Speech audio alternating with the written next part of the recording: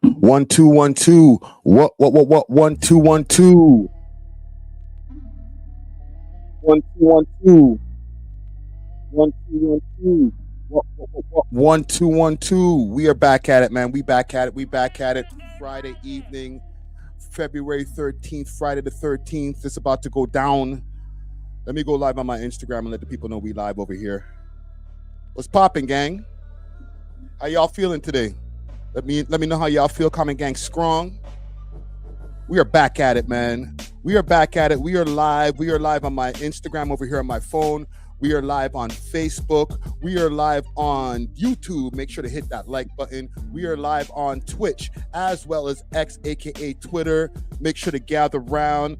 Hit that like button for anybody who's popping up on YouTube right now. Let's get into a list of the topics early to let the people know what we got going on this week. We're going to be doing an update on the Lil OT passing, RIP to Lil OT. So we'll definitely get into an update on everything that's going on with that. Also, I want to react to the documentary that Trapler Ross put out on Ryan Wedding. All right, really great documentary. I watched a part of it, but I'm going to be doing the rest of the reaction over here with y'all over here. Comment gang strong. There's also a documentary I want to react to that came out a few months ago about the 5 Points Generals. So we'll definitely get into that as well. The Cenat humiliation ritual is complete. We definitely have to get into that. The Toronto police corruption updates. There's been a lot of updates on that right now. So we definitely got to cover that. Also, there's something called the Chinese ransom scam that's happening right now that I want to put you guys on to. So we'll definitely be covering that as well. Last but not least, in our civic duties, Doug Ford beats Crown Royale, and we'll be getting Crown Royale back, or it's not going to be leaving the shelves over here in Ontario. So gather around, everybody on the phone. We are over here on YouTube, youtube.com/welovehiphop network. Let's go. Peace. How's my audio sounding? Let me know if we good over here, if I'm loud enough. It's a little bit hot in the studio over here. Big salute to everybody who's popping up in the chat right now. Donovan Jr. popping up in the chat. Big up to Adam. Good evening, Tasha Latina. Johnny Blix in the building. Make sure to share this live out. All right. I'll just tell you guys off the back. The haters been outside, man. As soon as I premiered this live, sometime around 3 o'clock, I premiered the live, or I put the settings to let the people know that it was going to be premiering at 6 p.m. And all of a sudden, I looked around maybe about 20 minutes later, and there was 7 dislikes on the motherfucker. I idiot thing. But I ain't even worried about it. We are out here. Who else is in the building? T.88 is in the building. Young Money Get It is in the building. Who else is in the building? Jay Weston 416 in the building. We are out here. Let me know if my audio is good. I know I got the beat playing right now. I was been doing some configurations with my my monitor over here. All right, so let me know if everything's all good. One in the chat if the audio's good. You know what? Let me stop the beat over here. Courtesy of B3. Big salute to B3. What's going on, gang? I see everybody popping up in the chat right here. Uni6, Wiz3 in the building. Big Spins. All right. Johnny Blix says my sound is good. I don't know why it's so hot in my studio today. Let me do a double check on my sound. And we'll be getting into what we're getting into just now. I got a lot of shit to cover. Oh, documentary's on the way. All right. Got a new documentary that's dropping Saturday. For the people who are not doing anything on Valentine, if you want something to watch on Saturday evening around 6 p.m., we're going to be premiering the documentary that I just finished. It's called Rap on Trial. All right. From the booth to the courtroom.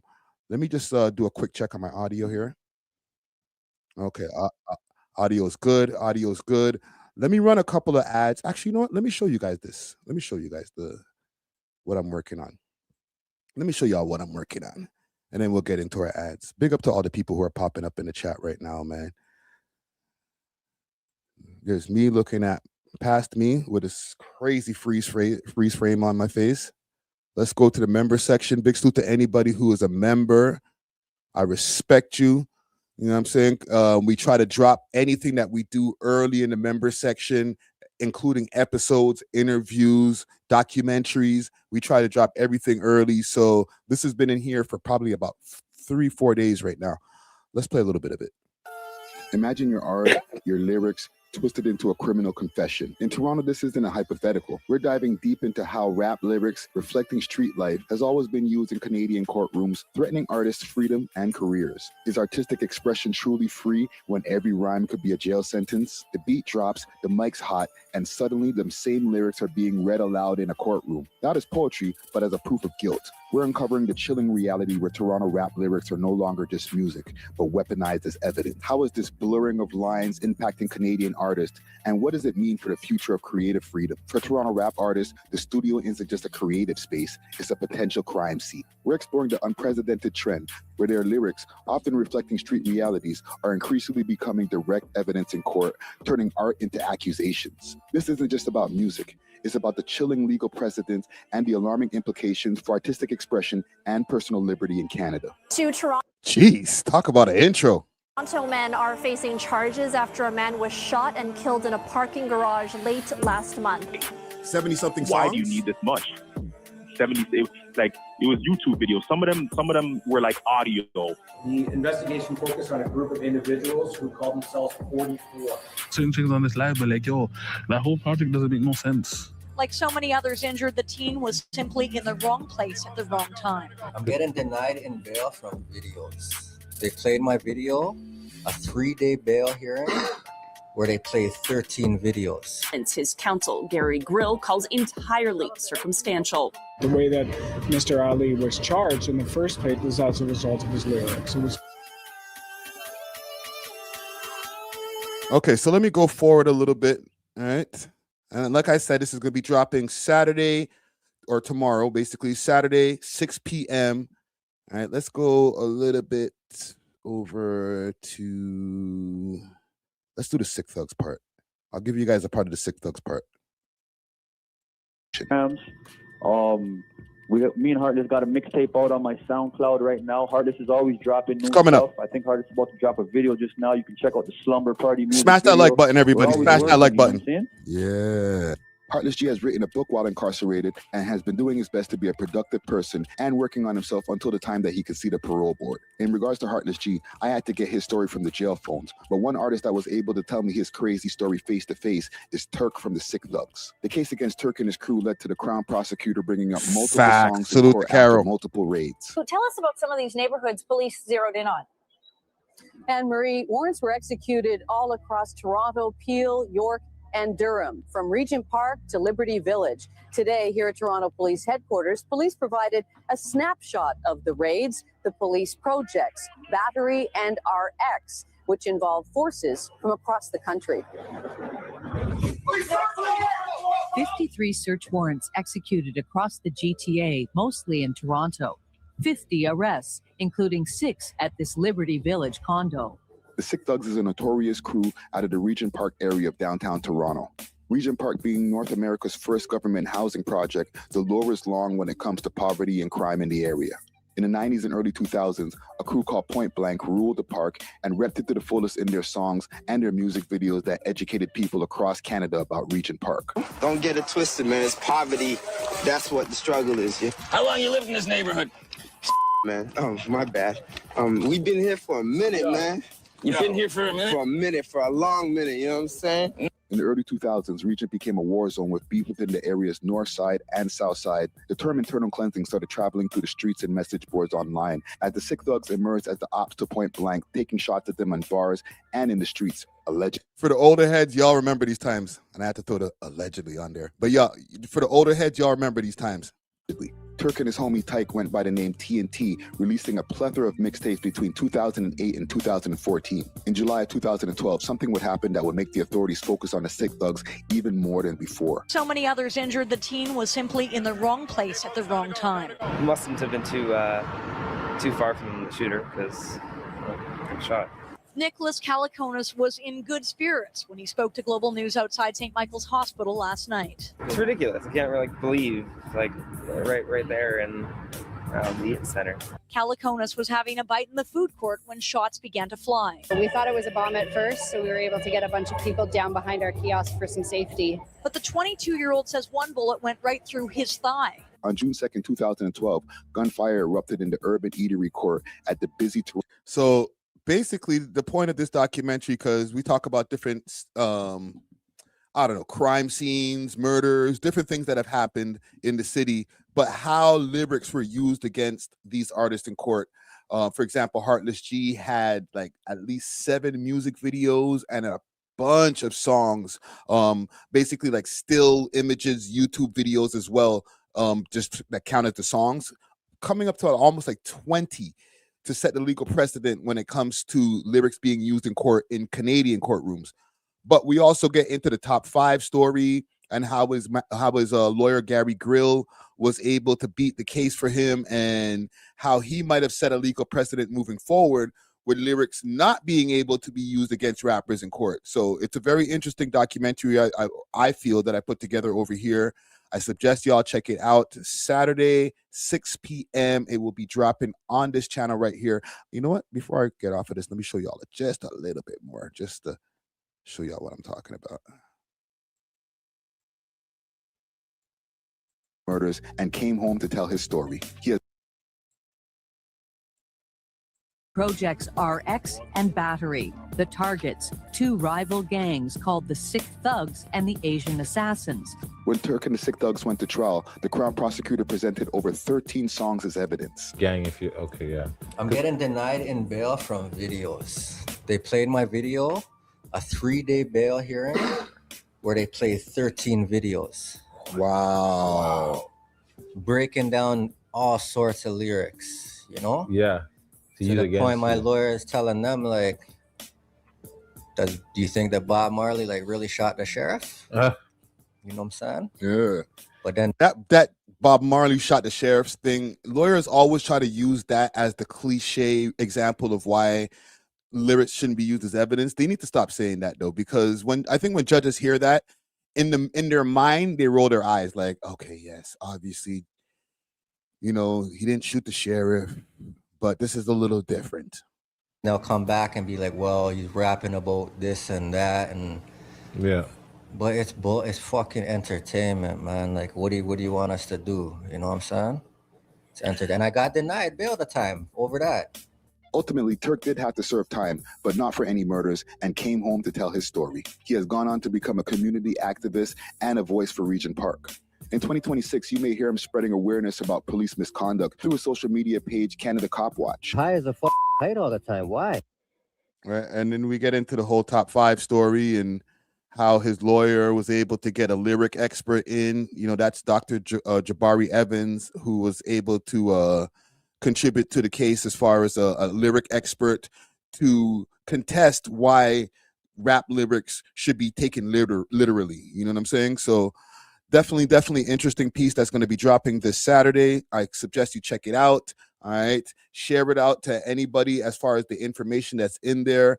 As far as for the top 5 case, I am speaking from a first person point of view, because for one of the bail hearings, or one of the hearings, I mean, not the bail hearings, but one of the hearings, the pretrial hearings, I was sitting in the courtroom. So some of that information that's in there is not online shit. It's stuff from my own eyes, my own point of view from being in the courtroom, as well as talking to some of these artists in interviews. I talked to Heartless G on the phone for an hour and a half or hour or so interviews. Same thing with Lamar Ammo Skeet, who's also in this documentary. So check it out when it drops. But we got to get into our topics. Before we do that, let me run a couple of ads and then we can get into our topics. Let's start with Exotic Hot Pot.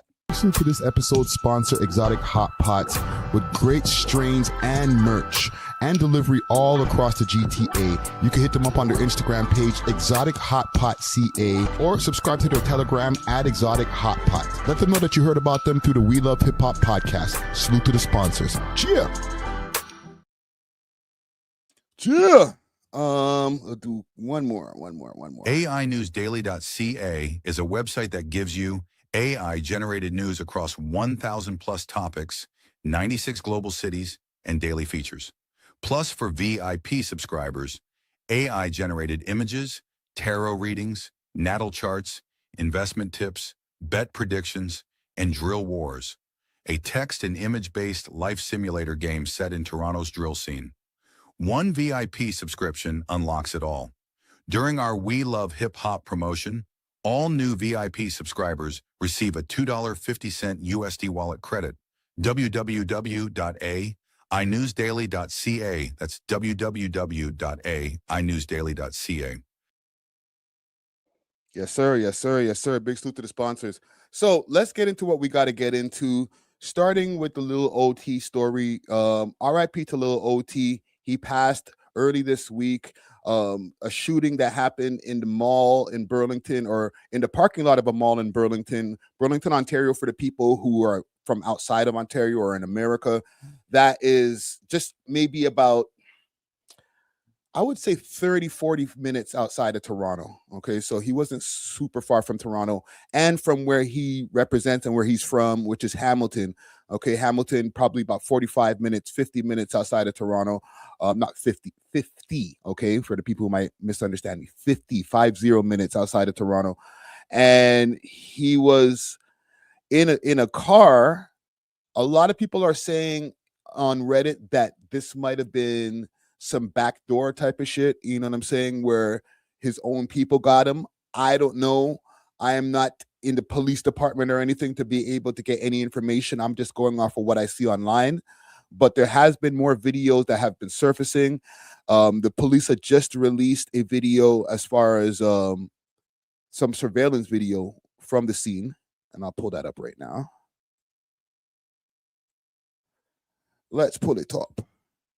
Today, in the new videos being released today in the case of a deadly shooting in Burlington. Police have taken to social media website X. Halton Regional Police posted the video asking for the public's help in identifying the occupants of the dark-colored SUV, which they say was observed in close proximity of the deadly shooting. The white SUV has been identified by investigators as a suspect vehicle and was located shortly after the incident. The shooting happened Monday night at Burlington Center Mall. One man with gunshot wounds was transported to hospital where he later died.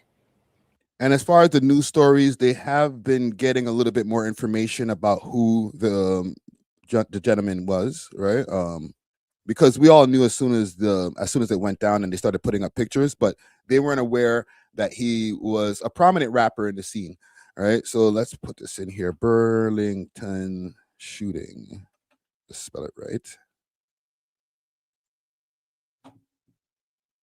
See, so right there, 24-year-old rapper, identified as the man fatally shot in Burlington. Investigating a fatal shooting outside a mall in Burlington. Officers were called to the Burlington Center Mall's parking lot shortly after 10 o'clock last night. They found a 24-year-old man suffering from a gunshot wound. He was taken to hospital. That's where he was pronounced dead. The victim, identified as Omar Niaz Muhammad, and police say they're looking for two suspects who drove off in a white SUV. We had a chance to speak to a witness who attempted to help the victim. I was at Wings Up CM Dish, just behind that 7-Eleven right there. I heard 3 shots. At the point I heard 3 shots, I heard some commotion. I couldn't tell what was said. Within a few minutes, a few seconds later, I saw one individual who I believe who did the shooting go into a black SUV. I saw a black SUV and a white SUV drive off simultaneously. Okay, CP24's crime analyst Steve Ryan joins us live from the scene in Burlington. Steve, I have to ask this, right? This is the second mall parking lot shooting in about a week. What do you have to say about these occurrences? Well, I would suggest that anytime the police believe that a shooting is targeted, oftentimes it will occur in parking lots because that's where people exit their cars. That's where people go to park a car and get out of a car. So if you... Wait a minute. What is the other one that they're talking about? Did I forget something? Comic Gang Strong. Let me know what the other one that they're talking about. I feel like we would have covered that. You have a grudge with somebody and it is a targeted shooting, in this case, a targeted homicide, you are going to go where it is easy to access the accessibility of this individual. So oftentimes they're crimes of opportunity and they happen to play themselves out in busy parking lots because that's where people park the cars. So I would suggest that there is no, or the police haven't said that there's no any connection between the shooting at Woodbine Mall just a few days ago and this Woodbine. shooting last night. It just happens to be, forget the mall, there are two parking lots where these shootings occurred. And oftentimes you will find targeted shootings occur in places like parking lots because, again, there is accessibility to that person that you've got this grudge with. And Steve, that's a popular mall in a suburb.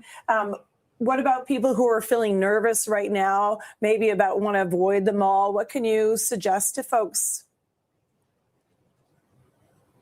Well, targeted. Police say that there is no threat to public safety, so there is no greater danger walking through a shopping mall plaza parking lot or walking on the sidewalk. These shootings happen as a... I want them to get to the part about the rap stuff to see what they say about the relevancy. I didn't review this clip. Matter of opportunity, and they are things that the police make it very clear when they investigate targeted homicides that this was a targeted incident. This was a crime of opportunity. It was an isolated incident. So when you hear those things from police, that should settle people's minds when it comes to their concerns about their own safety. Look, all homicides affect the community. I speak about this all the time. A perception is reality. If you think that your community is unsafe, you're not going to do certain things. Your quality of life may be affected. But when you hear it is a targeted homicide, most often they are isolated incidents. And I believe that's what occurred here last night at this shopping mall parking lot at 10 o'clock. And Steve, I do have to ask, what are you learning about the victim? Well, we know that the 24-year-old man was an aspiring rapper. Now, because he was a rapper, it certainly doesn't mean that this homicide was as a result of the rapping industry, if you will. The police will follow the evidence. They certainly won't have a tunnel vision. Tunnel vision is something that you certainly do not want to participate in if, in fact, you are the lead investigator on a homicide. You go where the evidence takes you. They certainly will look into his background. They'll look into any persons that may have had animus against him, going back as far as they need to, and then they'll build their case from there. So it is a starting point. When you have a targeted homicide, you certainly will learn through social media feeds and through witnesses as to who may... Say that again. Against him, going back as far as they need to, and then they'll build their case from there. So it is a starting point. When you have a targeted homicide, you certainly will learn through social media feeds and through witnesses as to who may have had a grudge with this individual. But because he was a rapper or an aspiring rapper, certainly doesn't mean that it was the rapping industry that caused his homicide, but it certainly will be something that the investigators will look into. Okay, live in Burlington. And see, this is what I'm talking about. Like when these guys get on socials and they diss each other, they talk shit about each other. And listen, I'm not taking any accountability away from Lil OT as well, because he did his share of online woofing and smoking on ops and this person and whatever. And there has been videos, and maybe I can get away with showing the video on this live and I'll take it out later. Pause. As far as video showing him back in the days when he was I don't even want to say a young buck, because he was pretty much young already. Let's go over here. Let's get out of my DMs that I already have on the screen here. Refresh. And let's go over to the Hood 6 TV's page, because there was a video that resurfaced showing some of his activities from before. Because obviously we had to interview, like I said in the podcast episode a few days ago or yesterday, he seemed like a really good kid, but that's just from his mannerisms and everything when you talk to him in person. I'm not going to be naive and think that, just because you speak politely and you don't say what I'm saying as much as other people means that you're not a shooter or you're not a demon. Why got you, bro? Sit down. Why? I'm gonna fucking bring. Yo, what are you doing, bro?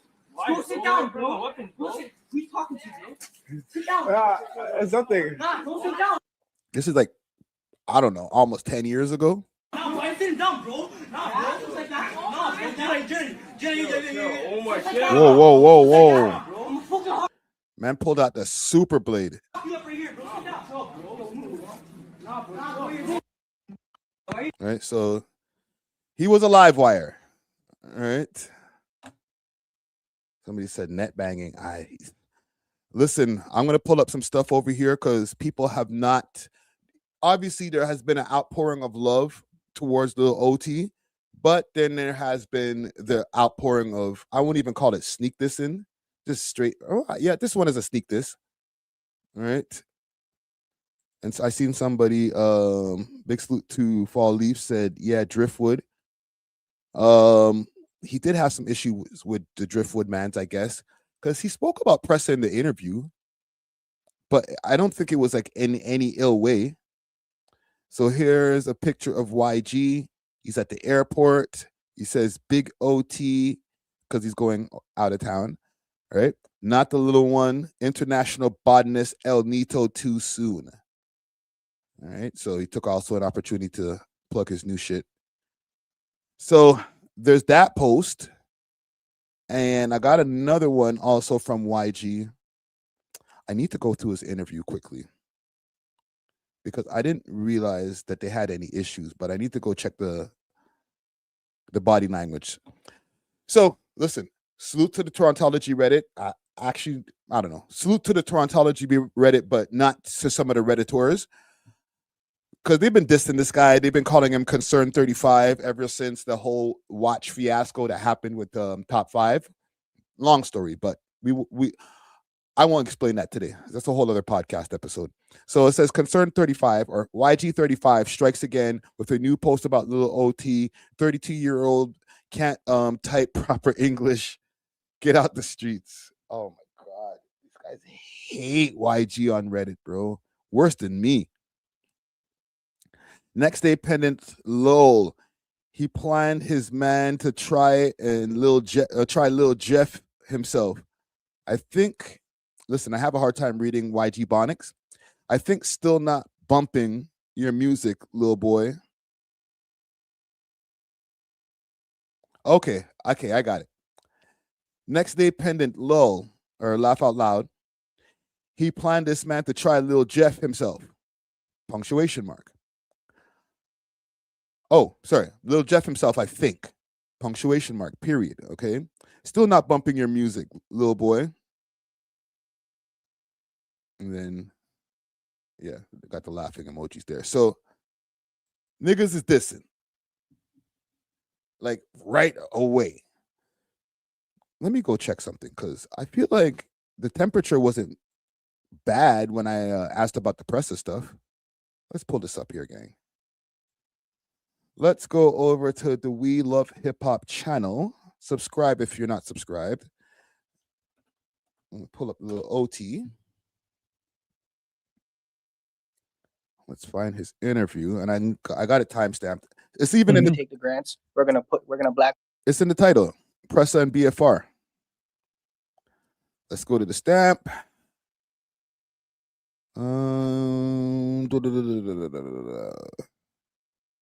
BFR wanted to sign Lil OT. Want to sign me?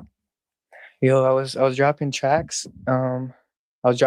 And then I knew the dot. Like I knew in Toronto the blog pages where that's where the fans are engaged with. So I hit them up like, yo, how much does it cost for a shout out? Yeah. And then they're like $250. I was like, all right, say no more. And I wrote their name down. This blog page, this blog page, this blog. And then every time I would drop, I would hit those blog pages. I'll say, yo, here's $250. Post my stuff and say upcoming Hamilton artist. Da da da. And then I guess these guys seen it. Yeah. And they're like, yo, you're hot. Da da da. They were trying to sign me right away. I was like, yo, like chill. I'm trying to learn the game. I'm trying to figure this shit out myself. I want to get to your guys' position. I know I'll never get to your position if I sign under you.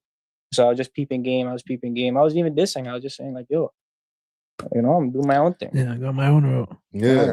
So is that where things started getting a little bit, I don't know, like, I don't want to say weird, but like tension? Because I feel like I see some things online like you guys don't get along. And like if mans were trying to sign you, why would that be there? My bad. There was tension. I even mentioned it in the interview. I don't know. I'll say I played my role blessed. I did what I was supposed to do. Businessly, I made my business moves right. And if they caught feelings, they caught feelings. That really don't have nothing to do with me. I'm it's business to me. I'm not in the streets. This is business. So I'm taking how I want to take it. Yeah. What about the LA trip? There was a trip that I think you bucked Pressa in LA. Yeah. What happened with that? I'm getting a little mixy right now. I didn't even know none of this. I touched road one time and we have a mutual. He's like, yo, pull up to LA. We're on tour. Like you're hot. Like we fuck with you. And then I just went over there.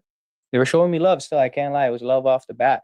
And I was just peeping game. They were with like OGZ and I was on tour. I was paying attention. I was like, okay, this is blessed. And then it was love. And then they were trying to sign. I was like, no, I'm just going to be independent for now. And then, yeah, that was really it. Okay. Interesting. So I guess there was, some kind of communication, some kind of outreach. They were trying to sign him at some point. I don't know about beef, but from the way that YG's dissing him and after the man passes away, like, damn, bro. And he's not the only one. He wasn't the only one. I'll pull up another link over here. Regent Park affiliate or Regent Park artist, Young Drilla. He also posted here. And I don't know. These guys are ruthless, bro. They have no mercy when it comes to the passing of their ops, bro. It's just cold-blooded. But at the same time, I don't know what kind of issues that these guys have behind the scenes. Obviously, and I'm going to watch a video right now, or we'll react to a video right now from 1090 Jake. But one thing that he did say in this video before we get to it is, no matter how much somebody might be a cool guy or whatever, or people might doubt the validity of how much he's in the streets, when somebody tries to shoot up your crib like 52 with 52 bullets, and then they finally get to you months later or years later, and murk you, like go out of their way to murk you, that means whatever you were doing really got people to the point where they wanted to kill you.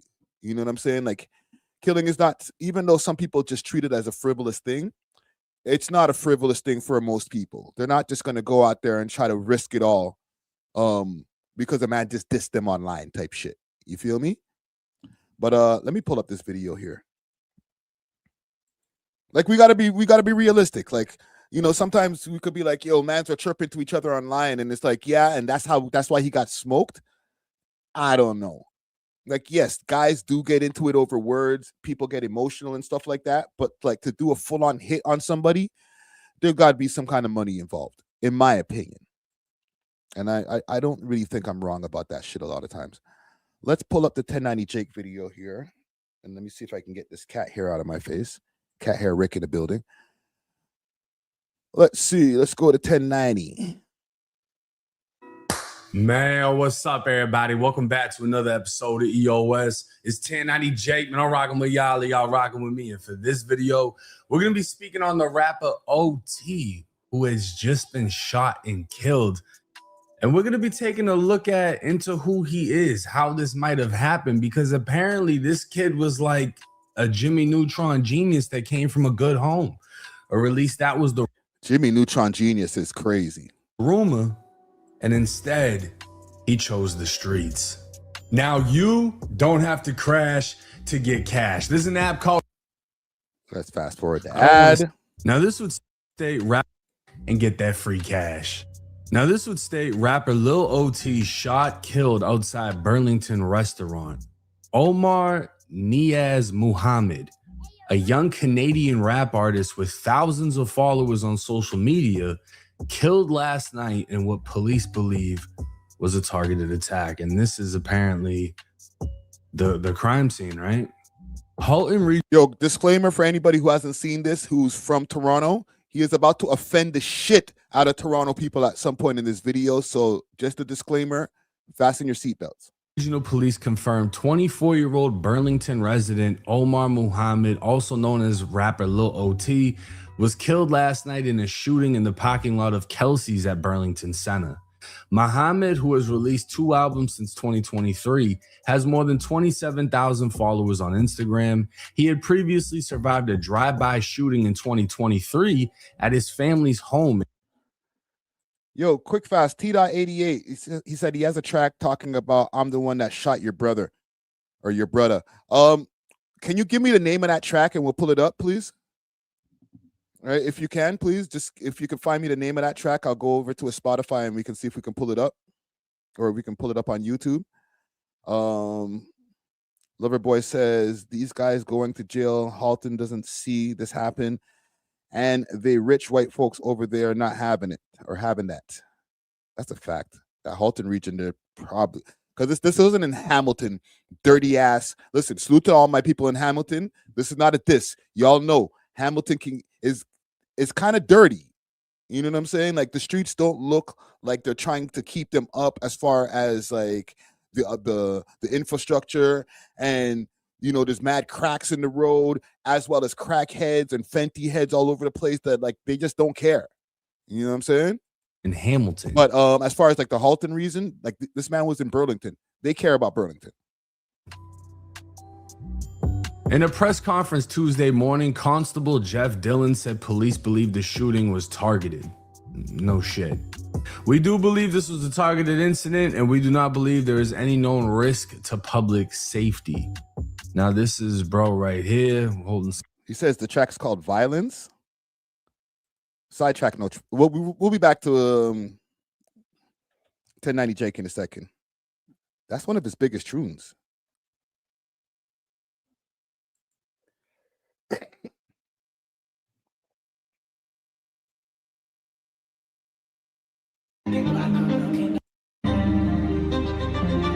We got drums and we got violins. We like hunting, they like hiding. Shot they block up, ducking, diving. I'm the one that shot your brother. We the ones that shot your cousin. We do shit right day in public. Without your gun, little boy, you nothing, huh?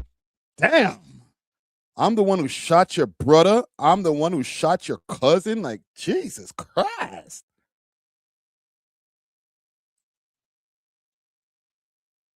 They block up, ducking, diving. I'm the one that shot your brother. We the ones that shot your cousin. We do shit right day in public. Without your gun, little boy, you nothing, huh?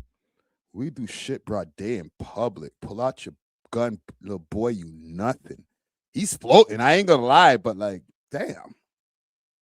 Listen, like I just finished doing a documentary about not taking lyrics literally as far as like, you know, indictments in court and stuff like that. But like, Jesus Christ. It don't help. It don't help. Yeah, holding some money up. Now it states the victim was shot at 10:10 p.m. and was transported hospital where he was pronounced dead. Police are looking for two suspects who fled in a white SUV. No description of the suspects was provided. The motive of the shooting remains unclear as police are still working to determine the relationship between the victim and suspects if this incident is connected to any previous shootings in Halton. Police are asking for anyone in the area at time with video footage or information to aid the investigation. Unfortunately, one young man lost his life. When you are in a wide open parking lot like this and the gun is fired, it was lucky that nobody else was struck. It shows a rampant disregard for anyone else who may have been here. Now, this is OT's Instagram. It would say Dirty North, Jamesville, which is apparently where he's from. And it would just have multiple pictures and videos. And if I'm being honest, this kid doesn't look like a bad kid, I guess, if that makes sense. But if I'm being real honest, I don't know what a Canadian gangster looks like. Like, the only one that comes to mind. He's about to violate us. So, okay, I told you guys, this is just one flagrant violation, okay? But this is about to do another one. Be like top 5, right? But I'm gonna be honest with you, like when that's the only good person that I don't know what a Canadian gangster looks like. Like, listen, I'm not trying to claim, we the most biggest, baddest gangsters, rah. But like, come on, fam. I hate that American ignorance. Like, I don't know anything outside of my state. Oh, I didn't even know they had gangsters in Canada. Oh, don't they got igloos over there? Only one that comes to mind would be like top 5, right? But I'm gonna be honest with you, like when I think of Canadian people, I don't think of people that are named like Muhammad, and you know what I'm saying? Like, wow. It's like the ignorance, and like I fuck with 1090 Jake's videos, or I don't know him personally, but I fuck with his videos, you know what I'm saying? But the ignorance is on super high. Like, I don't know about any gangsters named Muhammad. Like, why don't you just do one YouTube search on and then just put in Canadian gangsters? That's all you got to do. What you're going to end up finding is actually way more Muhammads than you think, bro. You're actually going to find more Muhammads than Jacksons and Jeromes and whatever type shit. You know what I'm saying? Because for real, especially when you start getting into the West Coast, they run the freaking crime scene in this country. Juicy Hamburger says Americans love to hate on us. I don't even think it's hate. I think it's just straight ignorance. He's like, I never heard of when I think of gangsters, I don't think of Muhammad and stuff like that. Because like what? Because only black people and white people is out there doing gangster shit in America? That's not even true in America. Holy shit, man. Listen, there's a whole sidetrack. I know it has nothing to do with the Lil OT thing, but when I first watched this video, I was like, bro, you sound crazy. I don't want to say you sound stupid, but you sound stupid. I'm not really in tune with Canada's streets. But they saying, or at least he was saying, that he's a stepper, right? And he looks like a small dude. He doesn't look that big. But apparently there's a lot of controversy behind his name. And I mean, I'll say this, bro. I'll give him the benefit of the doubt. People usually aren't trying to kill you if you're not a problem, right? People usually don't go out of their way to just kill trolls. Otherwise, 6ix9ine would have been got clapped. But when you're actually putting in work, when you're doing things to people, when blood is getting shed, that's usually when people really come to get you. You have certain situations where people diss and this and that. But usually you got to actually be doing something for people to really want to risk it all. Now on the Torontology page on Reddit, apparently there's some dash cam footage of this situation taking place.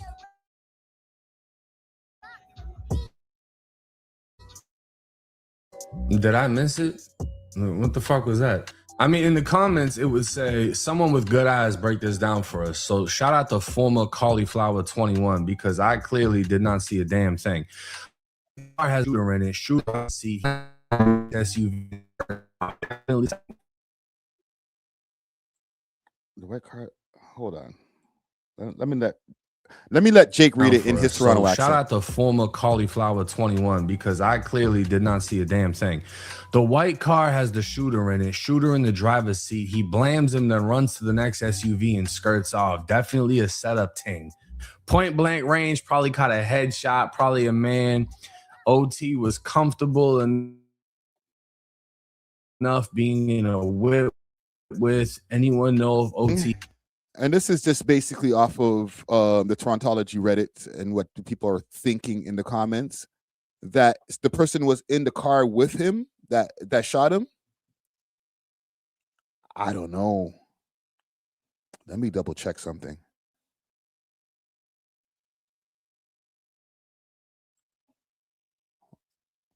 Let's go back over this video here. I know, man, them are going to watch this later and be like, so what are you trying to do over here today, man? Trying to solve case on a live stream? New videos being released today in the case of a deadly shooting in Burlington. Police posted the video asking for the public's help in identifying the occupants of the dark-colored SUV, which they say was observed in close proximity of the deadly shooting. The white SUV has been identified by investigators as a suspect vehicle and was located shortly after the incident. The shooting happened Monday. So, proximity of the deadly shooting.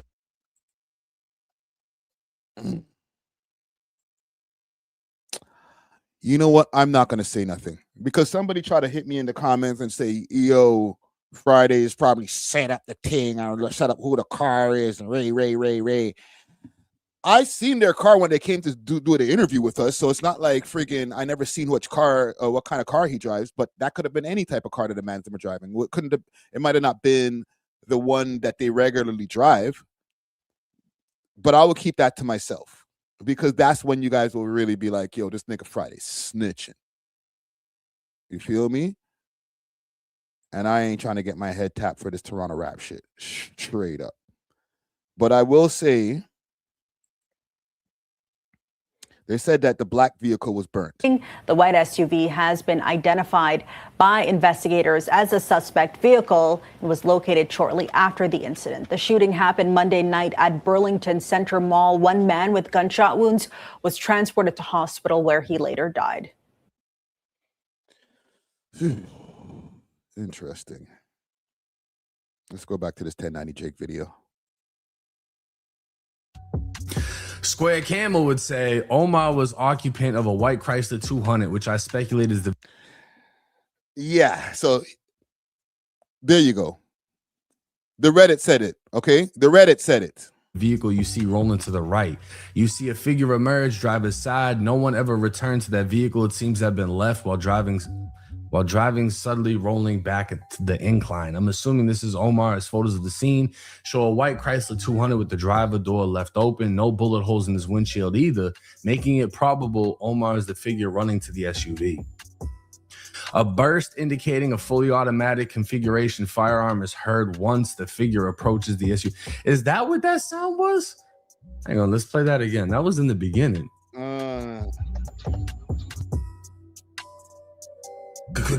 I thought like they were like hitting the AC or something in the car. That's the gunshots? From that far away, that's how it fucking... Unless they got silences in fucking Canada, I don't know. But this is the crime scene here. Looks like there's blue gloves. That could have been from the officers. There's a jacket on the ground. This is the... So even the whip that's right there, that's not the whip that they pulled up in. So I'm not even right about the two SUVs. The two SUVs were suspect vehicles, they're saying, right? But from this vehicle here, I didn't see this vehicle when they pulled up to do the interview, so I'll take it back. I don't even have to not say anything, okay? It's not this, it doesn't match the vehicle that I saw when they pulled up. Okay. But I will say what they were saying on the Reddits.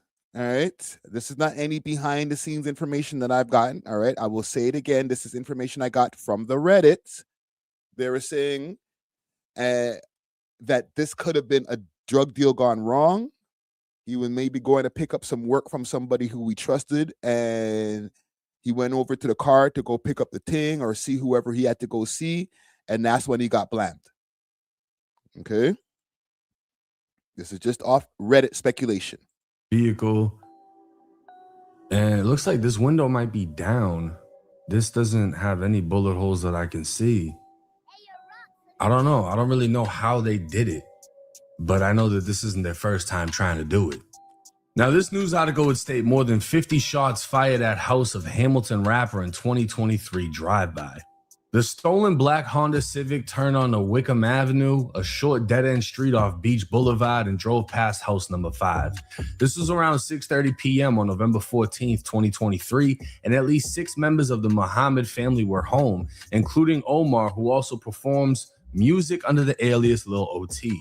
The thing is, too, you know your ops really want you dead if they're pulling up at 6:30 in the afternoon. It's about 6:50 right now. The date that they're saying is November, so it could have been dark outside, I guess, but daylight savings, hold on, let me double check something. When does daylight savings start? When does daylight savings?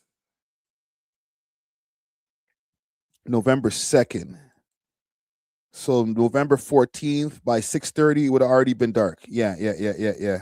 No, you're right, Young Money. I just checked it over here on Google to see the exact date. So yeah, it would have been dark by then. But still, 6:30 is still, it's kind of brazen still. The dark sedan turned around, and as it drove past the home, the sound of gunfire erupted. Bullets smashed through windows and walls, struck 2 vehicles parked out front and lodged in rooms around the home. The family scrambled to take cover, and no one was hurt in the shooting. But the suspect vehicle fled south on Beach before police arrived at the home. Officers spoke with the family, who were unable to identify a suspect or a motive. In all, police found at least 52 bullet holes along with 45 shell casings, 35 of them from a 40 cal and 10 from a 9mm. It appeared the 2 vehicles in the front window of the house were targeted. Around 11:30 p.m. that night, police found a Honda Civic reported stolen in Toronto. 2 spent 9mm shell casings of the same make and model found at the shooting scene were recovered at the base of the front windshield. More than 2 years later, Ahmed Isaac Hussain has admitted he was the shooter. So they tried to kill him back in 2023. More than 50 shots fired into his crib. Yeah, he did. Listen, I ain't gonna lie, and I guess I can say this now. When it came to even him pulling up to do the interview, not that he was paranoid, but he was very cautious. You know what I'm saying? We had to, and I always do this with guests anyway, especially guests that are a little bit more high profile or might have more street shit going on. I always try to make sure, and this is when we were at the other studios, Big Sleuth at B3 and B3 Studios, because he's always recording rappers in his room. I try to make it where like he has no sessions booked for the time that we got Lil OT in there, right, or any of these artists in there, and we were using his room, so he had to have no sessions booked. But we had to have like no sessions booked afterwards either. Okay, just to make sure that there was going to be no rappers just randomly running into my guest on the way in or on the way out. You know what I'm saying? So nothing before for like 3 hours and nothing after for 3 hours. So if we're out of there at like 12 o'clock, he can't have another session till 3. You know what I'm saying? So it's kind of crazy. It sucks for B3, and I really respect him for holding me down in those situations like that. But like, even with that layer of security that I added, it was still like, yo, there's nobody here. You good? You know what I'm saying? Like, it wasn't like him just popping out the whip. Like, I got a lot of guests who are in the streets who they don't move as cautiously. They're not like scouring the area and like, you know what I'm saying? We couldn't smoke in there, so it was kind of a problem. We had to smoke outside. I felt bad because I'm like, damn, if this nigga's like worried about like the perimeters or what's going on inside, which he should be, right? I'm asking him to smoke weed outside in the back of the studio, like, shit. But we couldn't smoke inside. We would have got a fine. But that type of shit right there, I think to myself now in hindsight, and I was outside with them smoking, I could have got my head tapped doing that type shit. For somebody who like had like people trying to kill him. I didn't even know about the whole 2020 thing. I wish I had known. This is my bad as far as the journalism aspect, because I didn't know about the 2020 thing, or I would have asked him about it in the interview. Straight up. Crazy.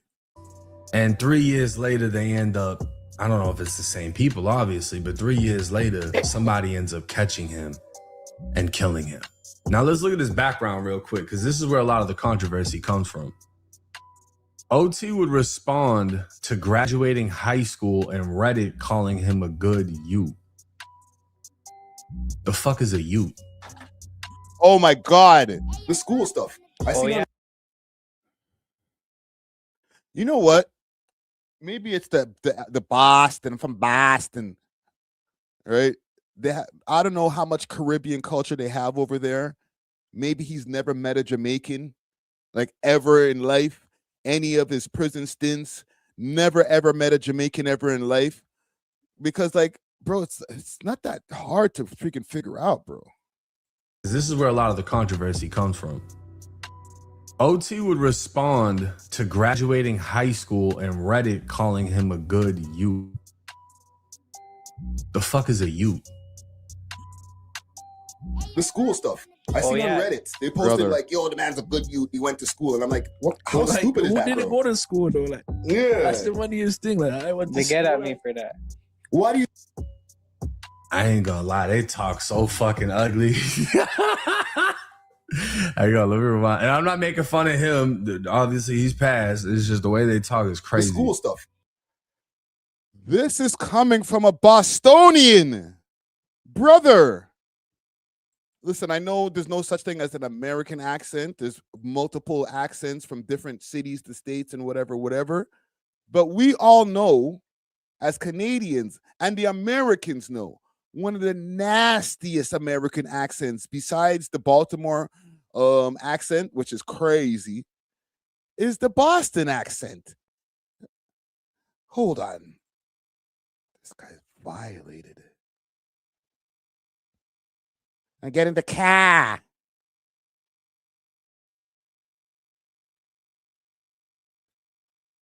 Hold on. Let me find something Boston accent related.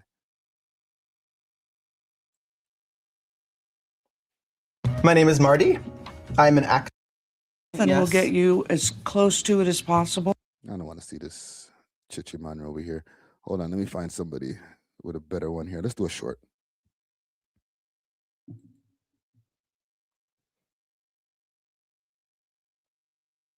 You have one of the thickest Boston accents, I believe. I appreciate it. Okay. So rapid fire, don't even think about it.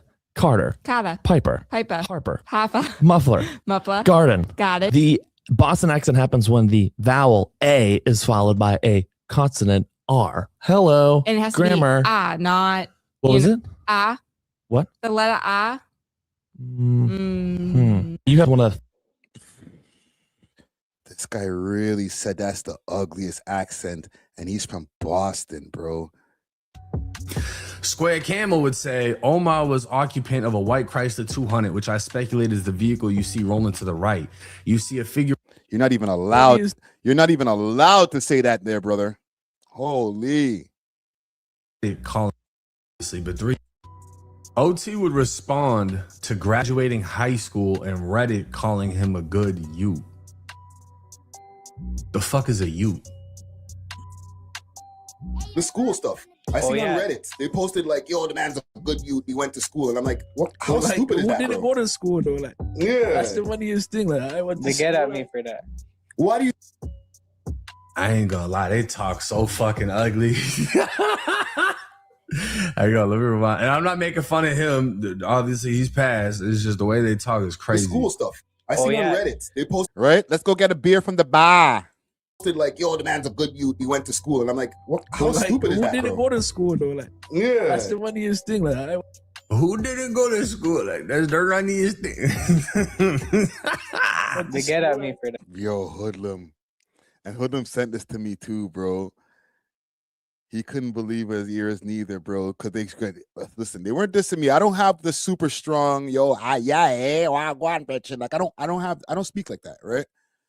But they went crazy. He violated Hoodlum right there. Hoodlum, you need to get at him. Next time you pull up for an episode, you need to get at 1090 Jake. Yeah. Why do you think they gotta get at you for that, bro? I don't know, like all the man went to school and then I stayed in school and I did well in school and I just started, like I asked a lot of questions in the class whenever I was stuck. Yeah. The teacher would help me out, like I was not embarrassed. And then I just Yeah. wanted to get better at school and then get better. Like I was competitive in school as well. Mm-hmm. And then like there's like girls in the class who are smart and pretty and you're intimidated to game them because you're not smart and you don't know how to talk about certain topics. So I was just like intrigued to be smart. I don't know. It was always in my brain. So Hoodlum, you saying he was always the gallus from in school. yeah, like, fuck, why not be right? Like, All right, I'll say this, bro. You know what? I can show y'all better than I can tell y'all. This is King Von in his prom suit. He wasn't talking about me. He literally mimicked Honcho Hoodlum. Even though as soon as he heard my voice, he was like, that shit is ugly. So maybe he was talking about me. But we digress. When he was going to school. And apparently he shot at somebody with this same suit on. And I think there was another picture in which he had a gun. You got a lot of people that go to school, and I used to feel the same way. Like, how are you a gangster and you still in school? Because for me, I dropped out. And then once I got locked up and went to juvie, you can't go to regular schools. So then I was going to PAX and GED where you got to go through metal detectors and get patted down just to get into the school. You know what I mean? Like, if you was in the streets in high school, you really wasn't, like, you're not really attending school like that. But then there's a lot of other people, rappers, that were athletes in high school, this and that. And I'm gonna be honest with you, bro. You wasn't on street shit in high school if you were playing football. Cause it's like, when are you in the streets? After practice? You know what I'm saying? Like, oh, I gotta go to school and I gotta get good grades in school and then I'm gonna go to practice. But from 5 p.m. to 9 p.m. I'm gangbanging, and then by 10 I gotta go to bed so I can wake up and do it all again. Like, I just don't believe that. So here's the thing. Like, I kind of agree, but I also disagree with that because, you know, people have been talking about this whole Lil OT, or how could he be a driller and he's a good youth, right? Good youth. He's, you know, he went to school. People say he got honor roll. I don't know about all of that. Actually, he did get the honor roll because he was holding up like a picture of himself, like getting the honor roll mention or something like that, right? Back in the day. So the thing is, I can relate. I didn't come from the super streets. You know what I'm saying? Mom Dukes moved us to the suburbs at a super young age, so I can't even claim LaSalle or the Ville. For the people in Montreal, y'all know about LaSalle. That's where we started, right? But I was in the South Shore from a young age. Graduated high school. I'm looking for something over here as far as the honor roll thing for Lil OT. Let's see if we could find that. Right, I graduated high school, even did a little bit of post-secondary education, right? I went to Dawson College. I've mentioned this a few times. Didn't graduate, but I went for multiple semesters until, I don't know. That's basically when I started my hustle. I was already a thief at this point, right? So I was already out there freaking taking anything that's not freaking locked down. And back in those times in the 90s, there wasn't as much alarms and stuff at stores. And actually, I will give us some credit. It's bad credit. Okay. We kind of helped to start the whole alarm flex in Montreal or Canada, because back in those days, we were stealing crazy to the point where we figured out ways of getting around. And you know what I'm talking about. Those two, like the little things that they have when you're walking out the store, the little plastic things that when you walk through them, if you're stealing, the alarm will go off, right? I'll show you all a little bit of game. It probably doesn't work anymore. This is old school 90s shit. All right. Quick little side story. We used to take foil wrap and wrap it around, like, you know, on the clothes. They'll have that little plastic thing that's stuck onto the clothes. One of my homies ended up stealing the little thing that you could take the plastic thing off, the alarm piece off the clothes, right? You know, there's a little plastic thing they have at the counter, or they have like a little magnet thing at the counter. You could just put it down and it takes off the magnet, or it takes off the alarm off your clothing. One of my homies stole one of those. Cool. So we had one of those at the crib. But we used to be able to, you could take foil wrap and wrap it around the actual alarm piece on the clothes. Or we would take bags, like the shopping bags, and line them with foil wrap at the crib, you know, make sure it's nice and flat, put some tape on it, put a couple coats of foil wrap inside the bag, so that now when you drop things in that bag and you walk through the alarms, it doesn't go off. All right. This is the 90s. It probably doesn't work anymore. I'm not encouraging anybody. YouTube, listen, I'm not encouraging anybody to do any crimes. I'm not giving you any tips. All right. But that's what we used to do back in the day. This is me, supposed to be a good youth. Mom Dukes didn't know I was outside on road. She wasn't complaining to my aunts and shit like, oh, this kid, he's always getting in trouble. I wasn't getting in trouble. We ran away from security. We ran away from police. More times I got away. I got caught stealing one time in the supermarket of all places. The police took me home. That was the first time that my mom got to see police. All right. We're in the burbs. We're not even in the hood. We're in the burbs. Good youth.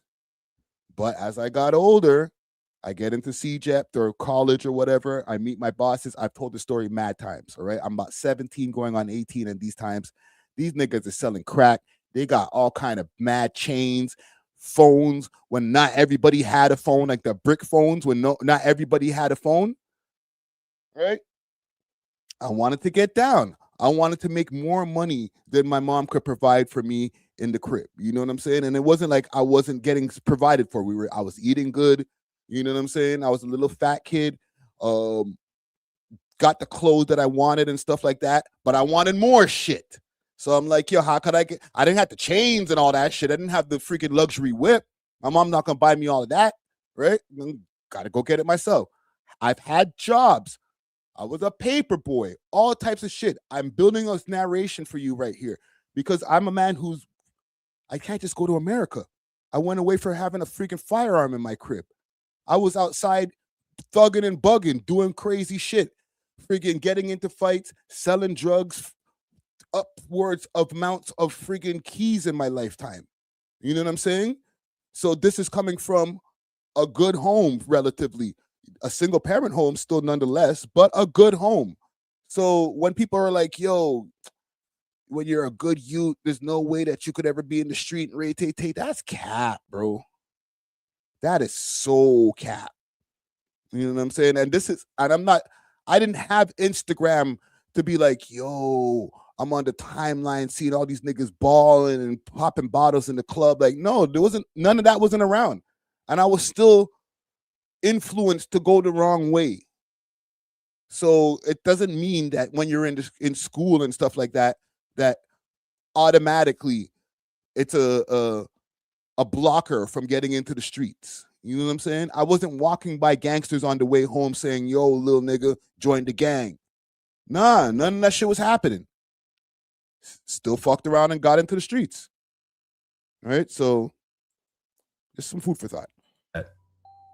What I think it is after people leave high school, they realize they don't know what the fuck to do.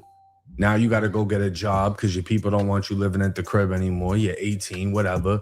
Then they dive into the streets because it's easier than going and getting a job, and pride comes into play. That's how I think it plays out. But to say that there's no gangsters that went to school, it just really isn't true. I mean, you got a shitload of people from Chicago that were going to school and getting in shootouts. So it's like, that goes anywhere, bro. And then you got cases like J. Breezy, I think is his name, from Jacksonville. He was an athlete in high school and then became a drill rapper after. And apparently he snitched during that time, and he came out and said, look, yeah, I said it, but I wasn't in the streets then. I didn't get in the streets until after I graduated. So you got situations like that, you know what I'm saying? Not to just write this kid off, but that's the reality of what it is. People pick and choose, but there's a couple reasons why I think this is a good kid. My neighbor was a junkie and the son was my best friend. I think about it and that shit got me stressing late nights. All right, so I'm not gonna listen to the whole freestyle, but I just wanted to point out, Buddy got braces in his mouth, right? Now, this is the type of kid who gets a 10K from his dad and uses it to buy work and flex, not an ounce of struggle or real grind. So obviously people are just going through tearing him up in Reddit. But I'm gonna be honest with you, bro. As somebody who had fucked up teeth, my parents did not pay for my teeth. You know what I'm saying? My parents weren't even fucking together. But something you'll see, like the first red flag, right? You watch 60 Days In. What's something that they peep game on? Oh, how did you know that he was an undercover? Because his teeth are nice. Everybody that's comes from a fucked up place, poverty, drugs, etc., the teeth are a reflection of that. Right? Just like I got these pearly whites now because I went and bought veneers for $60,000 fucking dollars. Right? But this kid's got braces while he's young. That shows, all right, somebody care about your ass if they fucking got you a nice dental plan. But this post would state, Lil OT, aka Omar Muhammad. At first I was rolling with him when I first watched this video a few days ago. And listen, I'm not saying that he's completely wrong about that. But there's a lot of gangster niggas who had braces too, killers. Like, these are just wide generalizations there, Jake. You need to cut it out. I seen somebody earlier say, yo, he shouldn't speak on this. Listen, fam, he speaks on crime shit. Let the man speak on whatever he wants to speak on. Please, bro, drop the rap cap and go back to school so you can be a doctor or a pharmacist just like your parents. You'll make $200,000 plus a year. And instead of sitting here risking your life for trash, rap money. And this would state, grade 10 student poses with a Nobel Prize. Thank you. I've seen somebody just say something very smart in the comments over here. Thank you, Andrew. Andrew Wopo says Govy assistance and selling dope paid for him.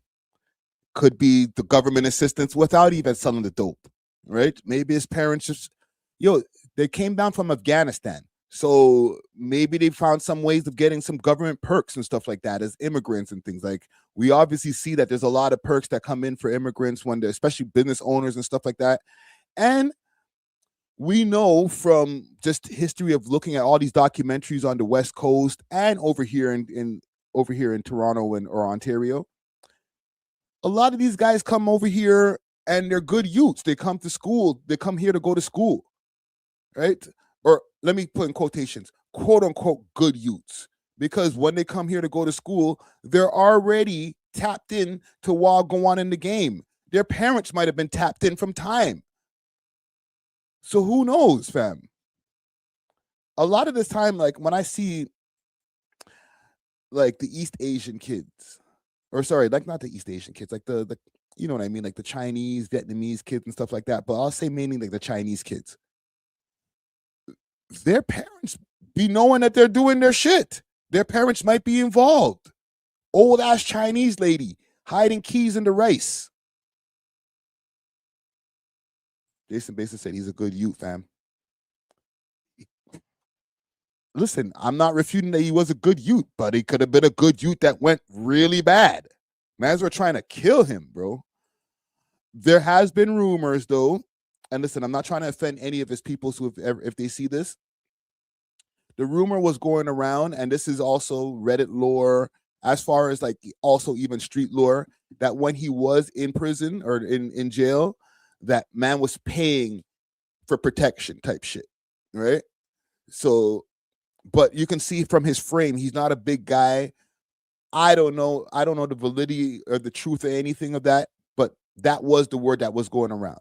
Okay, so as far as people with the good youth narrative, that does match your good youth narrative, but maybe not neither, bro. You just never know, bro. You never know.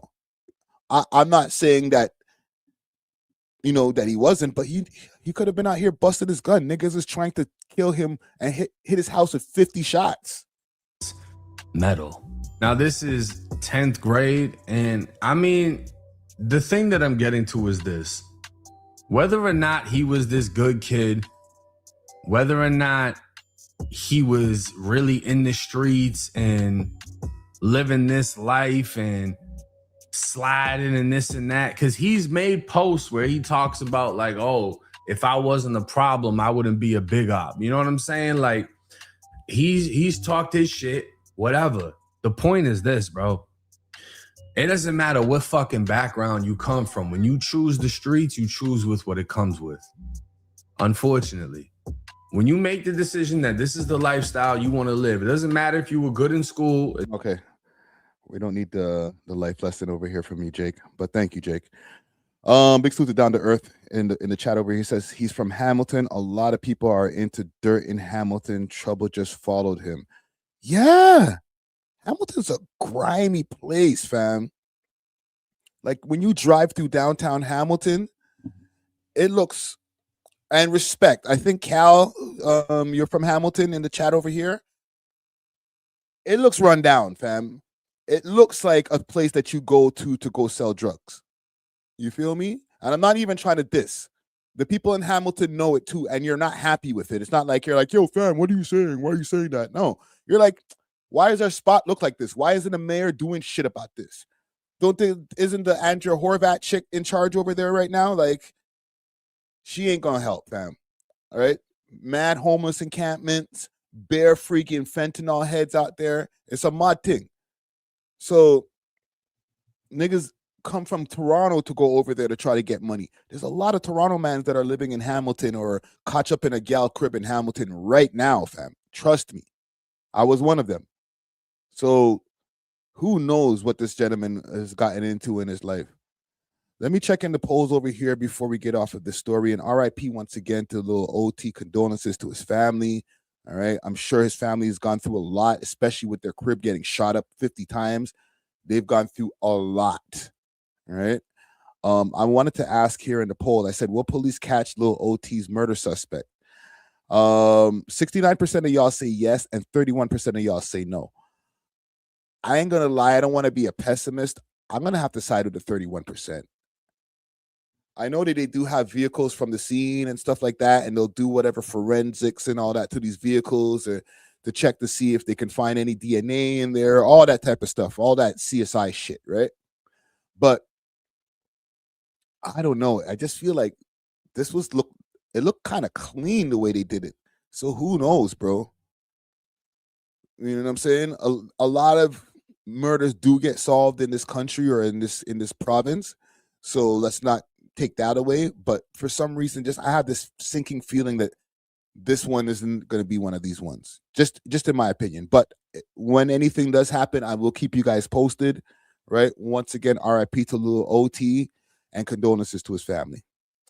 Let's move on though. Let's move on. Let me find my next news story. that kind of got me a little bit down. Oh, I wanted to react to a Trap Lord Ross video about Ryan Wedding. All right. Ryan Wedding, for the people who don't know, I think I don't need to explain who he is, right? Former Olympian, gold medal, snowboarder, skier, and he was known as the Pablo Escobar of Canada. All right. They've arrested him a few weeks ago. They've there's been mixed reports. Some people saying that he turned himself in. Some people say the FBI, Cash Patel and those guys said, yo, we got him. They had a whole press conference saying that they apprehended him. Who knows? But Trap Lord Ross, I think, did a pretty good piece on it. I watched half of it, and then I said to myself, you know what? Let me save this for the live stream, because I want to be able to get some of the reactions or some of my feelings about this in real time rather than a reenactment. So let's pull this up here. Ryan Wedding. Trap Lord Ross. And big salute to Trap Lord Ross. That's my brother right there. All right. He dropped it just yesterday. The Many Murders of Ryan Wedding.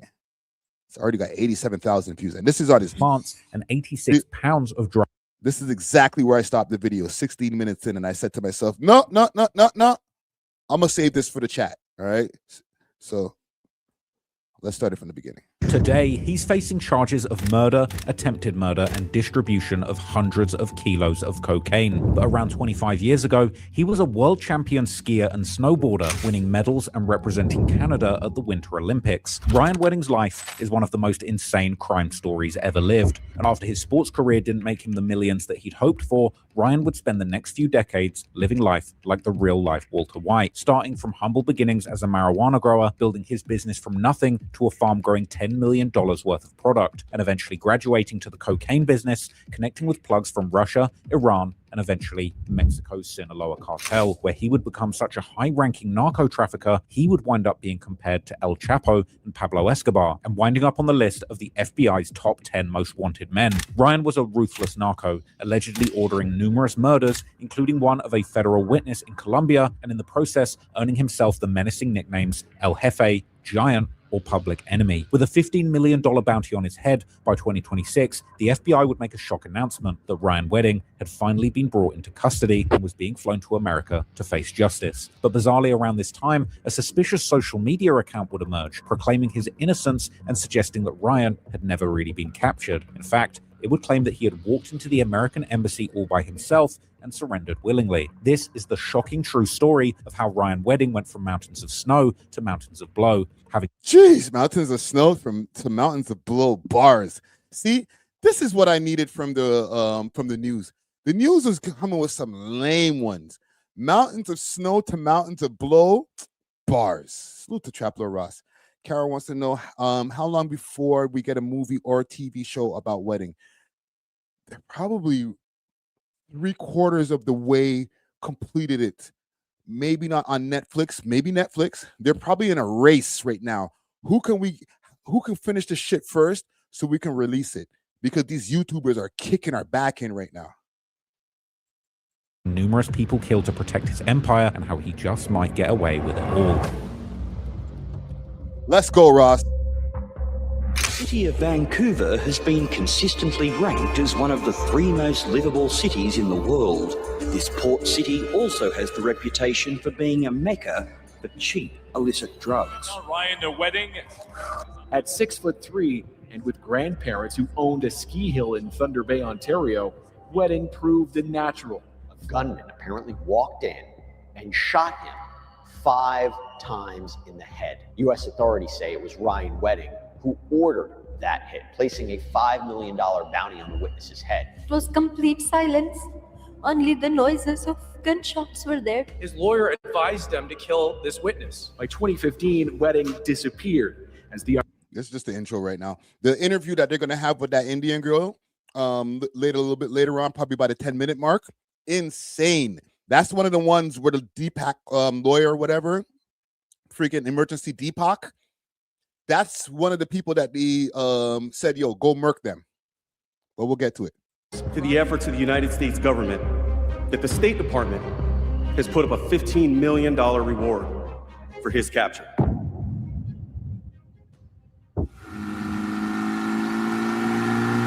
This is better than Netflix. This is just an ad right here. We're going to fast forward this ad. /TrapLawRoss. Link in description, or you can scan the QR code on the screen now using your phone's camera. Thank you, Morgan & Morgan, and let's get back to the video.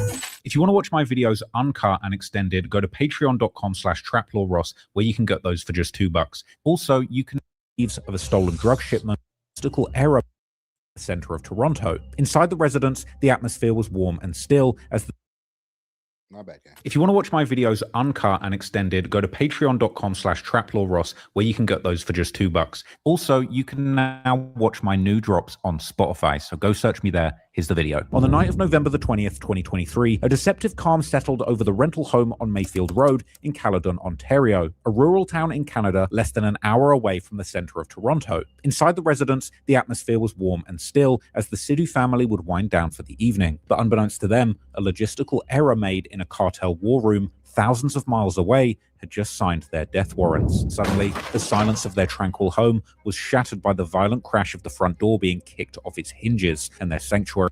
Quick fast, as far as what he means by logistical error, because I don't know, I don't think he explains it later on. This is the wrong family. They went and murked everybody in this house, and it's the wrong family.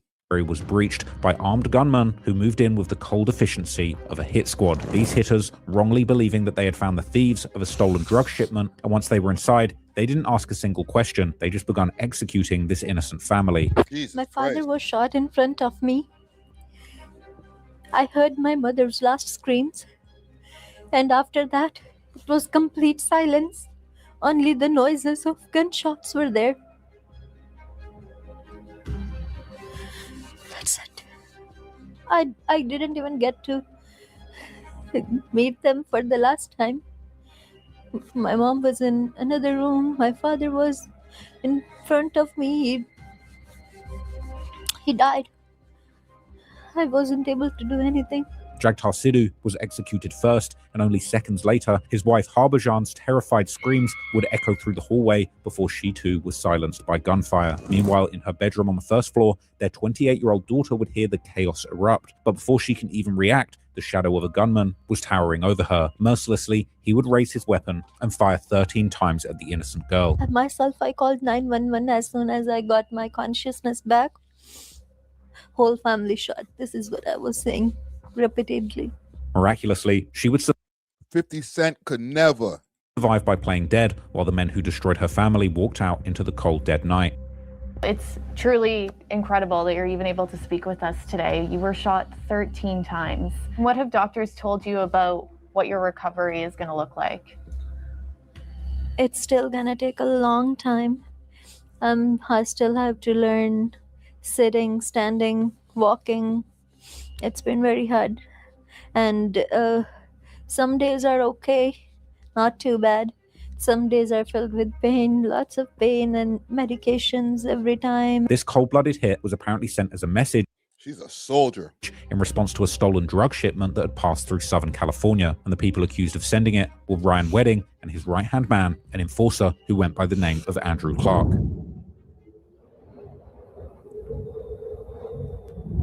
Ryan James Wedding's story begins in the biting cold of the Canadian North. Born on September the 14th, 1981 in Thunder Bay, Ontario, he was born into a world defined by its rugged landscapes and punishing winters. From the very beginning, his path was carved by a family dynasty deeply embedded in the culture of winter sports. Specifically, his maternal grandparents, Lauren and Marilyn Speece, were local legends who had owned and operated the Mount Baldy Ski Club since the 1960s. Moreover, his father was a trained engineer and former competitive skier, and his uncle Craig, a Northwestern Ontario Sports Hall of Fame inductee. Accordingly, the trajectory towards elite competition seemed set almost from birth, and in 1993, a pivotal shift would occur when the Wedding family moved west to Coquitlam, British Columbia, when Ryan was just 12 years old. This guy just has bare privilege growing up, yo. This guy's freaking parents had bread, and he won the genetic lottery too, bro. Like 6 foot and change. Yeesh. Location was life-changing as it placed the young athlete directly in the heart of Canada's exploding snowboarding revolution. This is what all the fuss is about. It's like snow surfing, an idea that originated in, where else? California. It's been around for almost a decade in the United States, and now it's becoming the trendy thing to do on our local ski slopes. Almost immediately, young Ryan would adapt to the new discipline, and by the age of just 15, he had already secured a coveted spot on the Canadian national ski team. Throughout his rapid ascent, he was supported by his family every step of the way. From what I read, how the hell this guy get onto the ski team so quickly? You know, that was somebody put some bread down. Somebody paid for something, moved a few things around. Yeah, let me get my kid on the ski team.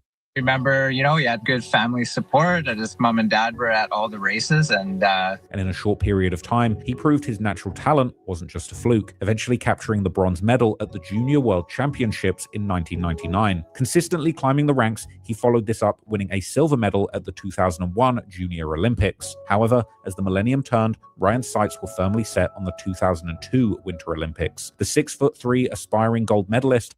This guy's running, trying to get into the Olympics. Crazy, bro. The Event Podcast salute, because money talks for real. And this kind of spins back to the Lil OT story. People talk about, oh, the man was a good youth. How could he get into the streets? He didn't need to be in the streets. Ryan Wedding wasn't a good youth. Let me hear you tell me that Ryan Wedding was a bad man when he was a kid. Okay, growing up in the streets of Thunder Bay and then moving to Coquitlam, not Vancouver, Coquitlam, a friggin' a ski resort town. Bodman, all Bodman have to come from the hood, right? This guy the FBI called him the new Pablo Escobar. You know what I'm saying? Like, they're giving him big accolades as far as being a drug dealer. Man didn't come from Jane and Finch or Regent or, you know what I'm saying? The guy, he grew up with really rich parents, fam. His dad owned a ski resort. Was an imposing figure, and to many, he represented the hope of the nation. Yeah, well, when I met Ryan, you're right. I'm about 10 years older than him, and at the end of my career, and Ryan was just 18 or 19, and he was like 6'3". He looked like Superman. He was going to be the next, and pretty much was the next best guy on tour that we had seen. And so, poised for glory, he arrived in Salt Lake City, ready to represent his country on the world stage in the parallel giant slalom. But the Olympic Games for Ryan Wedding was unfortunately a heartbreaking disappointment, and the pressure proved far too much for the young athlete to handle. On February the 14th, 2002, instead of standing on the podium, he finished a disappointing 24th place in the men's parallel giant slalom, failing to even qualify for the medal rounds. This disappointing result would play at least a small part in shaping Ryan Wedding's dark. Hold on. Let me stop this for a second. What do you mean, Brian Russell? Friday is very ignorant. I speak from the YN perspective. Did you just not hear what I just said? You know what? I'm not even going to address it. You're trolling me. Future. For him, his future was probably top of mind, and when he didn't perform, at the top of his game in Salt Lake City, then he probably was thinking, like, what's the next thing that he can do, in his life to earn an income. This massive failure was clearly a crushing blow for Ryan. Perhaps he'd imagined glory as a snowboarder and the fame and riches that would come with becoming a top athlete. But his huge successes in the Junior Olympics simply didn't translate into success in the big boy adult Olympics. Consequently, the risk-taking and competitive instincts that drove him down that mountain simply changed lanes, directing him to a much darker and more dangerous enterprise. And in the absence of the fame and fortune that he thought snowboarding would bring him, he decided to apply himself to another white powdery vocation, deciding instead to go from Shaun White to Walter White and get all the toys he wanted in life from the murky world of dealing drugs. Bars. Yeah, okay, let me continue. Because I feel like I'm thinking, don't tell me you were sad from not winning those medals or ranking really badly in the Olympics and you're like, fuck it, I'm gonna be a drug dealer. Nah. It had to be more than that. There's got to be more to the story than that. Following the crushing Olympic disappointment in Salt Lake City, Wedding retreated to Vancouver instead of returning to the World Cup circuit to fight for redemption. At the time, he told his father he was interested in becoming a stockbroker or joining his dad's engineering firm with a goal of settling down in the suburbs with a wife and kids. Clearly, he wanted a career that would earn him the big bucks and the shiny toys, but it also appeared he was in a rush for glory. To earn extra money immediately, he would begin working as a bouncer, a job that placed him directly at the velvet-roped intersection of Vancouver's high society and its gritty criminal underworld. In the mid-2000s, Vancouver's nightlife was the playground for a new breed of gangster, with biker gangs like the Hells Angels having an iron grip on lucrative parts of Vancouver's drug markets during this time. The city of Vancouver has been consistently ranked as one of the 3 most livable cities in the world. This port city also has the reputation for being a mecca for cheap, illicit drugs. And with a boom in sales, there's been a major change in who controls the multi-billion-dollar business. But that changing of the guard has triggered a torrent of violence. Across Canada, the once dominant mafia has been pushed aside. Rough, homegrown gang has taken over. Listen, for the people who haven't seen this, and salute to Jason Bates, he said, yes, good youths can be criminal. You don't even know how much they can be, bro. When you see the switch over from, and I don't even feel like he was a good youth as far as his upbringing, but the things that he was drawn to is not good youth behavior. Okay? It doesn't dictate, it doesn't come off like the behavior of somebody whose parents gave them everything. It's just like, and listen, I'm speaking from experience.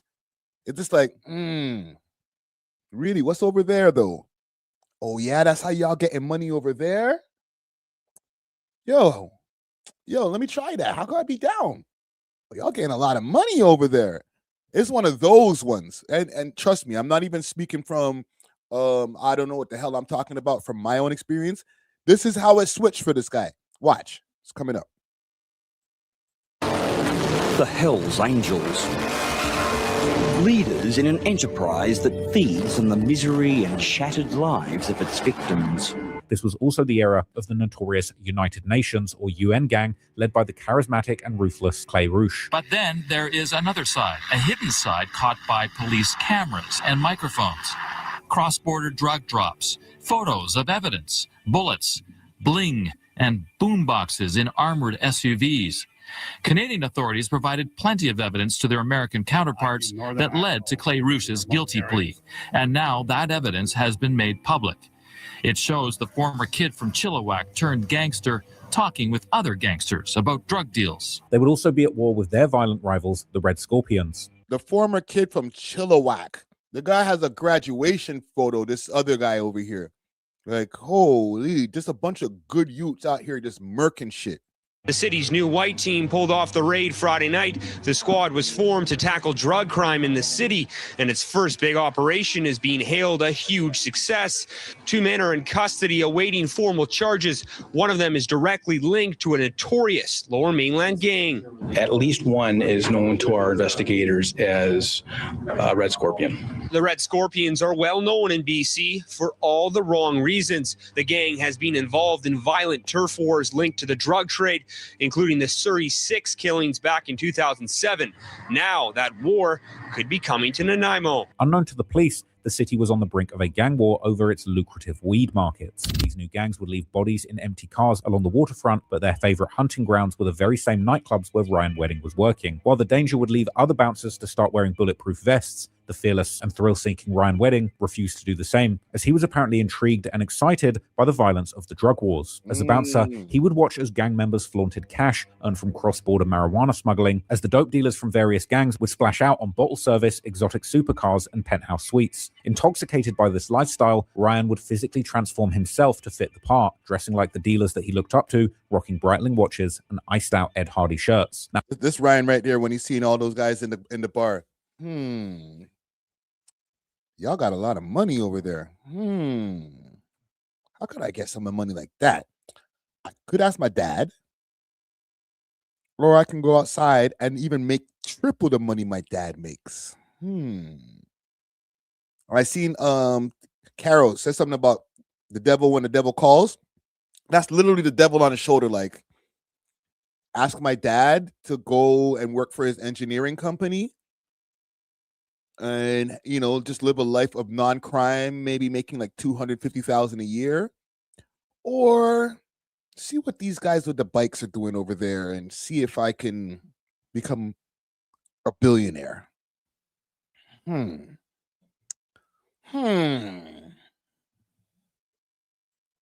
I remember this era, and I was rocking out as a teenager in a fake Breitling and Ed Hardy shirt myself, but fortunately I didn't fall into the dope game like Ryan Wedding. But for Ryan Wedding, he'd undergone a complete transformation mentally and physically. Gone was the lean agility of a slalom race, as he would aggressively bulk up his physique through bodybuilding. With his newly acquired drug dealer starter pack, he apparently got obsessed with the gym, and he said that he hated if he worked out around anyone bigger than him. And beyond the gym, he was also becoming a monster in the streets. At a certain point, he began running weed grow operations too and making money in the streets, and that money would come thick and fast. By 2006, the former Olympian had dropped out of college and was living in a condo with 30-foot ceilings in a ritzy neighborhood, driving expensive vehicles and outfitting his home with arcade games. This guy has RW in his crib, like engraved in the freaking marble probably over here. Like, this guy was full of himself too, bro. And he went to college. Quickly gotten rich. Good youths. Rich off weed growing, splashing out on everything a first-time drug dealer would want. He had his initials carved in the entranceway of his condo, a garage kitted out with a Hummer, a BMW M5, and a Ducati superbike. But the glaring disconnect between a bouncer's income and this lavish lifestyle and spending was the first red flag to those around him that Wedding had found a new illicit revenue stream. Under the guise of legitimate business, Ryan Wedding had been running an enterprise in the streets since 2004, headquartered on a rural property in Maple Ridge, British Columbia, named the 18 Carat Farm. But apparently he wasn't growing carrots unless you count the Camberwell kind. According to reports, Wedding and a partner were cultivating 8,000 marijuana plants in a warehouse, harvesting every 2 weeks and selling them to a broker that pulled them in hundreds of thousands of dollars every year. 8,000 plants every 2 weeks is crazy. Just from the start. This is 2004. This is the early shit. I ain't gonna lie for the... And I'm not trying to encourage any drug dealing or anything out there, but this nigga was a goat. I'm saying. But eventually, the authorities were tipped off when records revealed the simple warehouse was consuming enough electricity to power a medium-sized farm consistent with electrical use needed for high-intensity discharge lamps used in industrial-scale cannabis cultivation. Essentially, Ryan's operation was gobbling up way more power than it needed, and that gave the game away. On September the 22nd, 2006, the Royal Canadian Mounted Police would take action, breaching the warehouse with tactical units and seizing a whopping $10 million worth of marijuana. This came in the form of 6,800 plants and 86 pounds of dried flower, alongside a safe that was apparently stuffed with loaded guns. This grow was described as the largest marijuana bust in the history of Maple Ridge. But incredibly, with nothing but a confidential informant linking Wedding to the property, the police never actually pressed charges against him. And ironically, after that also, right there, perfect freeze frame, that also is that white privilege talking right there, bro. And that money. But it's not the street money. It's that whatever money, like his dad, and it's not even the money, the power. Let me rephrase that. The power. You got caught with all that shit on your quote unquote carrot farm, and they didn't freaking give you no time, bro. Wow. Essentially running it up millions of dollars off the drug game, getting caught, and facing no real consequences other than a financial loss, Ryan Wedding was unperturbed, and he vowed to build back better, and soon he decided to graduate to dealing harder drugs. Well, shit, wouldn't you? Wouldn't you switch after these guys hit you with so much shit, like weed-wise, and then they let you walk? Yeah, bro, let's see what else we can do. Roll the dice again. Let's see if we can go higher. Let's see if we can get into some coke. You know what I'm saying? Like, come on, B. This is also an indictment on the justice system, bro. All right? Like, they had him back then. They let him go, and that shit put a battery in his back, B. By 2007, the Olympian's invincible aura had faded, having lost nearly $800,000 in failed real estate and drug deals, Ryan Wedding was effectively flat broke. Desperate for a Hail Mary, he would gather $340,000 flying to Los Angeles with a plan to buy 24 kilos of cocaine from the Russian mob. The meetup took place near LAX airport with a man named Yuri, who was apparently an ex-KGB agent, which is basically Russia's equivalent of the CIA, but this buy was a setup. Yuri was a confidential informant wearing a wire, and the bricks of coke had been provided to him directly by the feds. Within hours of the arrest and the playback of taped conversations, his co-defendants quickly folded and cut deals for lighter sentences. However, Ryan Wedding himself stayed solid and refused to cooperate. This landed him in the Metropolitan Correctional Center in San Diego for 2 years awaiting trial. But from his cell, he would continue to manage his chaotic personal life, apparently juggling 5 unsuspecting girlfriends back in British Columbia who were washing his cars, cleaning his condo, and collecting his debts to pay off money that he owed. But even more dangerously, he used this time behind the wall to network in the criminal underworld. Jailhouse transcripts would catch him bragging about making good connections that would later transform him from a failed plug into a full-blown cartel kingpin. On November the 30th, 2009, a jury... I feel like this is such a typical story. It's a great story, but like I feel like it's almost like this guy read the script of the last kingpin, right? And the authorities, everybody all helped too. They're like, all right, so since you were locked up for the last 2 years, now you get to meet a few new plugs. They already seen that you were locked up for. You were heavy. You were trying to get heavy in the game. They're like, you got potential. You meet some new people. What do they call it? Like the jail is like college or like criminal college. This nigga was graduating while he was inside. Like, okay, let me get into some bigger shit. All right, let me start fucking with these Mexicans. Would find Ryan Wedding guilty of conspiracy to distribute cocaine. At his sentencing, Wedding played the fallen hero to perfection, pleading that it was a personal mission of his to rebuild his reputation. And apparently believing his remorse and that he was just a failed drug amateur, the judge would take pity and sentence Wedding to a remarkably light 4 years in prison, just half of what was standard for similar crimes. When he was deported back to Canada on December the 7th, 2011, he would return with serious connections and a contact list that would eventually allow him to bypass local suppliers and deal directly with the cartels.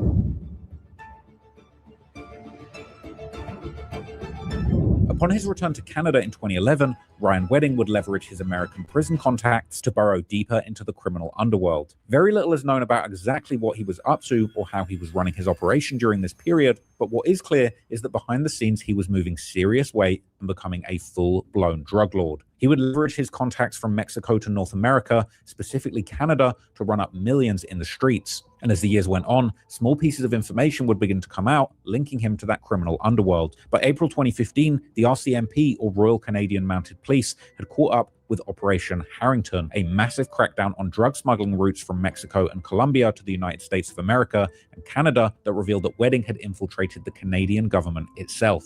As part of a... Wow. Did you guys hear that? Do I need to rewind that part? I will rewind that part. Out, linking him to that criminal underworld. By April 2015, the RCMP, or Royal Canadian Mounted Police, had caught up with Operation Harrington, a massive crackdown on drug smuggling routes from Mexico and Colombia to the United States of America and Canada that revealed that Wedding had infiltrated the Canadian government itself. Whoa. This guy...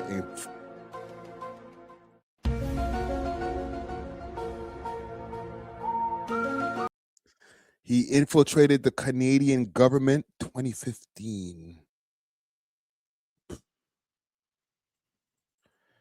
Who was... One second, gang. Let's look up something quickly. It's insane. Wow.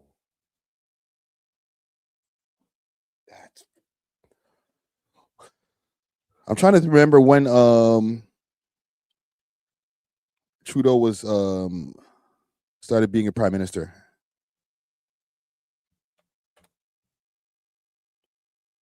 Stephen Harper.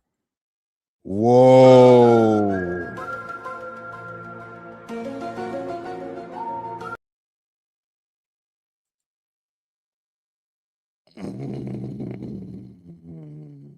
That Harper government was a motherfucker too, bro.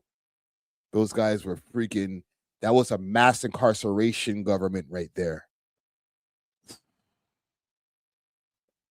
And you had somebody on the inside during the Harper administration, there's something that's just unsettling in my stomach about that, man. Sick to my stomach, fam. Wow.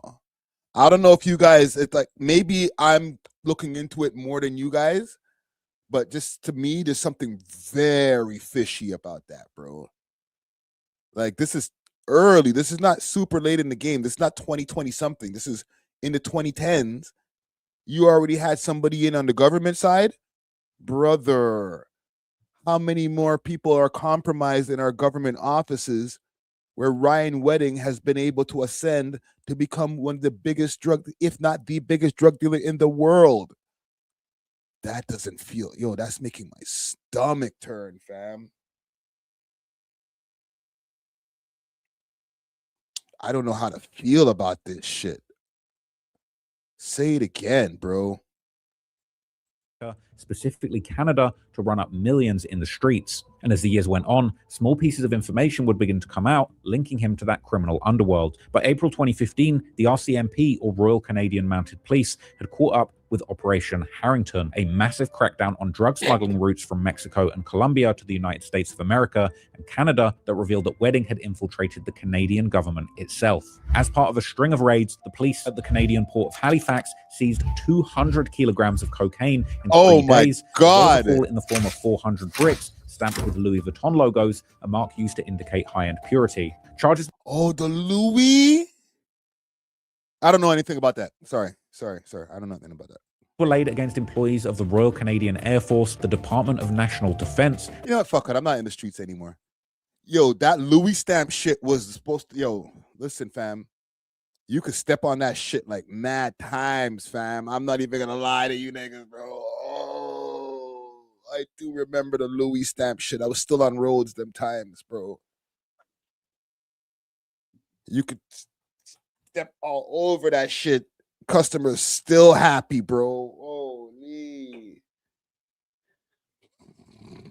Just the hold said, tell them. Yo, I ain't even gonna friggin' like reminisce on this shit. Like I'm just thinking about the amount of money I was making off of them packs, bro. Like blood clot. That you were responsible for the Louis stampers, bro. Yo, y'all niggas, I ain't shit. Sorry, I took my headphones out. Holy shit, man. I ain't shit, bro. Okay. Don't look to me for the role model, okay? It's free that nigga, bro. That nigga was feeding the streets. Oh, I ain't even in the streets no more, but fam, for the niggas who's in the streets, especially them times, y'all know about the Louis bricks, bro. Niggas tell you, oh, fam, I got the one who got the Louis stamp on it. Yeah? What does that mean? I don't know, fam, but customers are flying back, fam. I'm sorry, bro. I'm sorry. This is why, you guys be saying like, yo, Friday for mayor. Nah, man. I've been outside too long to get into any offices, bro. They won't even let me in, fam. If they start doing, like during the campaign, if I was ever trying to run for any type of office, when they start really doing the mudslinging at each other and shit, and they start going into my past, they'll be like, oh, that nigga right there, oh, this is going to be a layup.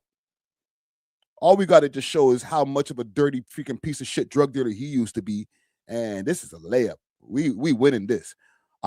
Listen, I might win just because niggas is like, yo, you a real nigga, bro. But I doubt it. And the Canadian Coast Guard showing that Wedding had turned national defense assets into smuggling corridors. This was apparently a huge conspiracy that also involved gun smuggling. Say that again. Assets.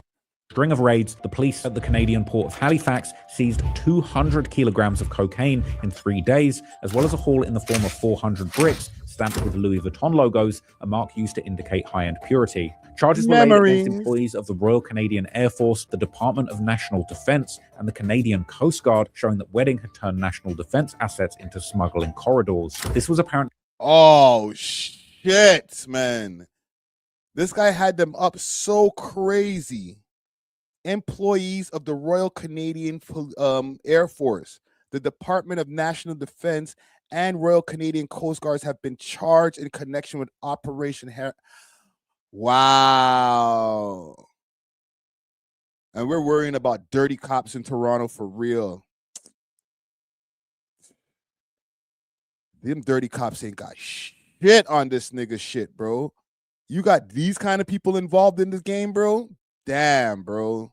Department of National Defense and the Canadian Coast Guard, showing that Wedding had turned national defense assets into smuggling corridors. This was apparently a huge conspiracy that also involved gun smuggling in 8 separate importation conspiracies. And the authorities would claim that the bus was a huge milestone in their war on the cartels, with reporters specifically naming the Sinaloa cartel as being responsible for huge drug importation operations that made use of local representatives in Canada to receive shipments. A bunch of people were arrested in these busts, but interestingly, when the handcuffs came out, the ringleader Ryan Wedding was gone without a trace, with reports. Yo, I gotta say, because I'm still stuck on the government involvement and stuff, bro. It's fucking my head up, bro. Because like when you think about the average pay for one of these guys, right? They're probably making close to 100,000. You know what? Let's double check that. We have Googles. Let's double check that. Because I need to know how much like somebody makes if you're working on like the Canadian Air Force, right? Average salary for Canadian Air Force. Let's do that. Let's do that. Let's do that. Average salary for Canadian Air Force. So Canadian Armed Forces, CAF members earn salaries based on rank, trade, and experience, with privates starting around $52,000 annually, rising to over $82,000 as corporals. $82,000 is not bad, but you got to be a corporal. Average base pay is approximately $55,000 to $66,000 a year, and you're defending the country? Nigga, can I have another job while I'm doing this? Or like I gotta stick to being in the Air Force only. What else did they get these niggas on? Where's this video? Hold on, let me find because that's crazy. Air Force. Let me see what's the average pay for RCMP. Let's see what RCMP officer. Okay, 71,000 upon graduating from training. That's not so bad. That's pretty good upon graduation, which increases to over 115,000. Yo, I'd rather be a freaking part of the RCMP than if freaking be on the Canadian Air Force or whatever, than be a damn soldier. Annually within 36 months of service also. So you can get this within 3 years. You're making 115,000, which is decent. Right? I'm just trying to paint the picture here for why the corruption, where the holes are, why the corruption can be easier done. You know what I'm saying? If mans are making 60, 80,000 a year doing your job, and I can say, you know what? I can 5x that. I don't even have to 10x it. I can 5x that. Just to do what I need to do. You know what I'm saying? Turn a blind eye. Let me use your storage areas. I'll make you a millionaire. For the amount that these guys make, I can see them saying, you know what? I'm going.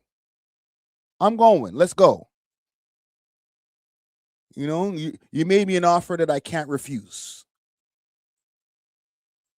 On the operation, describing him as still at large, despite being charged, and referencing his previous case where he tried to buy 24 kilos from those informants. Ironically, reports would reference his apology to the judge following his last conviction and claim that he was now facing 2 counts of conspiracy to import cocaine and conspiracy to traffic, as well as 1 count of cocaine trafficking. Wedding would apparently ghost, fleeing to Mexico and beginning a decade-long reign as a fugitive. And it was during these ghost years between 2015. This guy was on the run since 2015. Yo, I'm going to say our government's trash, But y'all niggas wanted him for like the last 10 years, especially if he got people on the inside. Y'all weren't trying to catch him. Y'all were posturing when you were doing all of those press conferences and saying, this is our Canada's most wanted fugitive and blah, blah, blah, blah. That was just posturing. It was a little poppy show. In 2024 that the so-called wedding criminal enterprise would truly take shape. He would operate as the leader, nicknamed El Jefe or Giant, and apparently he secured the ultimate protection through a direct alliance with the Sinaloa cartel themselves. From there, the wedding criminal enterprise utilized a sophisticated network of long-haul semi-trucks for their dope to cross the border from Mexico into Southern California. Once in Los Angeles, the drugs were stored in stash houses before being loaded into trucks being driven by Canadian operatives utilizing hidden compartments. And to clean the estimated $1 billion in revenue, Ryan Wedding moved to the digital age, laundering millions of dollars through cryptocurrency through a transatlantic money washing network. But nothing symbolized his. Daniela El Havre Alejandra Acun Marcia. I need to check something. Insane wealth at this point, more than his acquisition of one particular, very rare and specific car. The FBI's investigation would eventually lead them to the seizure of a 2002 Mercedes-Benz CLK GTR Roadster, one of only 6 ever made, a car that was apparently initially ordered by Drake and carried an estimated value of $13 million US. This 8-figure hypercar was the perfect symbol of just how much dirty money Ryan Wedding was making and washing, but it was also a symbol of how desperate and slick he was having to be when it came to laundering and moving that money into seemingly legitimate assets. Really, he was having more money than sense and probably running out of things to do with it. In fact, in late 2025, the FBI and Mexican authorities would raid an entire warehouse in Mexico City, uncovering a $40 million motorcycle collection belonging to Wedding himself. Valentino Rossi goes in. Okay, let me stop for a second. Let me go back over here. Right here. This girl right here, the wife, I have a video, and I'm not going to say who sent it to me, but somebody sent me a video a while back saying, yo, look into this. And salute to everybody who sends me stuff behind the scenes.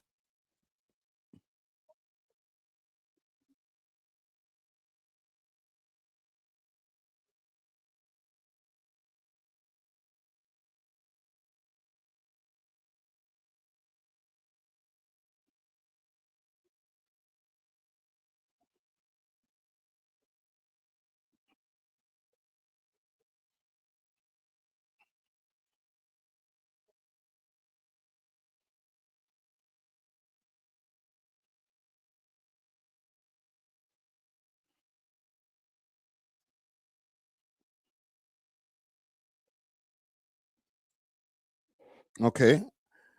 Right. But here's what I wanted to show you. This girl here, she did a song with Egyptian Mel Grandi or Granda. Okay, this is the same one that was in that picture.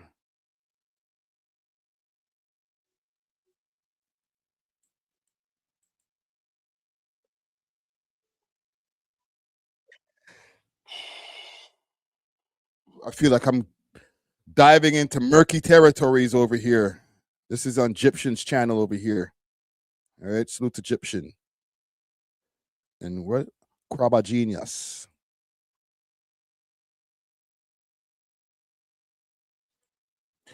This girl here, is this the same girl that is... Hold on, I'm not even showing you guys. 1 second. I'm going to show you.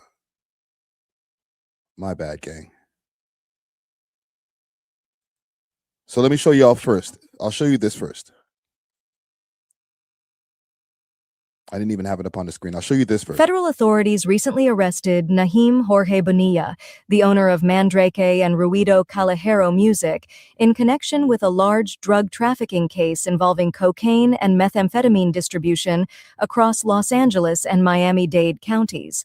Bonilla, whose Miami restaurant reportedly had connections to Diddy, is accused of conspiring to traffic significant quantities of drugs. This investigation, which involved a raid on Bonilla's Miami home, could lead to further arrests of individuals linked to Diddy as law enforcement continues its probe into the extensive operation. Federal authorities recently arrested Nahim Jorge Bonilla, the owner. Okay, so this is the one person that they're saying is also connected to the Ryan Wedding guy, right?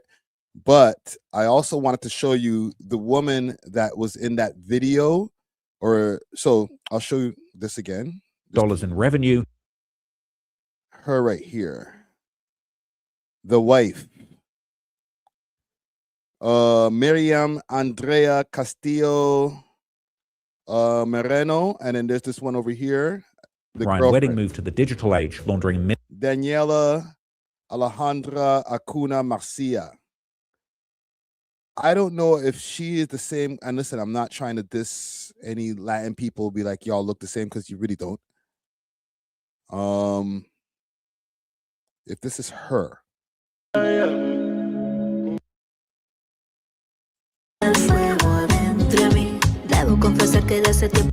Right? She got a song with Egyptian.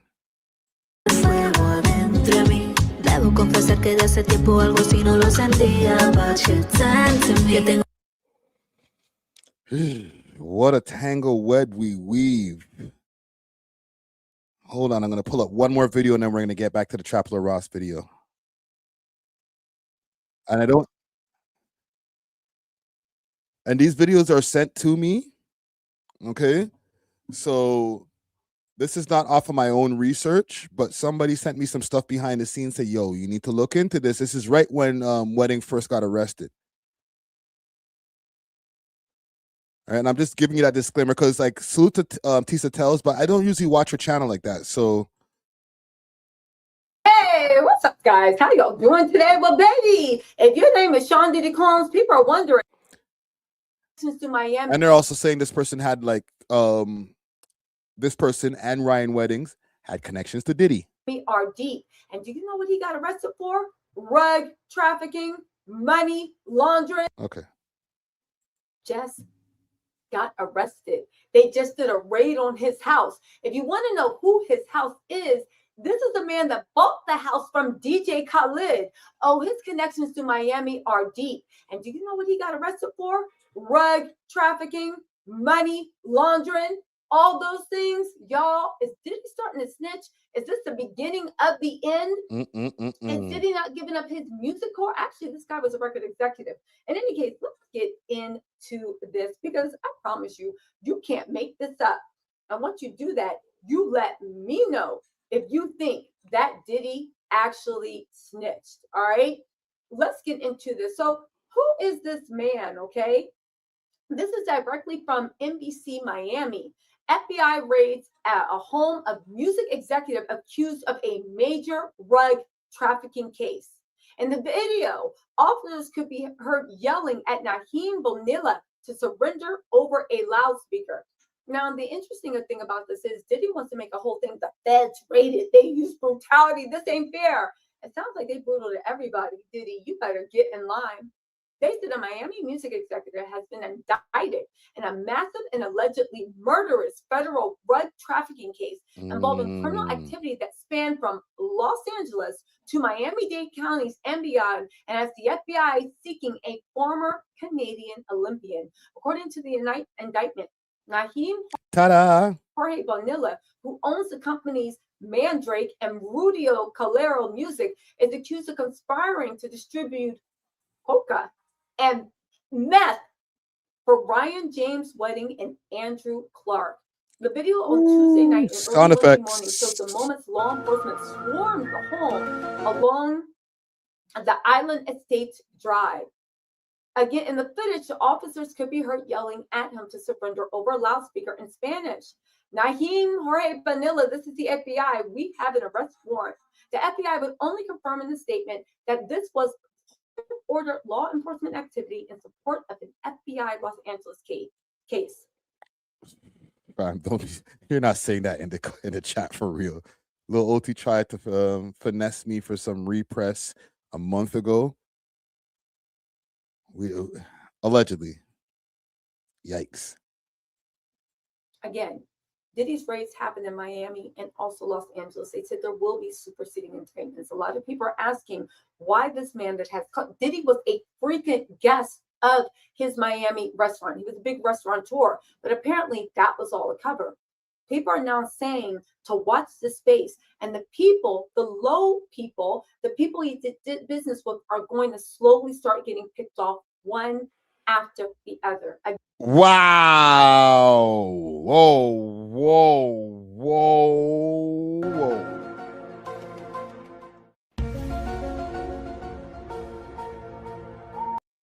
Is it all connected?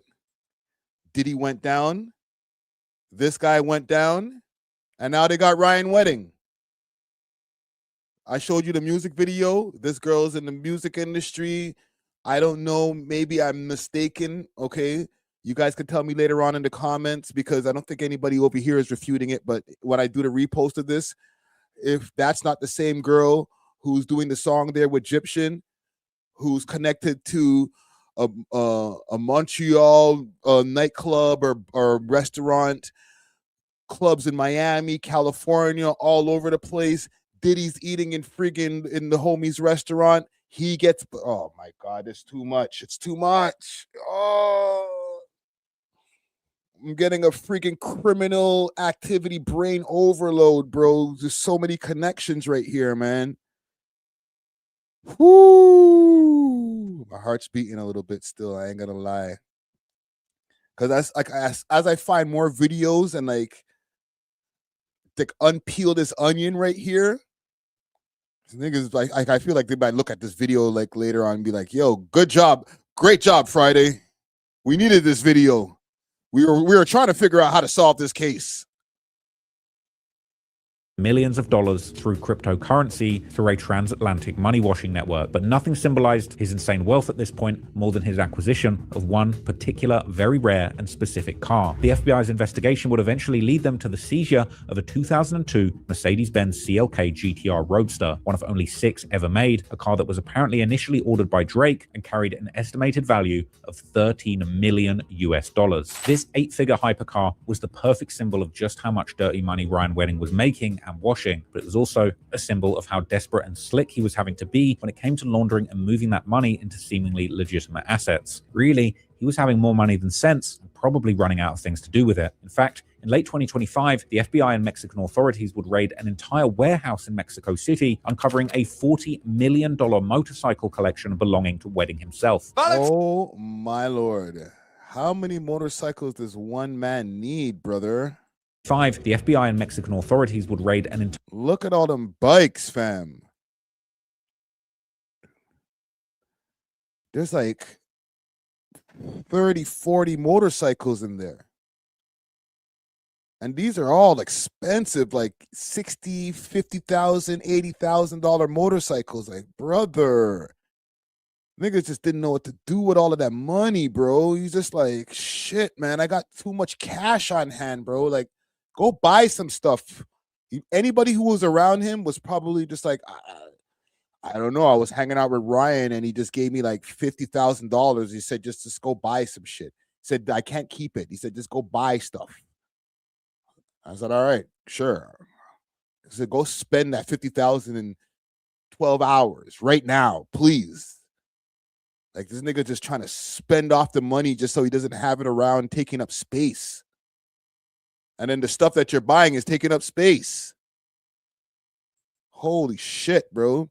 The man almost got too rich. Entire warehouse in Mexico City, uncovering a $40 million motorcycle collection belonging to Wedding himself. Valentino Rossi goes into the lead. From the top tier of blazing fast road racing to a dark warehouse in Mexico. Motorcycles packed in rows said to be worth $40 million US, all seized from Canadian fugitive Ryan Wedding, and all seemingly purchased as a way to launder his drug money. All in all, just an absolutely amazing collection of machines that Wedding has somehow been able to amass from we don't know where. Rossi goes through as they dip down into a... These niggas is using this drug dealer's bikes in friggin' sanctioned races and shit, bro. You guys are driving around on cocaine bikes. All right? Fenty bikes. Blood money bikes. Rabiata. The FBI now confirming some were used in professional racing.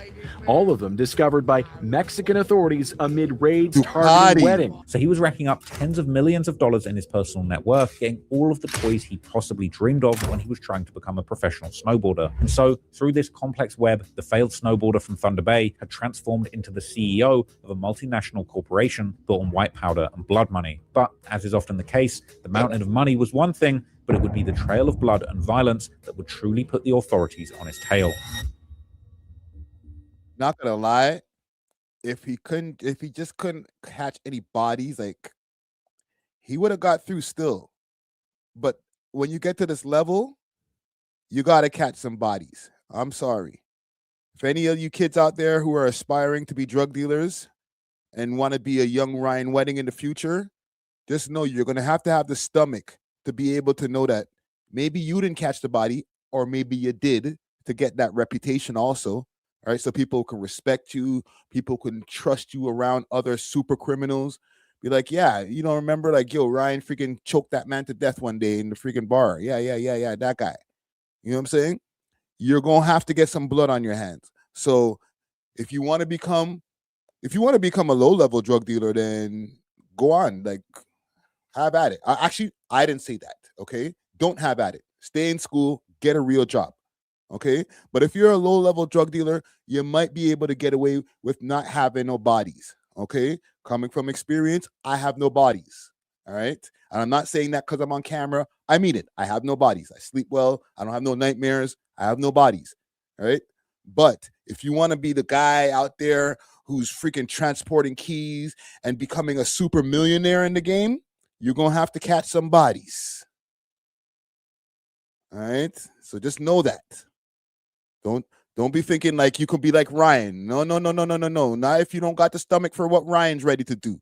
You see what he did to that family over there, and it wasn't even the right family. Deepak gave him the wrong intel. Said go murk off these people here. They shot the mom and the dad, killed them both, and then shot the daughter 13 times, and was like, "Oops, wrong family. Let's go get the right one." Okay, so if you don't got the stomach for that, stay on the sidewalk. Following the slaughter of the innocent Sidhu family in 2023, in Caledon, the violence would continue, transforming a singular, horrific error into a systemic campaign of murder and elimination. Ryan Wedding, now insulated in Mexico, allegedly authorized a series. We'll rewind in a second. Comment gang strong. Let me address y'all niggas. Y'all niggas is crazy, right? Robert Carlos says, Duncan speaking facts. I am speaking facts. Listen, if you don't want to catch no bodies, bro, then just stop at 100,000. Okay, stop at 100,000 a month type shit. That might even be pushing it. Okay, because if niggas rob you, then you're gonna have to go catch a body.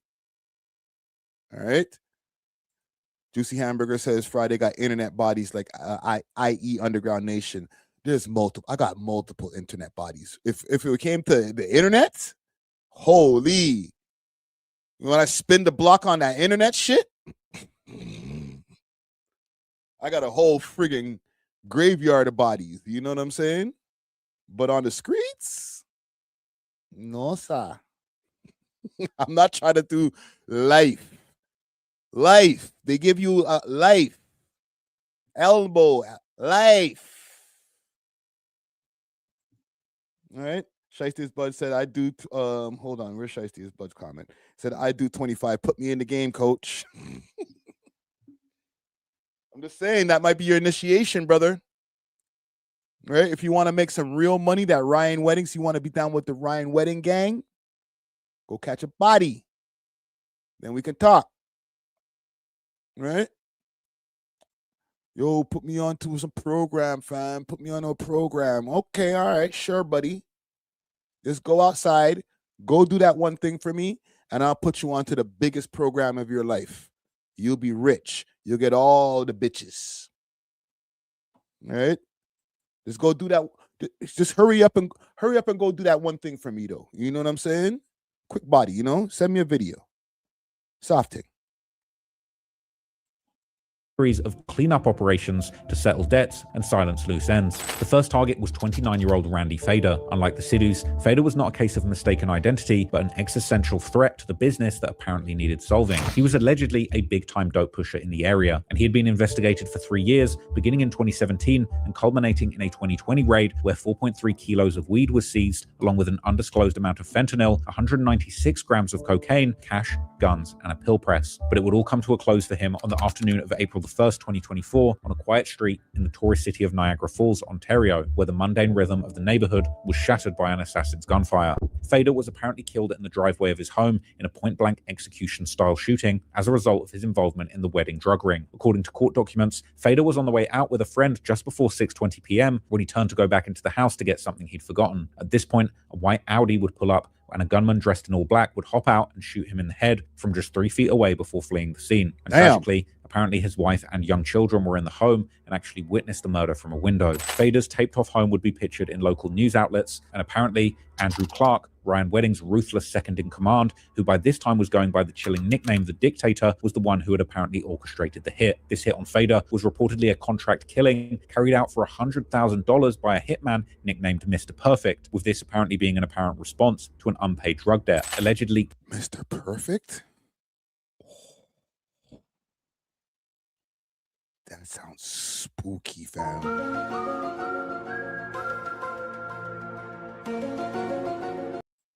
Mr. Perfect? Perfect. Like, just gets them every time, bro? That's spooky shit, bro. I don't know if y'all, to me, like, it's more spooky than calling him, like, the Undertaker or freaking, I don't know, some kind of name that, like, really puts death in the name. You know what I'm saying? Like, Mr. Perfect just sounds like, what? Perfect? What are you so perfect at doing? Like, oof. That's ugh. I don't want to meet Mr. Perfect, right? How much more of this video we got over here? Okay, there's not that much longer. As soon as I heard Mr. Perfect, I started looking out the window like, yo, Mr. Perfect. I don't want Mr. Perfect to pop up on me, fam. messages between Wedding's enforcer Clark and the hired hitman would circulate in the press, showing the chilling conversation where the hitman asked for a list of people to kill, promising to do the easiest one first, with him being told maybe the Niagara Falls Ginger, LOL, and explaining that the hit would be an easy 100K, describing it as a driveway job. Fader was found with life-ending injuries, his body a grim message to anyone in the network thinking of skimming off the top or talking to the police. Fader's grieving mother would also speak out to the authorities and the news, explaining she still doesn't understand why her son was targeted and that the mystery about his murder keeps her awake at night. She would also— Shut up. You're lying. You don't understand why your son was targeted? You're lying. You're just talking shit because you're talking to the press, but you know why he was murdered. So explain how authorities had, in her view, painted her son out unfairly to be a monster who actually deserved to be killed because of his involvement in this ruthless drug ring. Apparently, the FBI would claim that Fader was known as an international drug trafficker involved with the cartels, but his mother insisted he was just involved in dealing weed. She would show off the human side of this brutal, just business hit by showing the news his hat collection, and police would later claim to have arrested a 24-year-old named Malik Cunningham with $100,000 in cash and an iPhone including encrypted messages that pointed towards him being Mr. Perfect. But even with one hitter off the streets, the Canadian dope boys turned narcos would continue their wave of violence regardless of whether they had their chosen hitman. And the FBI would later allege that Wedding and Clark arranged a whole series of international murders just to protect their drug empire. Just 6 weeks after Fader's murder— Yo, these guys are the real international bodman, yo. Wow. They're just organizing bare hits across the world. The terror moved onto the sprawling suburbs of Brampton, Ontario, and according to the FBI, Mohammed Zafar had owed a drug debt to the Wedding network, a fatal error in an economy where late fees were paid in blood. As he sat behind the wheel of his car, also in his driveway, a gunman would approach the vehicle, and Zafar was shot at point-blank range, executing him in the driver's seat while the neighbors went about their weekend routines. Despite evading the authorities masterfully in Canada, the feds in America were desperate to catch Ryan Wedding and begun making their search for him more public. Wedding and Clark were publicly charged in a DEA indictment in October 2024, which accused them of orchestrating 4 murders from Mexico and running a drug cartel shipping hundreds of kilos of cocaine from Colombia through Mexico, then Southern California, with it finally ending up in Canada. A wanted poster for Wedding would be circulated online too, and a suspect chart would show 15 other defendants in the conspiracy who had been captured at this point, including Andrew Clark, as well as those still at large. Courtroom sketch of 4 of the 9 Canadians who were low-key, if the American authorities didn't jump on this whole thing, he'd still be on road. You know what I mean? Because, and listen, I'm not trying to diss. Actually, I am dissing. Our Canadian authorities or our Canadian legal system is so trash that they gave up on the whole most wanted search or whatever. It was only when he became number 1 on the FBI's most wanted list that they were really ready for business. Prior to that, that whole Canadian shit, that's why he was free for the last, since 2015. Because, like, they ain't trying to do shit over here. They don't even have the proper resources. Like, Ryan Wedding got more money than their whole department. And their department is compromised because he has bare people on the inside that are probably giving him the heads up. He was using them as a storage spot, them being the Canadian government. So they wasn't trying to catch him. It was only when Cash Patel and them niggas got on his ass that they were like, okay, now we might catch this nigga. You know what I'm saying? And right now he's locked up in America. Don't extradite him to Canada. They'll just let him go. I'm not saying, like, don't free him, because obviously there's a lot of people in the chat. They're like, yo, free the man. Then. Like, yeah, he was helping the Canadian economy for real. But they ain't going to let him come back over here because they know that our freaking legal system is trash. They know that, like, he'll be out in, like, 2 weeks. You know what I'm saying? The lawyer's out right now. This is proof that our system is trash. Oh, my God. It's so crazy how garbage our legal system is. Let me show y'all something. Lawyer released.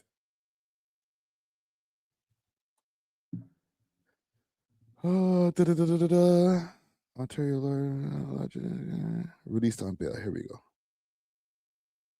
The wife of lawyer Deepak Paradkar leaves a Toronto courthouse after convincing a that's judge his to wife? release her husband on $5.25 million bail. I feel like I've met her before. The judge telling her the only reason he's getting bail is because of you. Paradkar faces extradition to the United States, where U.S. law enforcement accuses him of assisting a transnational drug trafficking organization led by former Canadian Olympic snowboarder Ryan Wedding. Wedding is one of the FBI's most wanted fugitives. At the center of the allegations, claims that Paradkar advised members of that criminal group to eliminate a cooperating FBI witness. That witness was later shot dead in Colombia, according to U.S. court records. None of the allegations have been proven in court, and Paradkar maintains his innocence. The Crown... Okay, so let me do some correction here, because I don't want to be out here spreading fake news. The family that they showed in the beginning of the Trapler Ross documentary is a different reason. That was for a quote-unquote unpaid drug debt, all right? And the logistical error, I don't know as far as what that means. But as far as the people that this guy advised Ryan Wedding that he needed to kill, these were people who were supposed to be witnesses on a case. And he said, I know how to do this. I wouldn't even have to go to court and do any paperwork. Just get rid of the witness, brother. It's easy. You know how to do the killing thing. Just go get your guys. Go kill the guys. Then they won't testify. It's easy. Opposed any bail over concerns Paradkar would be a flight risk. He could be helped by Ryan Wedding's illicit network to flee Canada. Justice Peter Bodden disagreed, writing, "The troubling reality is that these individuals are more likely to kill Mr. Paradkar to prevent him from becoming a cooperating witness than to protect him in exchange for silence." Ooh, I did not think about that part about that, Eric.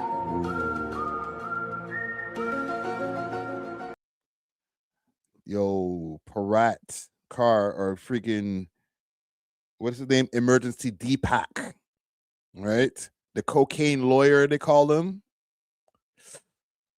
Watch your back, brother. You might be watching this right now. I didn't think about that part. Like, nah, we might need to get rid of this guy right here. Don't let him go to trial. It's that same advice that you gave to them about the whole, well, here's a way of making sure that the person doesn't talk in trial. Just kill them. They might do that to you now, brother. Wow. Oh, what a tangle web we weave. The most compelling reason to believe Mr. Paradkar will attend court and comply with house arrest bail terms is that it may be the only way to stay alive.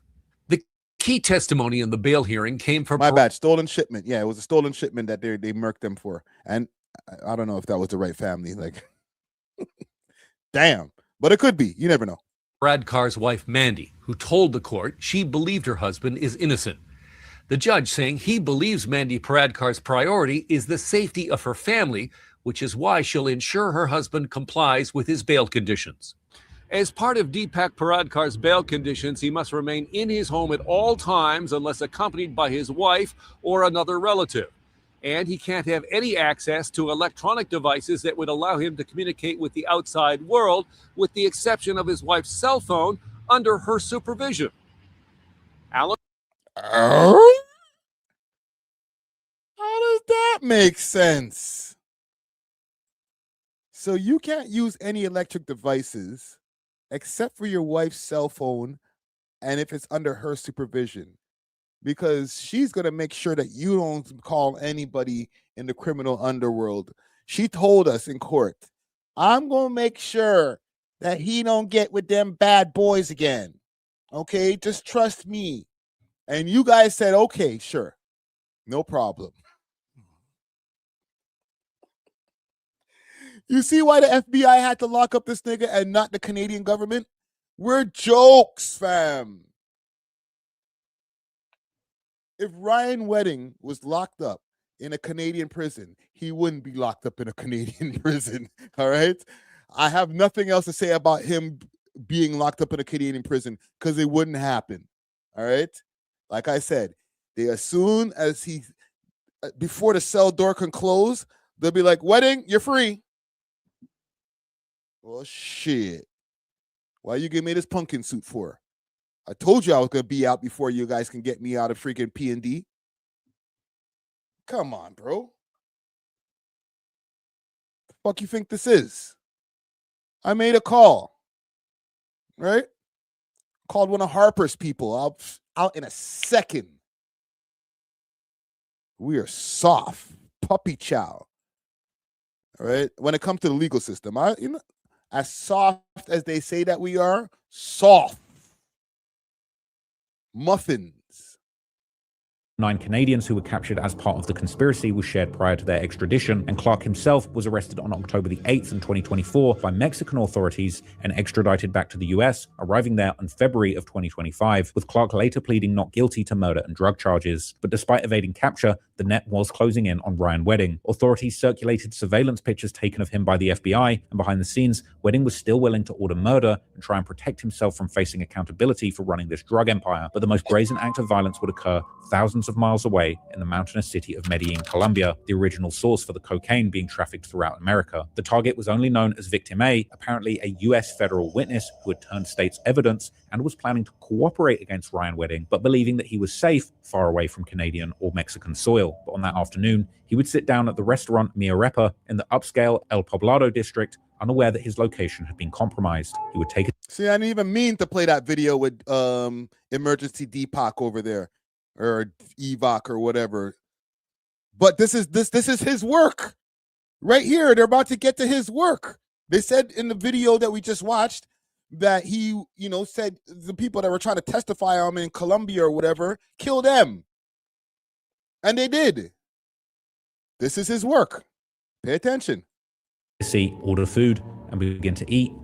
US federal witness who had turned state's evidence and was planning to cooperate against Ryan Wedding, but believing that he was safe far away from Canadian or Mexican soil. But on that afternoon, he would sit down at the restaurant Mi Arepa in the upscale El Poblado district, unaware that his location had been compromised. He would take a seat, order food, and begin to eat not knowing that this would be his last meal. Surveillance footage would capture the cold efficiency of this hit. First, a heavyset male scout would signal the all clear, then an assassin would calmly walk up to the open window, firing 5 shots from a silenced handgun into the back of the witness's head. As patrons screamed, the shooter calmly vanished into the traffic, leaving behind a message that no borders could stop the Ryan Wedding organization from touching you. Shockingly, prosecutors alleged that the hit was facilitated by the alleged cocaine lawyer, a prominent Toronto defense attorney who used the legal discovery process to help hunt down this witness. Apparently using his status as a defense counsel, he allegedly obtained the witness's identity and location through the discovery process. He then allegedly passed the location to Ryan Wedding with a simple piece of advice. Man's doing hella allegedly's on top of that. You good job there, Ross.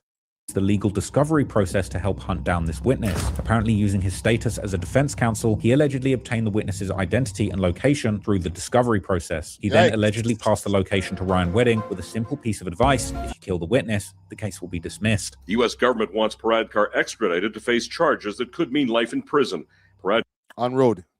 Allegedly counseled fellow Canadian and Olympic snowboarder Ryan Wedding to murder an FBI witness. With this public and international execution, Ryan Wedding had proved that he was now truly the head of a transnational murder-for-hire ring, and demonstrating that for his enemies, there was truly nowhere to hide, and that to protect his empire, he was willing to kill literally anyone, anywhere in the world. And now, with an alleged cooperating witness killed under their watch, the FBI would be furious and embarrassed and ready to do absolutely anything to take down Ryan Wedding.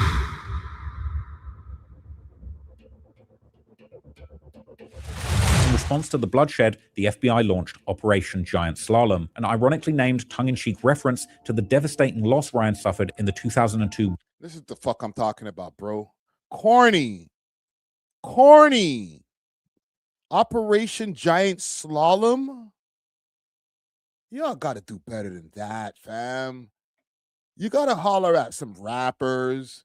Maybe even Trapler Ross can help you with these names, these comparisons. You know what I'm saying?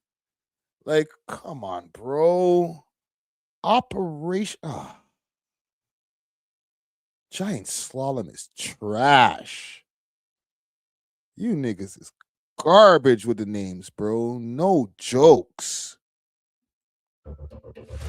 In response to the bloodshed, the FBI launched Operation Giant Slalom, an ironically named tongue-in-cheek reference to the devastating loss Ryan suffered in the 2002 Winter Olympic game with the same name that caused him to quit sports and take up drug dealing in the first place. With a new US administration prioritizing the drug war, pressure mounted on Mexico to take action, and security analysts believe that Wedding eventually brought too much heat, even leading the Sinaloa cartel to betray him to save themselves. Over the course of 2025, the FBI put in work and begun to track down Ryan Wedding and close in. In March of 2025, 2 months after the murder of the alleged cooperator in Colombia, the FBI announced that they were upping the reward for any information leading to Wedding's arrest to a whopping $10 million.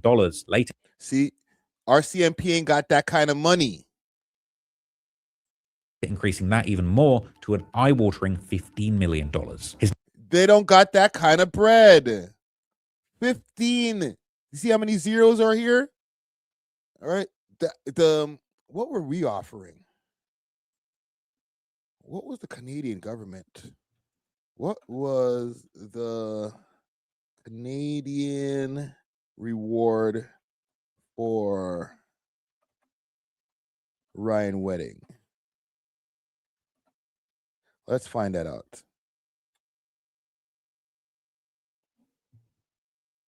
Let's go into AI mode.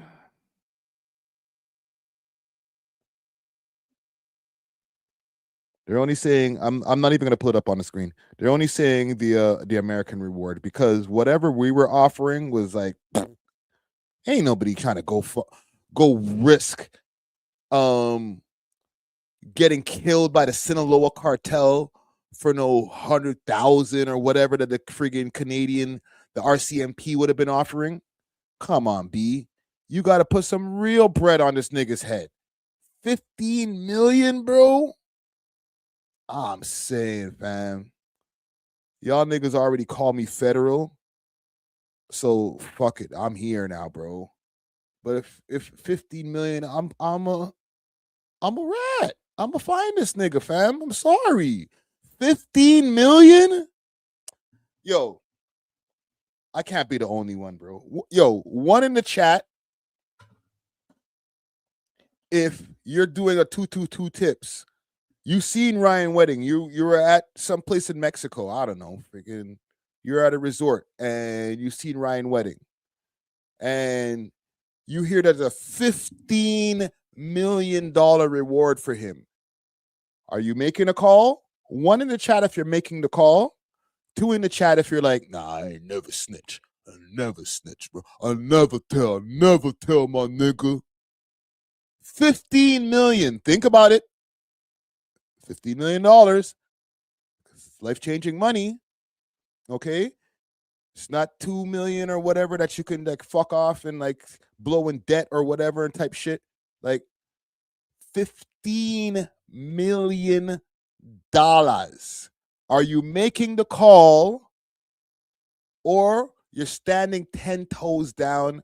I don't care. You know what? I'm just going to order a drink for Ryan Wedding. I ain't even going to snitch on him. Let me see what y'all saying. All right? I see Sheisty's bus said, never snitch. Never, ever, ever. Never, ever. Mario T. Dot says, put the 2 in the chat. Kara puts the 2 in the chat. Damn, y'all are standing on friggin' business, eh? Comment gang strong. Let me know. You see him. You're looking at him. You've seen some videos, some pictures of this guy. You heard that they want friggin' he's a friggin' big time cartel boss or whatever, or down with the cartel. All you got to do is make a phone call. You won't even have to testify later. Just 222 tips. Say, hey, I'm at a bar, and sitting about 2 feet away from me is Ryan Wedding. And then they'll send you an EMT in a day. As soon as they're able to pick him up, they got him. All right. I know that they have to convict the person and all that. Let's just do my hypothetical here. All right, gang? As soon as they get him, we got him. We confirm the identity. This is Ryan Wedding. You check your EMT. $15 million is in your bank. You doing it, or you standing 10 toes down? Andrew said the 2s are lying. All right. Y'all don't got no kids? Wifey? You should check with her first. You know what I'm saying? Roberto says you're buying him a drink. I'm just saying, you might want to check with wifey first. Be like, I'm putting 2 in the chat. I'm not doing it. If I even seen her, no, hell no. And she's like, what? What? Did he say 15 million? Okay. Listen, morals over money. I fuck with you, bro.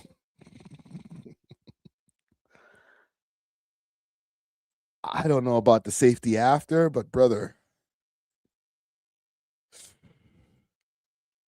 Yeah, I'm making that fucking call, bro. I'm sorry, brother. I'm sorry. If I've let any of you down, I'm sorry. I'm making.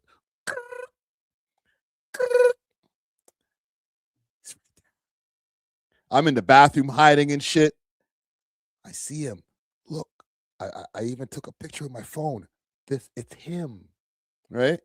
My picture that I took with my phone ends up becoming one of the Google images. Yo, Barrett. Yo, don't do that to me, bro. All right? Don't tell Reddit that I said that, okay? Don't tell Torontology Reddit that I said that shit. All right? But I'm calling I'm calling them. 2 tips. I see Ryan Wedding. He's right there. My EMT, welovehiphop at Gmail. I'm sorry.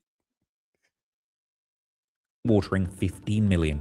His name would hit headlines all over the world in mid-November when it was revealed that the FBI were closing in and had actually seized his Mercedes CLK GTR. This same month, 10 other people would be arrested in connection to the wedding drug empire, including the lawyer who lined up the murder of the witness in Colombia. The news would report on the 10 arrests, as well as the still ongoing manhunt for Wedding himself, as well as new charges they were aiming towards Ryan. Welcome back. The search continues for a former Olympic snowboarder turned alleged drug kingpin. Right now, there's a massive reward out for the capture of Ryan Wedding. The DOJ announcing 10 arrests in the murder plot. Listen, and I see people talking about, yo, what about the safety? Carol saying Mr. Perfect gonna come for me. Listen, maybe, all right, at this point, I don't give a shit. I'm gonna buy as much guns as I can out of my $15 million to protect myself too. All right, and I'll take my chances. All right, I'll get a nice crib in Texas somewhere where I can have all my guns. All right, and I'll take my chances. Say hello to my little friend. All right. Sorry, bro. I'm off of this with this 15 million. Bruh.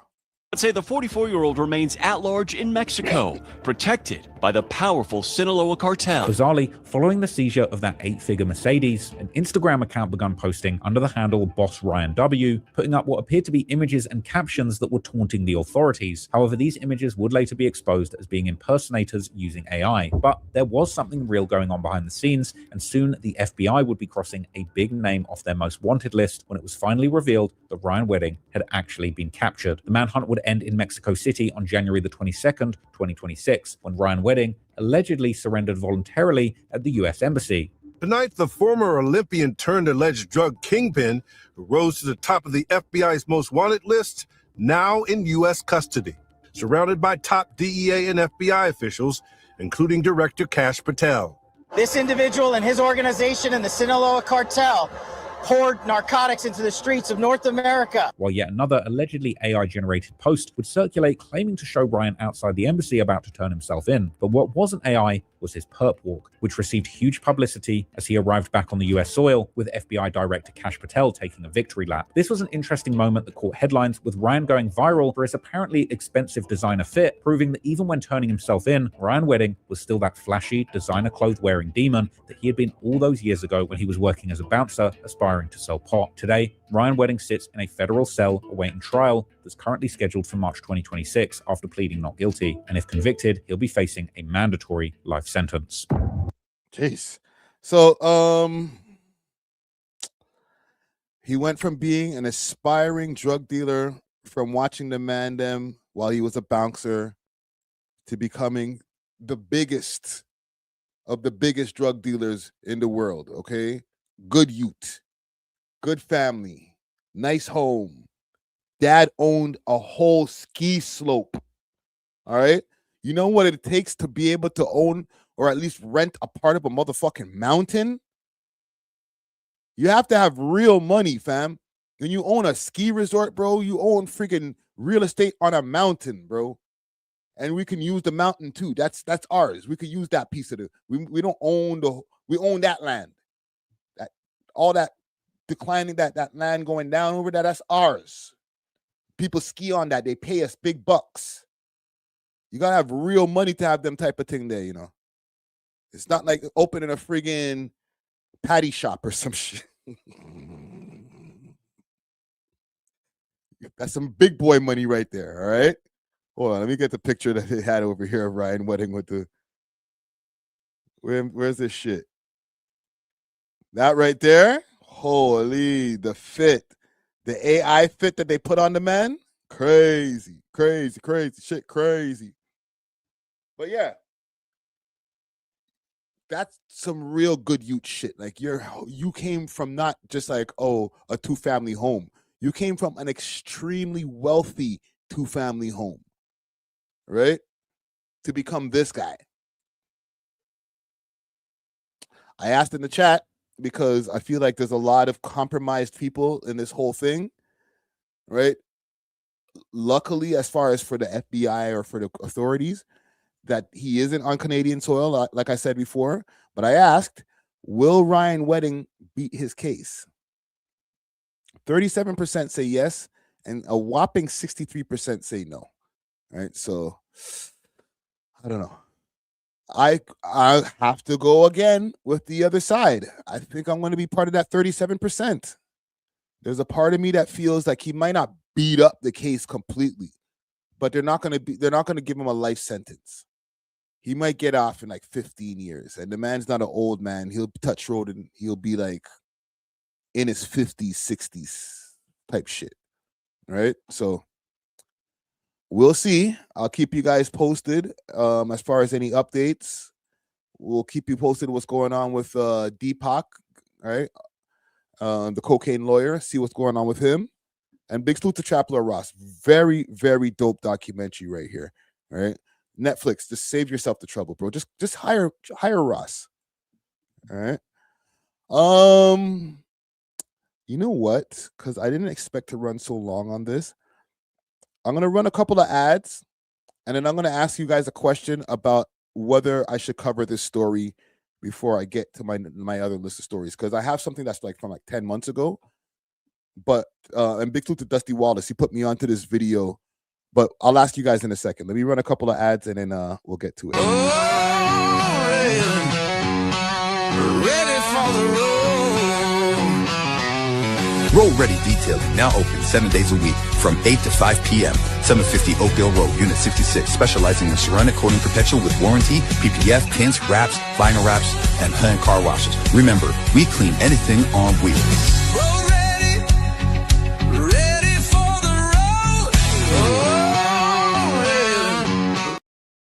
Ready for the road. One more, and then we'll get right to it. I want to take a quick second to give a big shout out to Grabba, some of the hottest Grabba in the GTA. You can get Grabba shakers as well as hot Grabba leaf in different flavors like red herring and red rose. They got delivery within the GTA, and they got some really cool apparel for sale. If you want to get your hands on that Grabba, make sure to hit them up on their Instagram page, grabba.ca, and let them know that the We Love Hip Hop boys sent you. Big salute to the sponsors. Cheer. Okay, so here's what we got here. I got a story here that is from CBC's or the Crime Beat, global TV, the Crime Beat, on the 5-point generals. All right. This video is from 10 months ago, so this is why I'm asking you guys if I should cover this or do a reaction to this video. All right. It's a whole breakdown of the 5-point generals and how they impacted Toronto. Or I could move on to my next story. As far as stories that I have coming up, I have the Kai Cenat humiliation ritual complete, right? The corruption of the Toronto police, the Chinese ransom scam, right? They're kidnapping Chinese students, and they don't even know they're kidnapped. Okay, so we can get to that. That's a crazy story.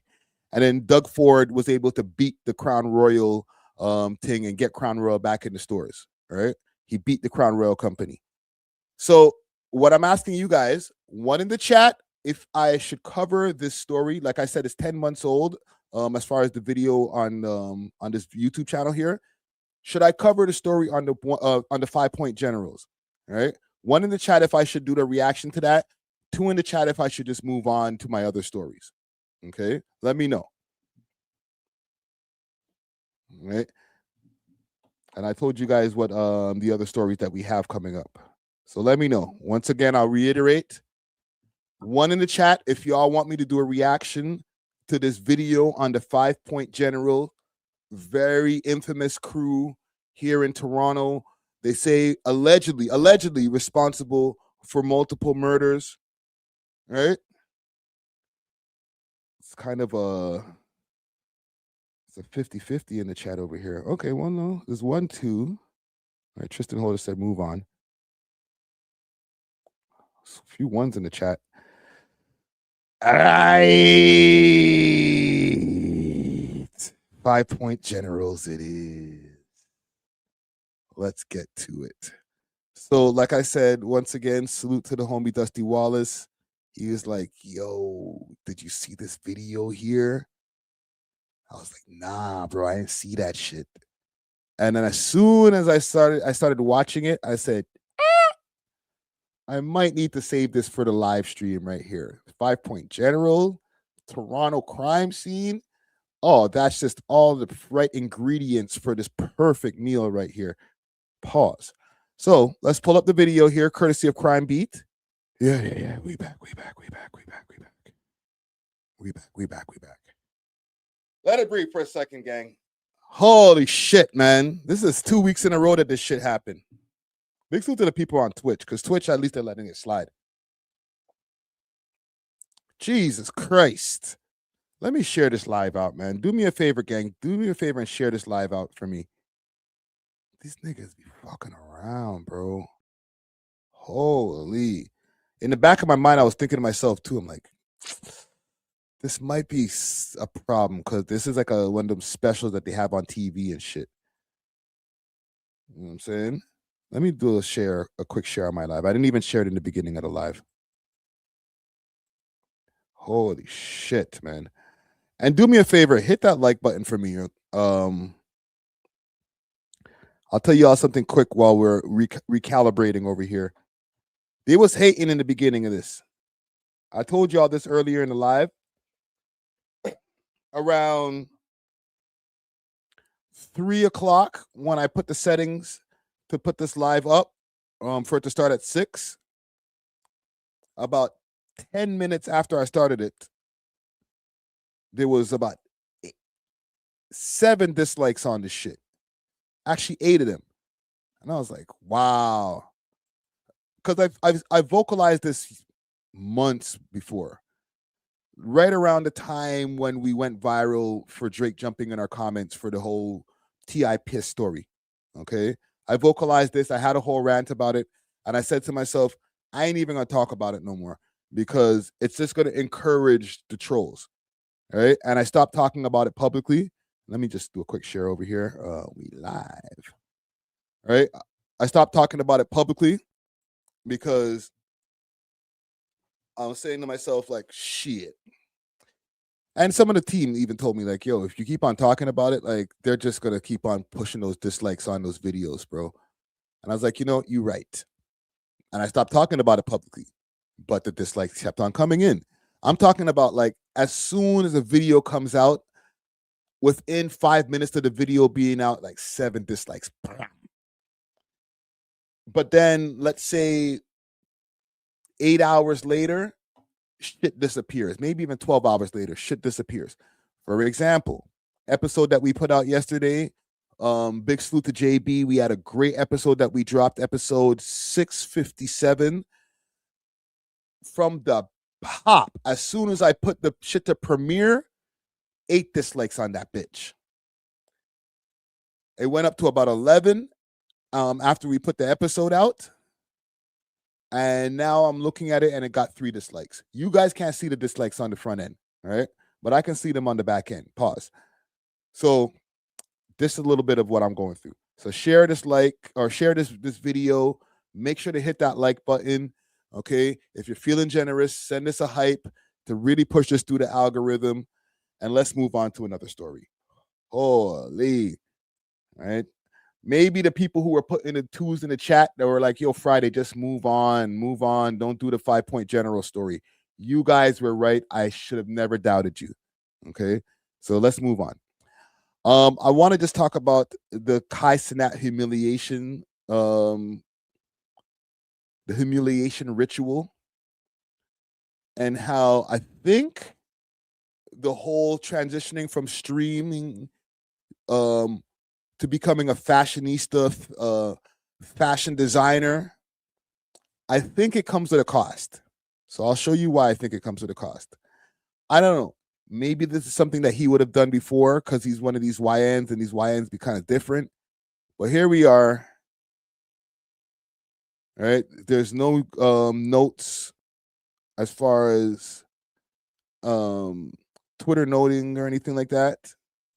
So it's not AI. Oh my God, brother. This is AI. Nigga. What are we doing over here, gang? What are we doing over here, gang? Cat Williams was right, man. Once they put on the dress, they're out of here, bro. This nigga took it to the next level, though, fam. Look, let's get into this picture over here. With the white boots, fam. This gotta be AI, bro. This gotta be AI, fam. Please make this be AI. Please. Fam, it is real. If you put in Cenat right now, you will not be able to escape this picture.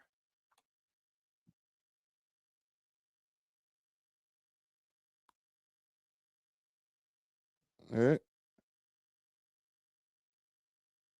What's this over here? This is based off of Cenat, because he said something yesterday. I just want to say say this from my heart. It can't be confusing to see the news about me and the people around me that isn't true. I've been sharing my life online for a long time now, and know that once you share that aspect of your life with the world, it can be hard to keep things private. There has been rumors, speculations, and comments made about my previous relationship and friends. I want to apologize for not addressing things sooner, but I need to take a step back from my social media and process everything. People react to things differently in different ways, and it is an emotional time and should have been handled privately, all caps. Okay. If there's something, if there was ever something important, something real for me, address it, say, or we'll hear it from me directly from me. You'll always hear it from me. Don't let the noise distract you from that. This applies to everything in my life, my relationships, my business, my streams, everything. I wish the best to Gabriella, I guess that's the Gigi girl or whatever, and ask please to respect both sides, because people are commenting on his relationship. Maybe he's turning gay after freaking everybody's after this relationship. I'm playing. And I ain't like what I just showed you, hear me? But it's like, I guess that's normal, but part of my swag. All right. Cool. Part of my swag, God. I ain't know y'all was giving it up. Nah, I ain't know y'all was giving it up here like that. Let me see my way out. There's just a certain level of comfortability that I didn't know niggas walk around like, God, part of my eyes and part of my body, if anything, because you'll never see me in it like that. And I just had to let it be known. This Ty Lil guy is part of Cenat's destruction.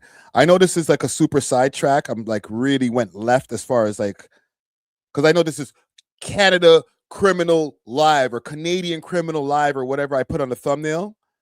But like, I don't know, bro. This is very interesting to me just to see the 180, or I don't know if this is the 180, just the evolution. Let's call it the evolution of Cenat, okay? Because he's pretty much the top of his game, and I understand getting into the fashion game and stuff like that, but bruv,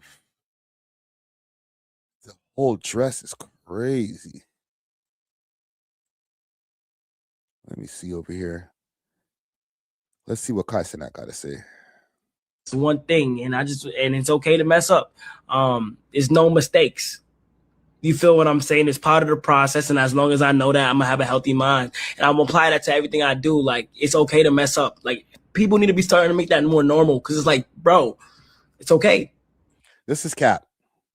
All right, you got to watch for some of these Twitter people over here. Cenat released a statement on Instagram along with a video revealing that he was actually the one who cheated on Gigi. I wonder who. This is Cap, because he never even addressed that. A lot of times they'll do this in these videos, or they'll put a lot of posts over here online, and put something in the headline saying this is what this person is addressing in this video. And if you don't actually go check out the video and realize that the video has nothing to do with the headline, some bullshit. Let me look up something over here. Cenat fashion. It was a video I saw earlier. luggage and like all these big brands, exactly. they have that one thing. Exactly. And then they grow. It's the opportunity to just express a lot of things that's been going on in my life. But like this is Kai behind just the streams. And I want to do it the right way. Like this is not me slapping He might be chasing booty. my name on any brand. And I can see. And and trying to, money grab and shit. I want to build this community. You have to know who your audience is. Yeah. You have to know who those people who are going to support you in the beginning, because those people also going to grow with you. The people who've been watching you for how long you been streaming? 5 years? This is a nigga, This fashion, I just realized this is a nigga. What the fuck? The fashion world is on some different shit, fam. Oh my God. I think the nigga got like a chin strap. It's like 4 or 5, yeah. Right. So if they started watching you when they was 9, they 14 now. You know what I mean? And for the next 5 years, then they're gonna be 19. So they grow with you, and then their economics are gonna grow with you too. Right? So and that's fine. Y'all grow together. Take your time. Like I always say that too, and I always say like, well, I think you did this part already. Like I always tell people just to be still. You know what I mean? I'm not mature enough for the fashion. I'm sorry. I'm a grown ass man, but I guess I'm just not mature enough for the fashion world, because I'd be like just observing, like, that's different. What the fuck's going on with you, bro? What's up with this look, fam? Be like, keep focused there, Friday. We gotta stay focused on the fashion. I'd be like, nigga, no, you look crazy, man. The fuck is this shirt? Like just when you just be still, and the universe will speak to you, and it'll come to you and really guide you in a way you which I feel like you doing now. When you stopped streaming, you went to Italy, you did all that. That was you being still, right? Turning off the noise, going away from the music right there. This is the conversion of Kai Cenat. This is the initiation into the cabal. Oh, they got him.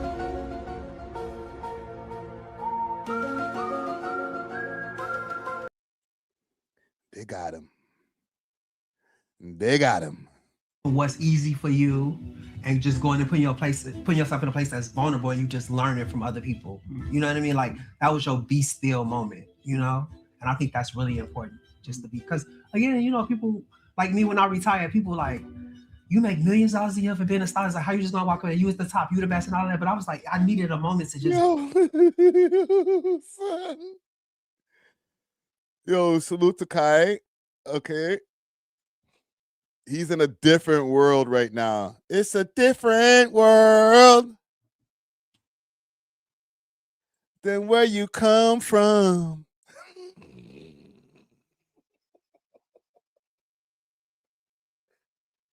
No more Ty Lil, BTB Dez, all them friggin' loud ass, abrasive ass niggas in the back. They gone. They gone. Now you got Fabio and friggin' Johnny. Not to diss you, Johnny, in the chat, but like a different Johnny. You know what I'm saying? I'll use a different name. Fabio and Brad and Brick.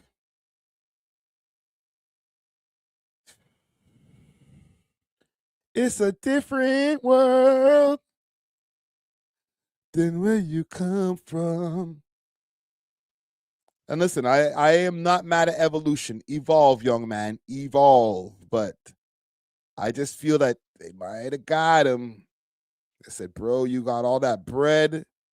We've been able to use your platform as the launching pad to get all of our agendas off. We've been able to get every celebrity that we can to push our agendas. And I'm not going to say right wing or left wing. I actually more like left wing agendas, right? So we've been able to use you in that type of way. What can we do next with our project? What's his name again? Kai Cenat? Yeah. What can we do with the Kai Cenat kid?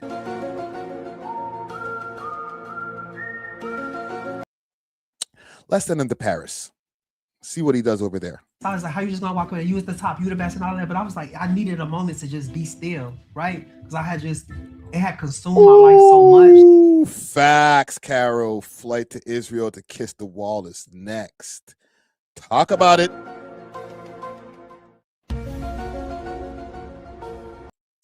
What can we do with this young man next?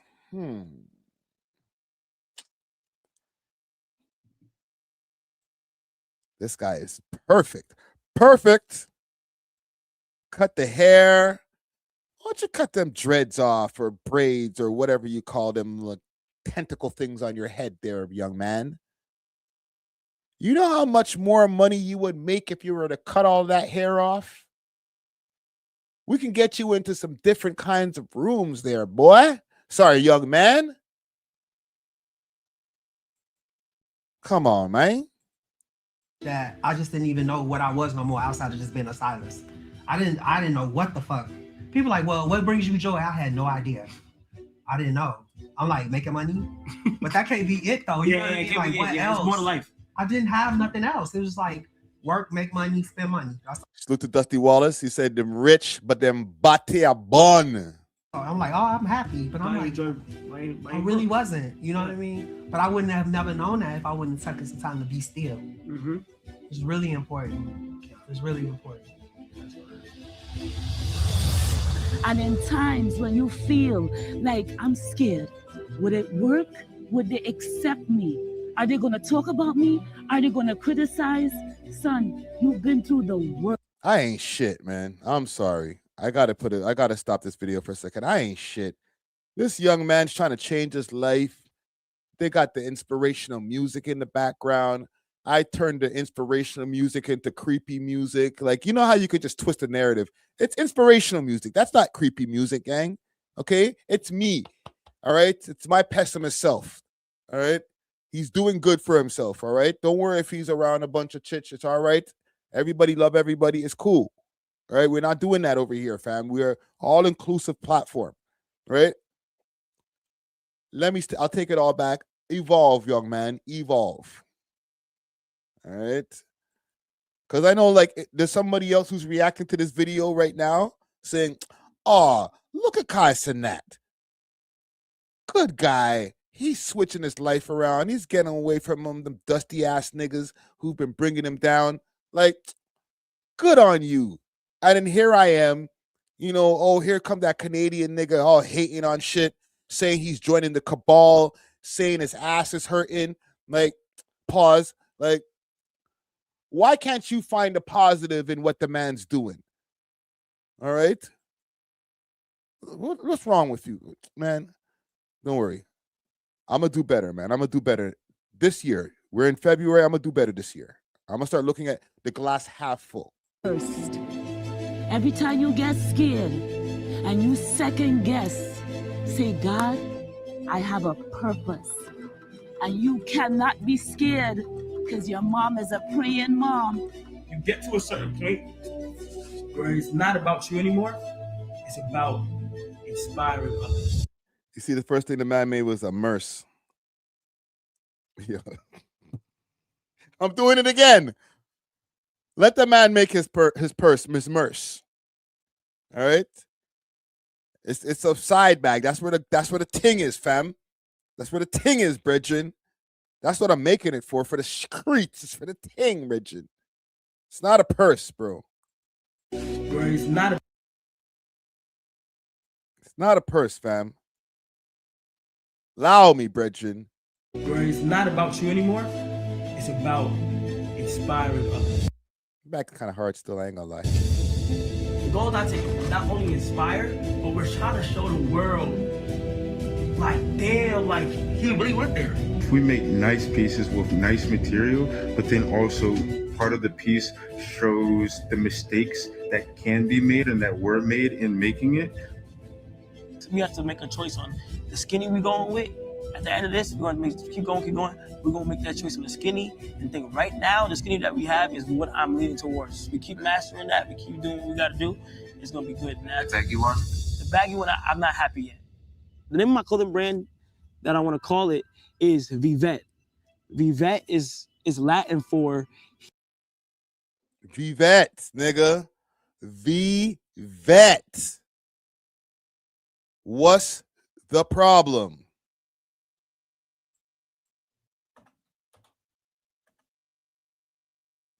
Huh? Where's my picture? What's the problem? Vivet, bitch. Huh?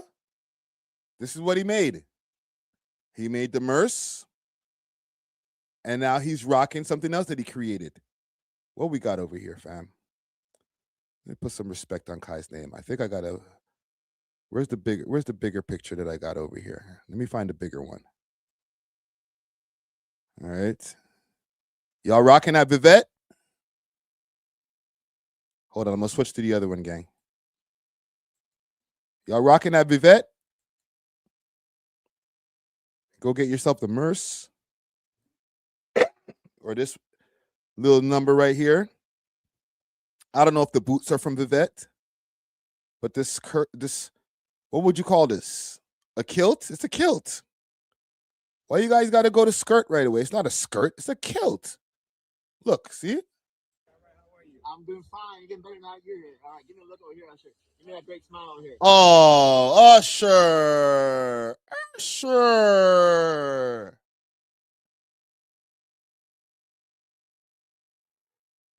No. Give me that Super Bowl. Give me that Super Bowl smile, Usher. Give me that Super Bowl smile. Yo, you guys are fucking up my childhood, bro, or my teenage years, bro. Fuck. Where are we going, man? Where are we going, fam? You got more money on that necklace than I got in my house right here.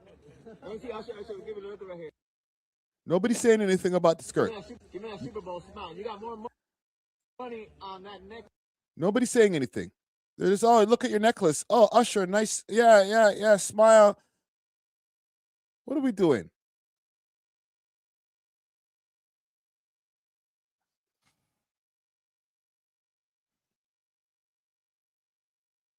This is a humiliation ritual for sure.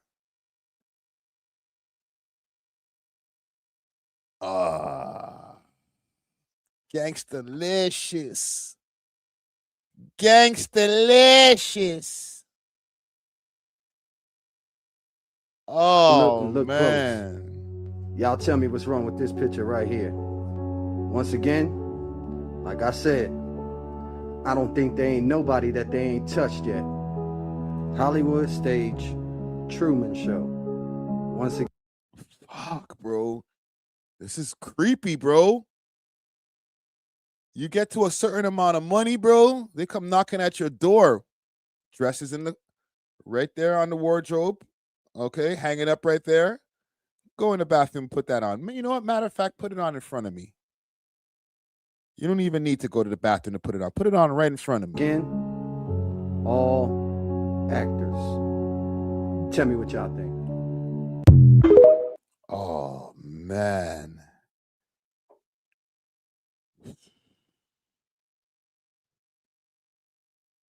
They got Twitter in a frenzy right now. Oh, man.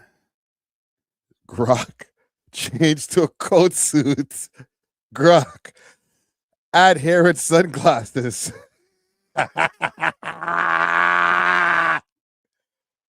Oh, man.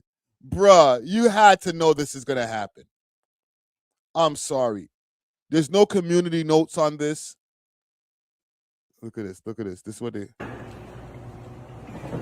what they compare Kai to. No. Kai, this you?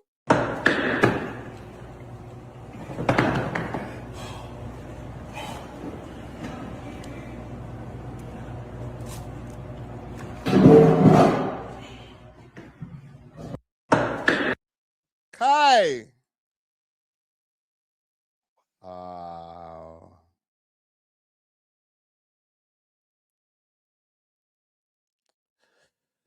I don't know what to tell you guys, bro. It's done. Nothing to see here, gang. All right. Drewski's up next. No. I like Drewski. They can't have Drewski. Let us keep Drewski, fam. Please. Y'all niggas just take all of these guys and then destroy them, bro. And y'all, when I say y'all, I mean the Hollywood elites or whatever elites, the international underground secret society type shit. Y'all niggas take all of these guys and this. You know who I blame for this shit? I blame Kevin Hart for this shit. For some reason, I feel like along the way somewhere, Kevin Hart got something to do with this shit. Because what are we doing over here, B? From the time I seen the man link up with Kevin Hart, and you guys kept on mentioning Drewski, right? And those guys, they linked up. They got the movie coming out soon. So you know you got to play ball somewhere. Once you got the feature film too, bro, with Kevin Hart, I feel like he introduced them niggas to the plug, bro. So you want to really, really get rich, guys? You really, really want to be in this Hollywood shit? Listen, this is the conversation, like verbatim, he's probably having. You want to get into this Hollywood shit, man? I could introduce you to a few people, but you got to act right.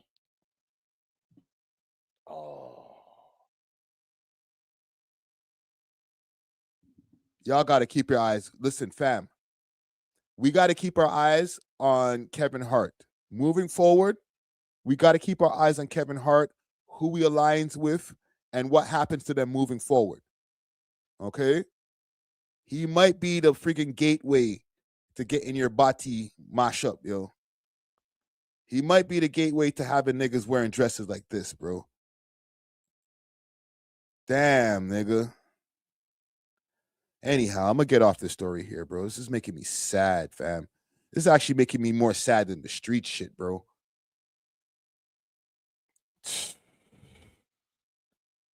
We're in a sad time right now, bro. I barely even got no hip-hop to cover. The hip-hop niggas is dying and going to jail at a rapid rate. The police are corrupt. The freaking government is infiltrated by Ryan Wedding. You YNs are out here wearing dresses and just painting nails and doing whatever, or just doing whatever, bro. Like, you know how they talk about anarchy and shit like that? And like, when people picture anarchy, they picture just people running in the streets, guns blazing, looting, all kind of like fire, cars burning and shit like that. Like, nah, bro. I think we are already here, bro. But just in a different way. You know what I'm saying? We're in the age where like niggas is crashing out online just to go viral. Mans are going to different countries to crash out and go viral. They get locked up. They come home. The Vitali's home right now. Went straight to the brand risk shit. They locked up the Johnny Somali kid. He just thinks that he could just do whatever he wants. Let me go to Korea and just harass people. Because this is what we do in the 2020s. We just do whatever we want. That's anarchy. The only difference between that and real anarchy is that there's still quote unquote police and authorities and all that that's supposed to be stopping the shit. But when you really think about Canada and the catch and release that's going on over here, we may as well say we're in anarchy. Niggas is doing whatever. The only time that they were able to say, you know what, we got you guys under control, and don't get it twisted. I know they still got us under control. But the only time they were really ready to show it that they got us under control is with the pandemic and when everybody was locked down and they're like, you niggas can't do shit unless you go get the jabby. You know what I'm saying? But as far as like a society, a civil society, I don't think we're living in one anymore, bro. we'll get to the next story in a second, but like, fam, we're in a society right now where I have a hip hop channel. I've spent the last, I don't know how long, speaking about just criminal shit and still be able to retain an audience because guess what? Nobody gives a fuck about rap shit no more. They're like, yo, who shot who? We're rewarded more for violence, death, and fuckery than we are for positivity. This is not a secret. But as far as the ante, it's going up. It's going up so crazy. Like, niggas is crashing their cars, putting it on camera, and getting millions of views.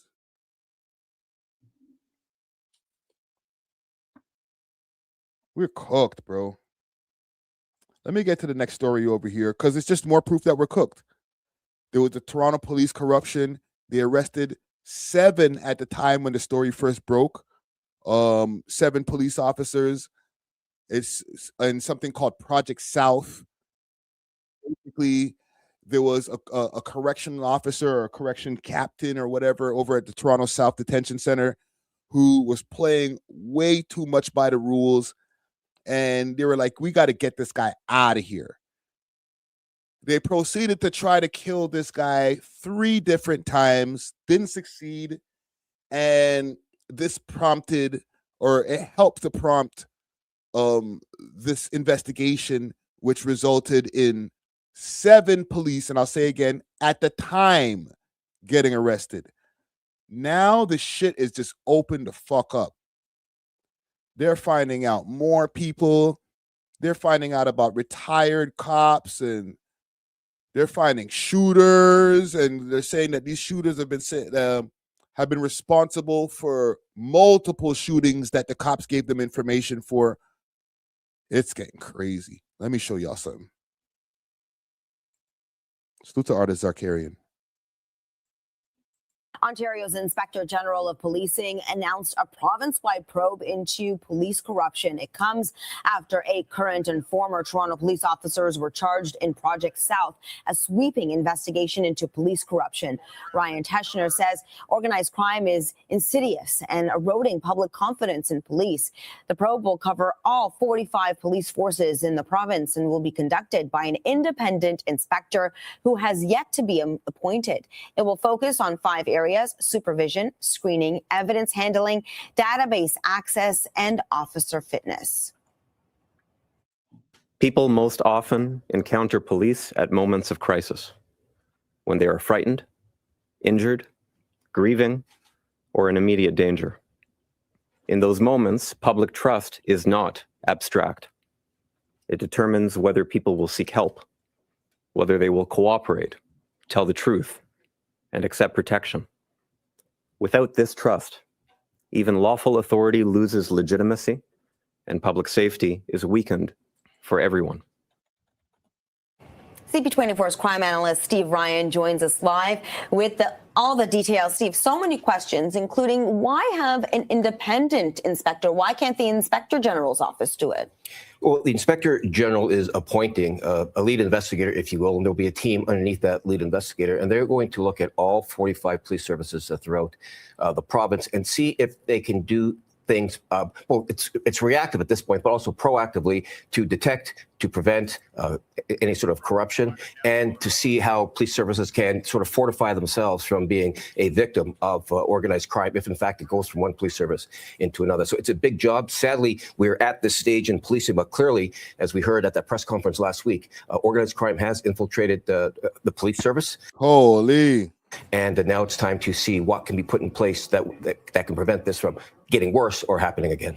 I'm gonna play a video in a second that's gonna show the one of the people that was arrested that they said was responsible for a lot of these shootings. Indeed, a big job. 45 police forces across the province are going to be inspected. What exactly is going to go into this inspection? So the systems will all be reviewed and analyzed. What can be done when it comes to hiring, what can be done when an officer is on the job, what can be done when an officer is handling evidence, and what can be done to monitor an officer's fitness for duty with regards to their own mental health, any addictions that they may have as a result.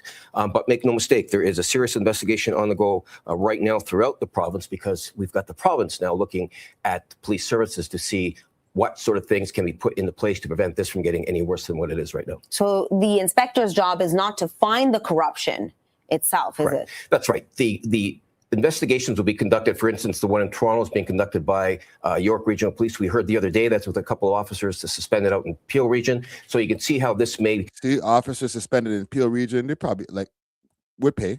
Be seeping into other police agencies.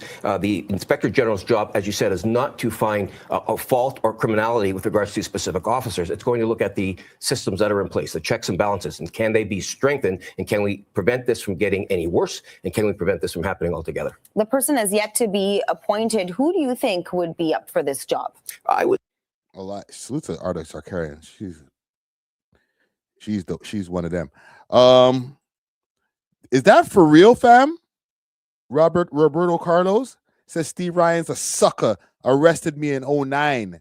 Because he used to be the boy them. Right? For the people who don't know, he used to be a cop. That's why they keep on asking him about friggin' all of the criminality shit. He's an ex-detective, I think. Right? Or I don't know if he was a beat cop, but like they always talk about ex-police officer, blah, blah, blah. Steve Ryan. You feel me? This nigga really arrested you for real back in the days? That's crazy. Yo, when you open CP24 and see this pussy, you're probably like, yo, sorry, I didn't even want to call him. I don't know you, fam. Okay, I might have to go do something at CP24. This is why they don't have me in them buildings, fam. Because I be calling niggas just whatever is on my head, like for real, right? But like, you probably open up CP24 and you're like, this bitch ass nigga. This is a pussy ass nigga who arrested me in 2009. Why they always got this nigga on the goddamn TV? I wonder if he makes more working for CP24 than he was on the beat or when he was on the force. Probably not.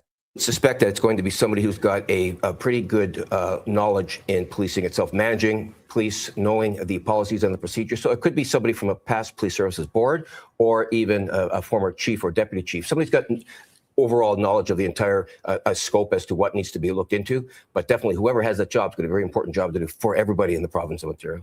And what do you think? 45 police services, looking into each one specifically, it's a really big job. Would it be just one person, you think, or do you think that person would have a team as well? I would suspect that there will be a team of investigators that will work for the lead investigator, and then they'll report back to the province. A lot of the things that are in How do you trust any of the investigators? How do you know who's compromised and who's not? Place right now when it comes to handling evidence, when it comes to hiring practices, when it comes to monitoring fitness for duty. A lot of the police services do a lot of the same things. So they'll find a lot of repetitive procedures and policies if, in fact, they are looking at every one of those police services. But then they've got to come up with hard, fast ways to prevent this from happening again and to detect those that may be in law enforcement who want to do of criminality.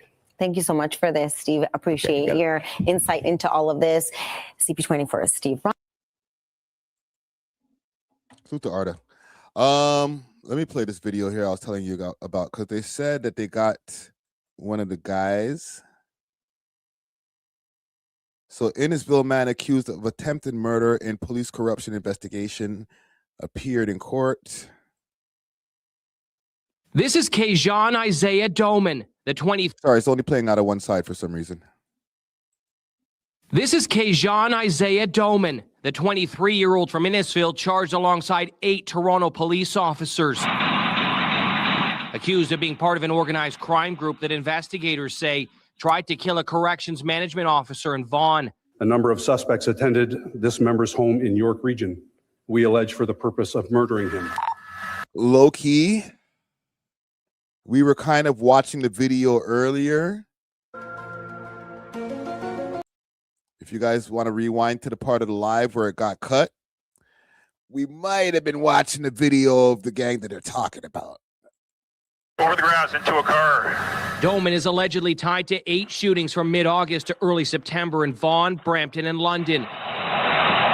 York Regional Police said a total of at least 125 shots had been fired. This nigga's out here putting in work. You are out here doing 8 shootings in a year, fam. Holy brother. You're looking for a raise. In London, York Regional Police said a total of at least 125 shots had been fired, many caught on camera. Doman has been behind bars since September and faces 24 charges, including attempted murder. Doman's one of at least 27 people charged following a 7-month investigation by York Regional Police. Corruption has no place. Yo, it took 7 months just to get all these guys, eh? They must have been moving sloppy. 7 months is quick work. Policing. He is accused of working with Toronto police officers that investigators say illegally provided organized crime groups with confidential information as part of an international drug trafficking ring. And you are John Maidley. Among the officers charged, recently retired Toronto Constable John Maidley Sr. of Barrie and his 29-year-old son, John Maidley Jr. I'm ready to go. I'm excited. I'm so happy I get to share the moment with these two. Who was accused of breach of trust and unauthorized use of a computer. Maidley Sr. also faces gun charges. Police said last month Maidley was part of an illegal online gambling ring using... What is he doing, fam? What is this? What is this? And I see that comment in the chat there. That's a crazy allegation. You say you don't support me. I don't fuck with homie, but like that's a crazy... I'm not even going to put that on the screen. All right? Holy shit. What is this guy doing? What was this? Let's play a game. Also faces gun charges. Police said last month Maidley was part of an illegal online... He looked like he was drunk when he was doing that too. ...gambling ring using threats of violence to collect debts with this man, Thomas Fippard, a.k.a. Frank the Tank. Maidley is scheduled to return to court later this month. Doman in March. The allegations against the... Yo, I was trying to use that guy, Frank the Tank, as one of the thumbnails, but it just wasn't working out. Or one of the people in the thumbnail. Where am there? This you here. This guy looks scary. Tank. Maidley is scheduled to return to court later this month. Doman in March. The allegations against the accused have not been tested in court. Mike Arsledy, CTV News, Newmarket. Yeah, we might need a mod in here. Salute to Brown Skin Dragon, but she's not around right now. I mean, let me take these freaking comments out of the chat, because even if I don't fuck with homie, that's just flagrant there, brother. You need to be put on timeout. You're going on a 10-minute timeout there, brother. Even if I don't fuck with homie, that is just flagrant. I can't have them things in the chat like that. He's a piece of shit, all right? But that's crazy. All right, that's a mod thing there, Bridget. But yeah, this is crazy, bro. These cops are corrupt as shit, man. I have another video in regards to this because they're going so crazy. I found a video where these guys are selling uniforms and police paraphernalia out of actual police stations, fam. Holy shit. Hold on. Let me see if I can find the video here. Oh, actually, before we get to that, let me play this. But we'll get to that. Disciplinary hearing is unfolding against the backdrop of a province-wide corruption crackdown. Salute to Rebel News. And it brings into further question about police priorities, especially inside Canada's largest police service. So let's dig in. Why today I am announcing an independent, province-wide inspection into the ability of Ontario's police services and boards to prevent, detect, respond to, and fortify their organizations against corruption and ensure integrity. Staff Sergeant Ernest, also known as Dave Haynes, is a veteran Toronto Police Service officer and happens to be the son-in-law. This guy looks crooked. He has a crooked face, fam. And what that man wife? Holy. Of Ontario Premier Doug Ford. He was back before a Toronto Police Tribunal this morning, facing internal charges including discreditable conduct, breach of confidence, and insubordination.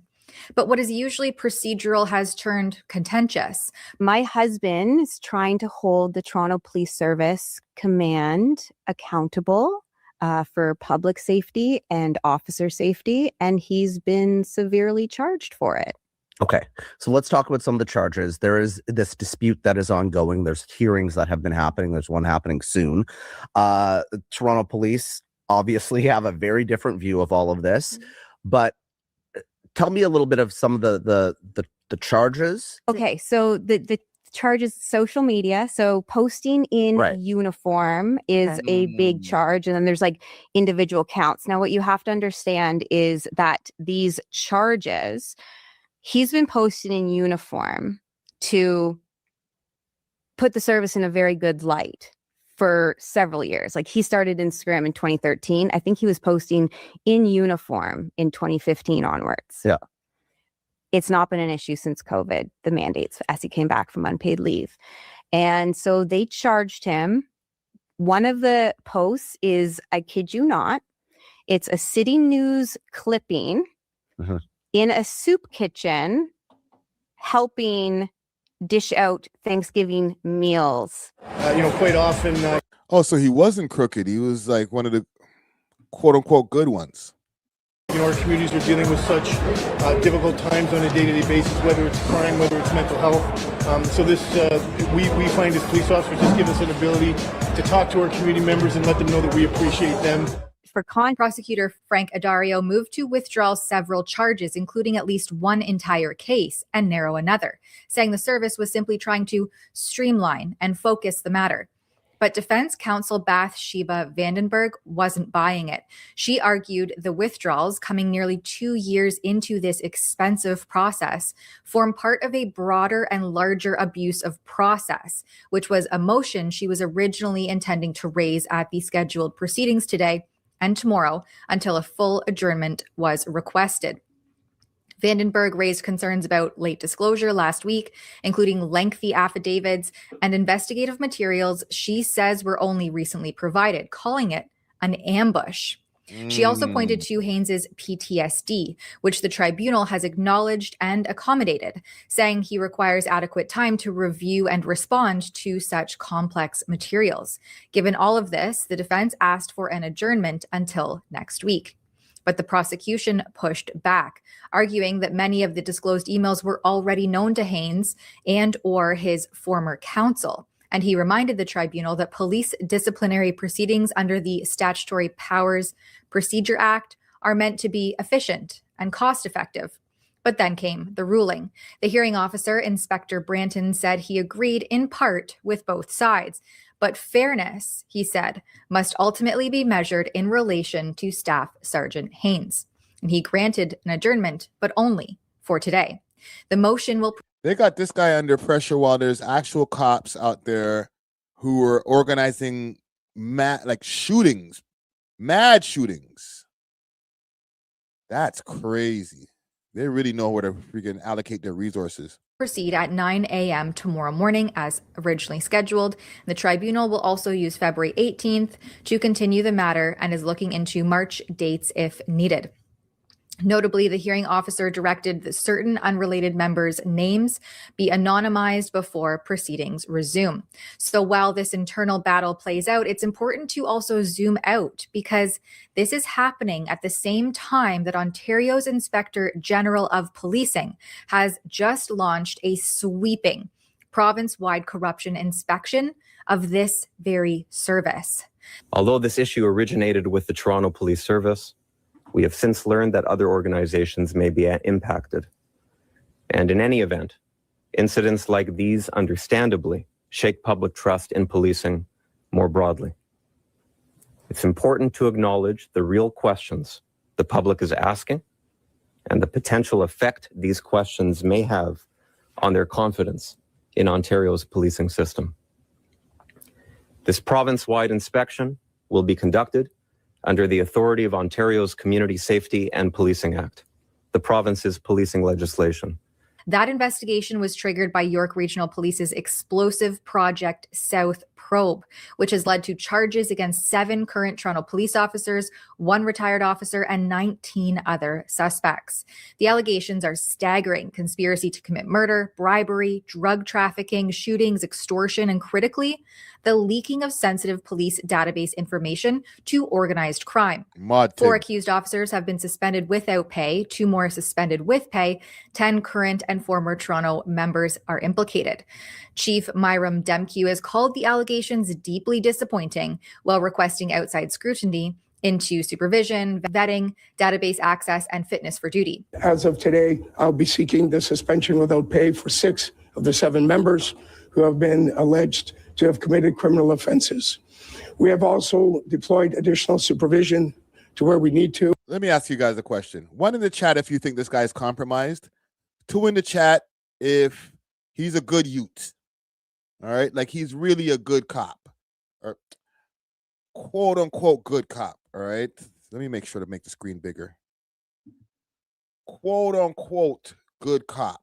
1 in the chat if you think he's compromised. Like, yeah, you're going to be doing an investigation, but your hands are dirty too, brother.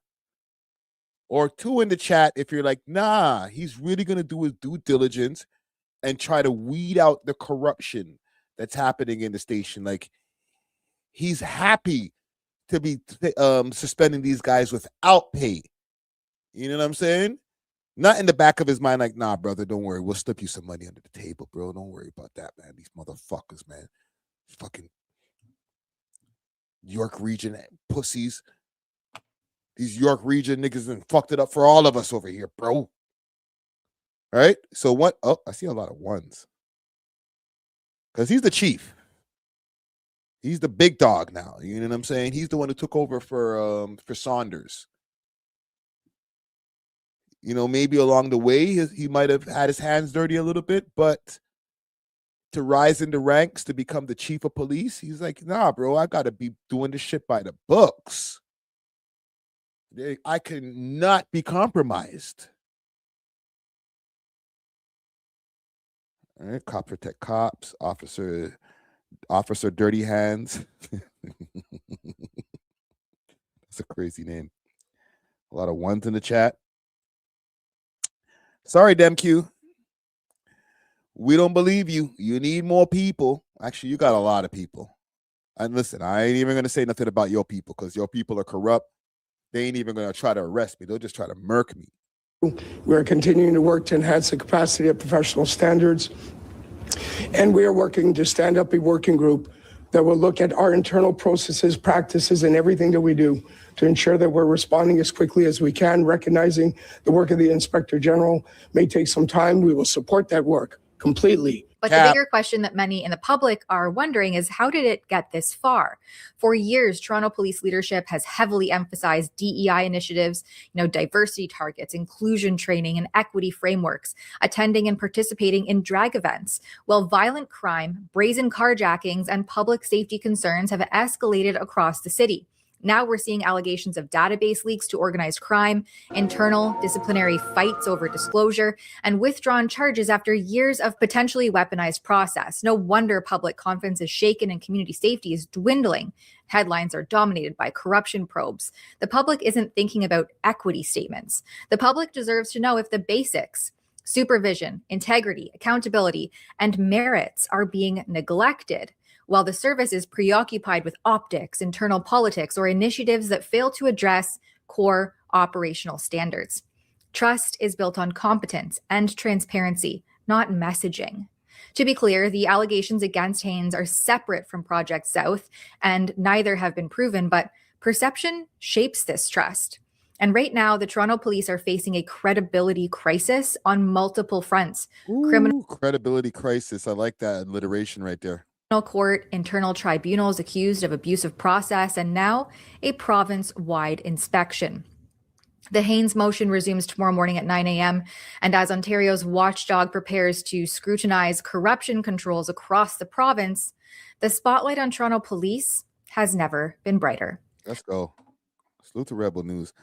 There's one more video I want to show you guys. Is there one more? Or I have more after this? Yeah, there's one more video I want to show you guys on how corrupt this this or how much this corruption has gone crazy. So, 2 Toronto police officers accused of trafficking uniforms, police clothing, and court documents. These niggas is just doing whatever they want, bro. We're learning new details today in a high-profile investigation of Toronto police officers. They're accused of leaking information to key organized crime figures. It has prompted Ontario's Inspector General of Policing to order a sweeping review. Now, court documents are offering fresh details. The CBC's Michelle Song is on this story, and she joins us now live. Michelle, what do these court documents reveal? So, Hillary, we have learned from these court documents that Timothy Barnhart, one of the officers arrested in this investigation, is listed as a co-conspirator alongside a man named Brian DaCosta. He is considered a key figure in York Regional Police's investigation, and York Police has said that he has significant ties to an international drug network. When York Police initially released a list of charges, oh shit, it's all coming together now.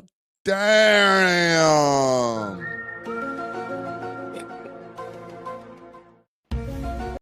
I didn't even mean to do that, gang. I didn't even mean to do it. International Drug Organization.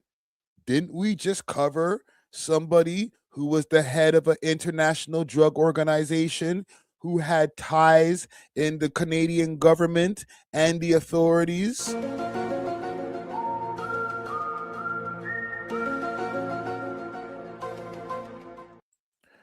Wow.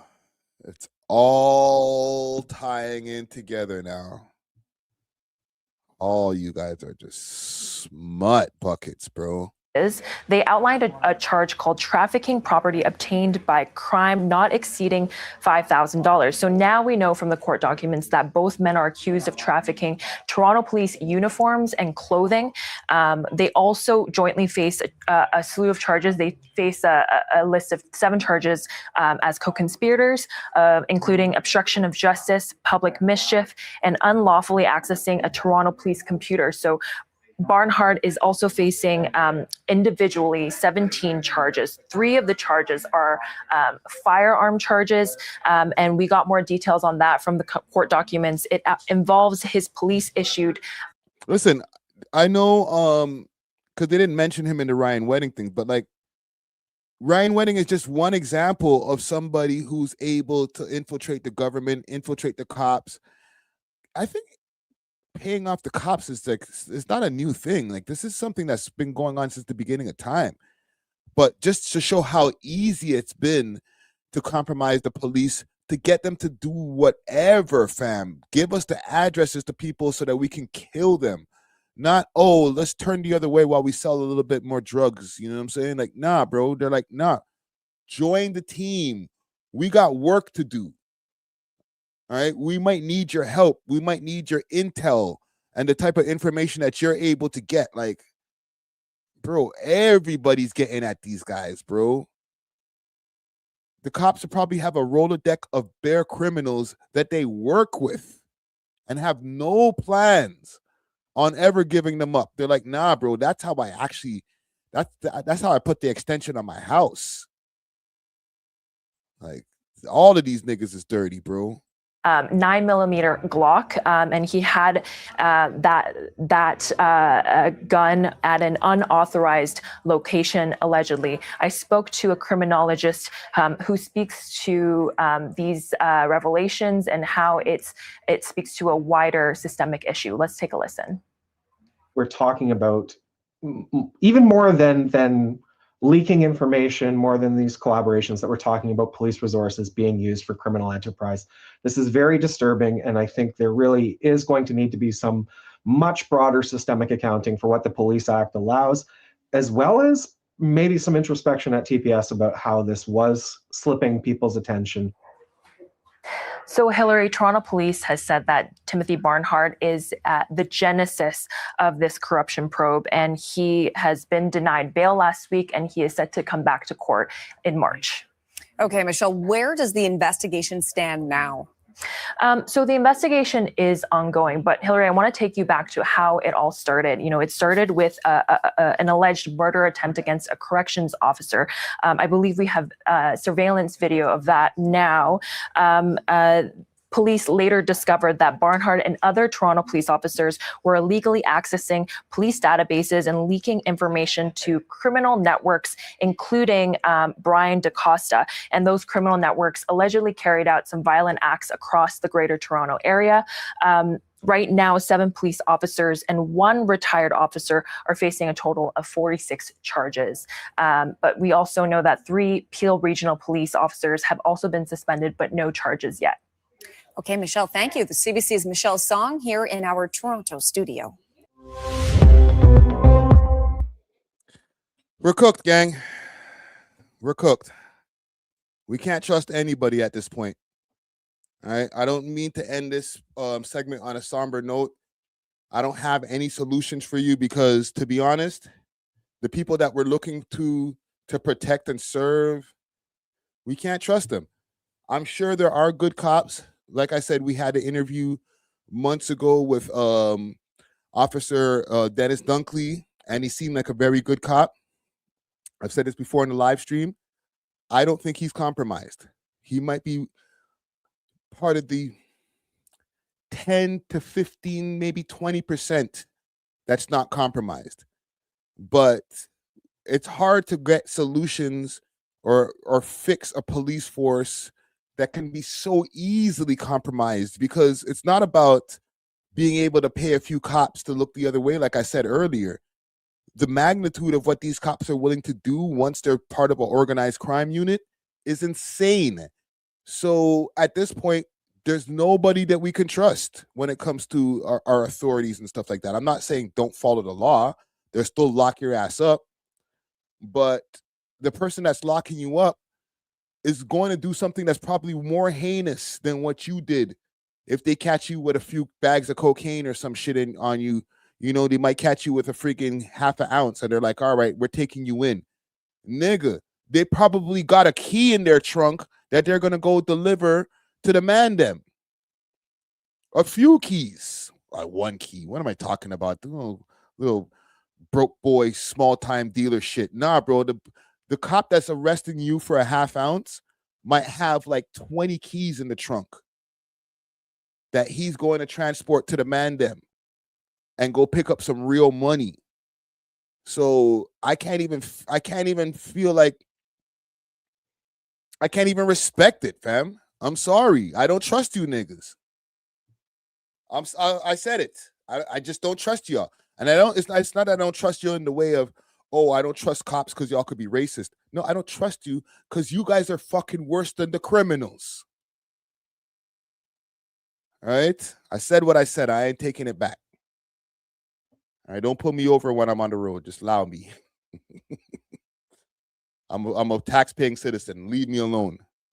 But we'll leave that there. No salutes to anybody. You're all fucked. I ain't got no salutes to nobody. All right? DemQ, all of you guys, fix. I can't even tell you to fix up. All right? Just get rid of them all. We need a whole new slate. You know what? Forget it. I have no solutions. I'm not even going to try to piece together a solution right now. It's just going to hurt my brain. Keeping on corrupt things that are happening in our scene over here. The Chinese ransom scam. So I stumbled upon this. This is something that I guess it's popped up on YouTube a few days ago, as far as Canadian YouTube, but it's been going on for a while, where they're kidnapping Chinese students and holding them for ransom and then getting money for these guys, obviously. But the people who are being kidnapped don't even know that they're kidnapped more times. They're just chilling. They're at a place. And then next thing you know, like, they're able to leave, but they didn't know that they were being held against their will. It's kind of interesting. So I'm gonna play some videos here, right? There's one that I found courtesy of CP24. And then I found one that has a little bit more detail that we'll get into. So let's pull up our screen over here. This is crazy. It's actually kind of crazy. And let me go back to my watch history. So police search for a suspect conducting ransom scam targeting young Chinese newcomers. still trying to identify a suspect in a ransom scam that appears to target young Chinese students who were new to Canada. Officers say a boy received a call last month from someone who was claiming to be police in China, implicating them in a money laundering investigation. The boy eventually met with the suspect at a plaza in Markham on February 2nd. When he was told he needed to be taken to a safe house in Mississauga, the boy went with the suspect, spent 2 days at an Airbnb before receiving a call that he was safe to leave.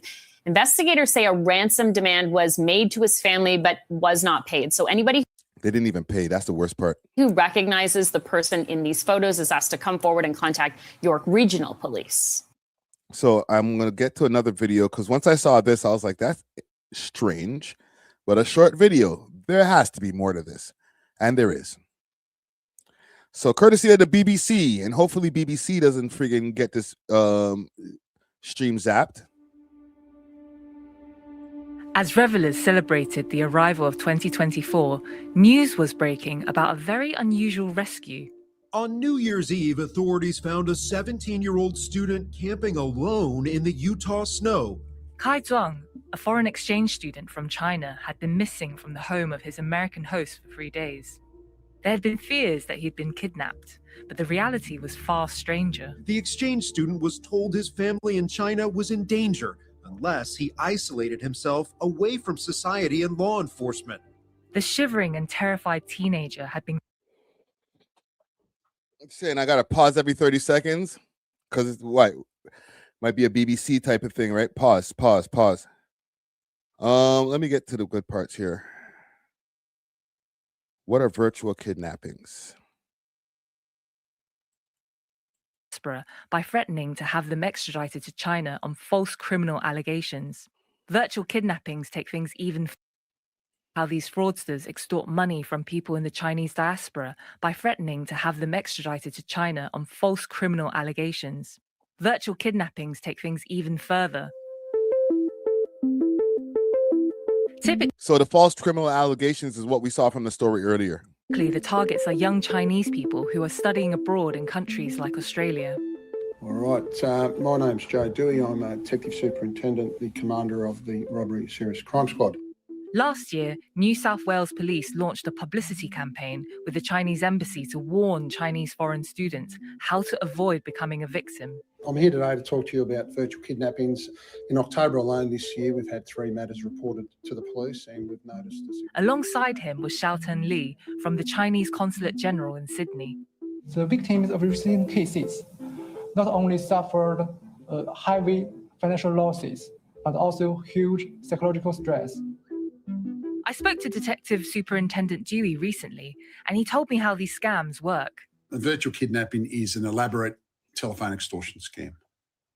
So pay attention. Victims are told by someone who they believe is a Chinese police officer that they have committed some type of crime in China. So how are people manipulated into thinking they're talking to the police? As we heard in the last episode of BBC Trending, the scammers may appear on video calls in uniform or even in locations that look like a police station.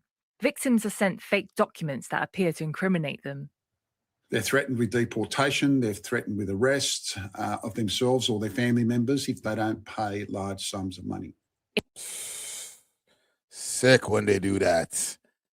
I'm not trying to encourage any crime, but Jesus Christ, bro.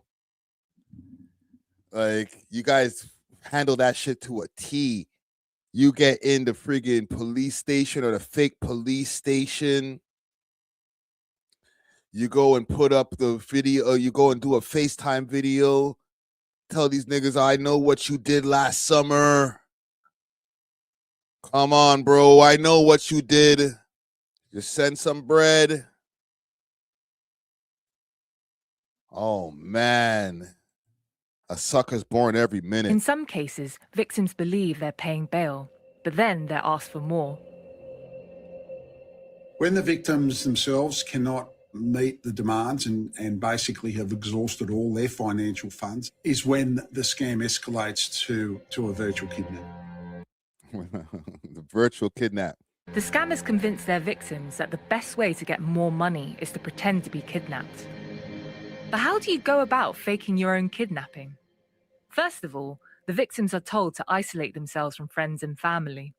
They're made to get new phones so that they can only communicate with the scammers. Wow. They're instructed to purchase makeup and rope.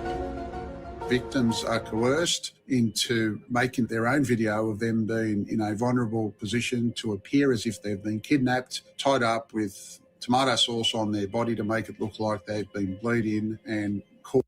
Oh my God. The tomato sauce on the body and everything, fam. So you got to pretend to kidnap yourself to get some extra bread. And you believe this is the police. Who are the idiots that they're convincing? And listen, I know it's a stereotype, but like I thought Chinese people are supposed to be smart. Right? Like, who are the idiots that they're convincing that I'm the police, you committed a crime, you can pay this amount of money for bail. Okay, thank you. But now we need more money, and then you go get it. And then they give you a suggestion, maybe you can kidnap yourself or pretend that you're kidnapped, basically, and get your parents or whoever to send the bread. Oh, come on, fam. I don't care. Listen, somebody said, Dom said book smart, not street smart. I don't care how book smart you are. You can't be that dumb to believe this shit. But you know what? People are doing it. There's proof of concept already. So what am I saying? They're doing it. Damn, bro, this is insane. Calling for help from their loved ones. The scammers send these images to families with a ransom demand. Australian police have released some of these photos and videos with the faces blurred out. It's very strange looking at them, knowing that the people who are apparently tied up on the floor in their underwear are actually faking it. Okay, so I'm going to stop there because I feel like a copyright is coming on. Let me see if I can find more video on this, and then we'll get off of this. Chinese kidnapping scam.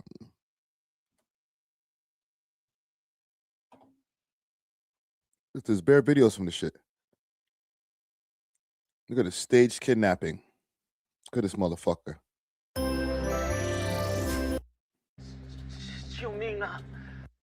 Xuelong's mother in China received a ransom demand along. This guy faked this.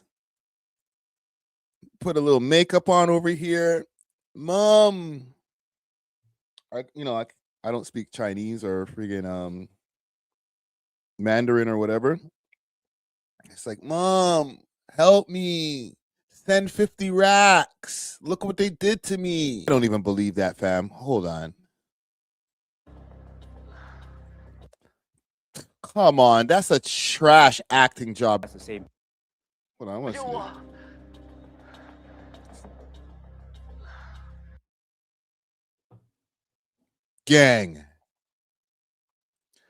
Gang. Cantonese, thank you. I was trying to remember the other thing. Gang. There's no way that like his parents looked at that and said, "Oh yeah, you kidnapped." He's like,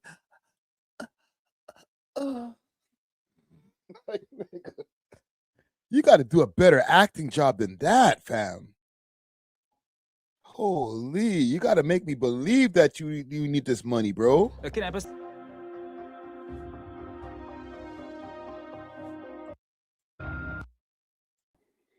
Just keep your eyes open. These niggas are out here scamming, bro. The world is is in a whole different place right now where like I said, we are just doing whatever we want. All right. I'm going to leave that there. I asked actually in the chat over here, are we in a pre-anarchy? 79% of y'all believe that we are. So listen, I'm not trying to encourage it because if we believe it, we can achieve it. I'm not trying to achieve anarchy, but we're kind of here already. Let me see, what am I doing for time over here? I'm at 4 hours. Jesus Christ, man, good shot. I'm going to do one more story here regarding Doug Ford. I won't say a rare W from Doug Ford, because Doug Ford catches his share of W's, but this is another W for Doug Ford. I don't know if you guys remember that time when the Fordster was out here pouring out Crown liquor bottles. He was pissed that the company that owns Crown Royale, Diageo, was taking workers out of Ontario, or, they were letting go a bunch of workers on Ontario, or taking some of their business out of Ontario. And there was that infamous video of him pouring out the Crown Royale. Let me see if I can find that video. Let me teach you how to teach you how to Dougie. Teach you how to Dougie. They're sitting around and said, okay, how's South America doing? They're doing okay. How's Europe? Yeah. How's North America? Okay, everything's good. Oh, let's target our largest customer. Who targets the largest customer? To put it in perspective, $740 million, $750 million. The people of Ontario support this company. And their payroll is 16, maybe $17 million. So you're jeopardizing $740 million worth of business for what? $17 million? And you're going to hurt a community?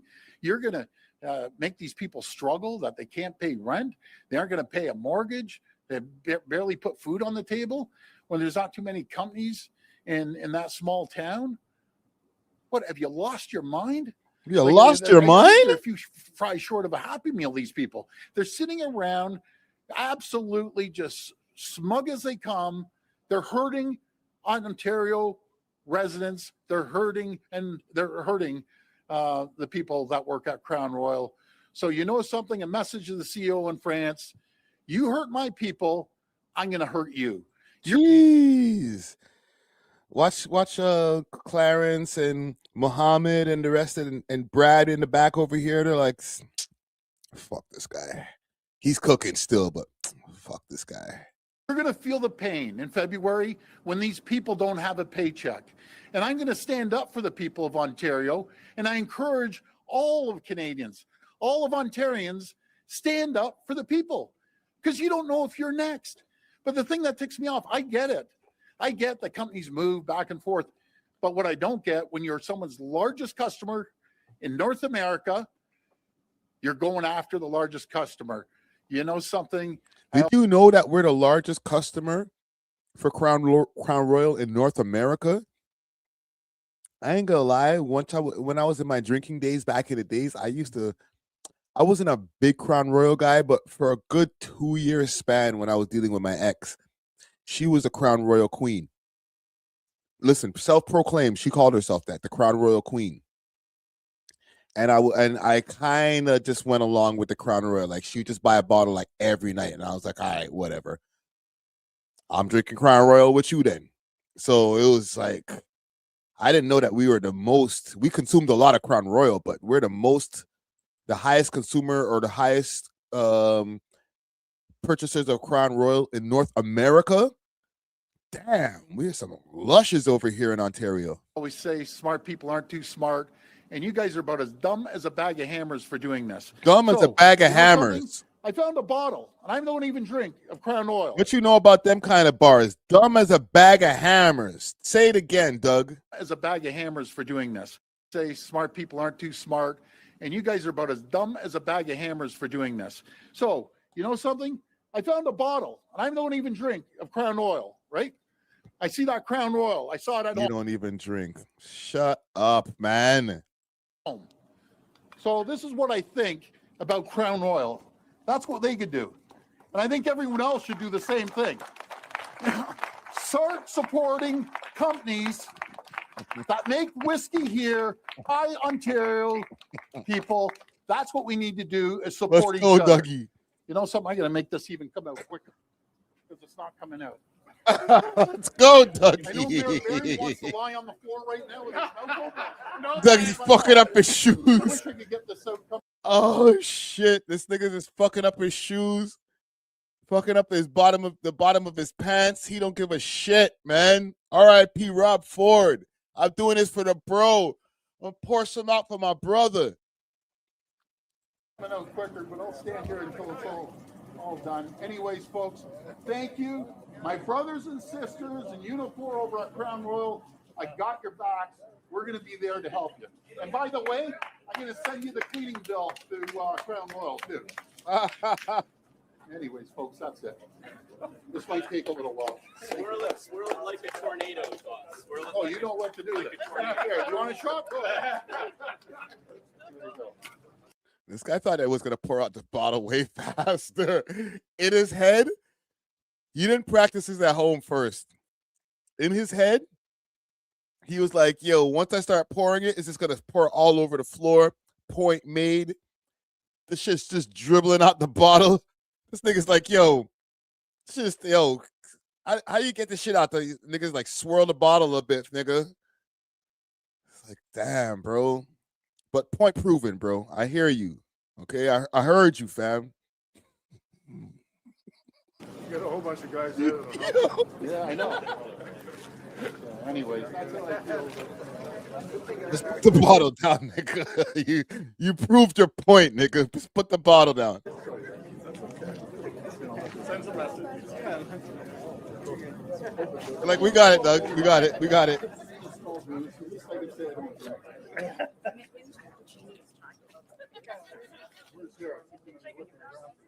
Is he waiting for the whole bottle to empty?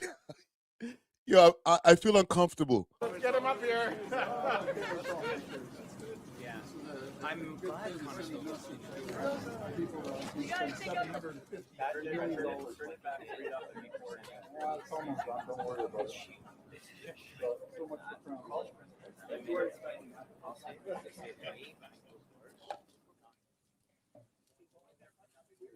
This guy turned a photo op into a video op. It was just supposed to be like a quick splush. See, fuck you, Crown Royale. Ha ha. Niggas like, don't worry. It'll be done soon. Give me about 30 more seconds. We'll finish the bottle out, bro.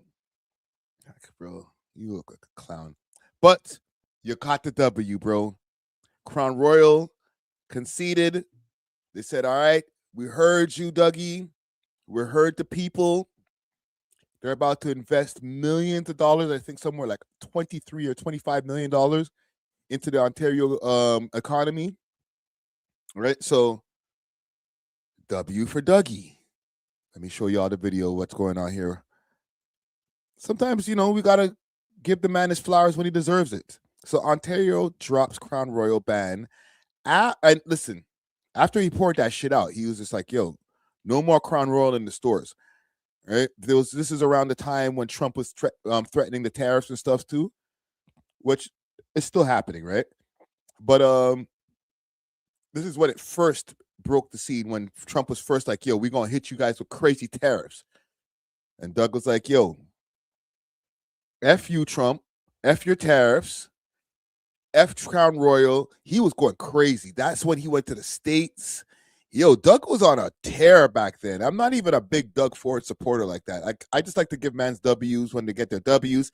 And trust me, I like to give you your L when you deserve your L. But this is a W. So Ontario drops Crown Royale ban after Ford announces $23 million deal with Diageo.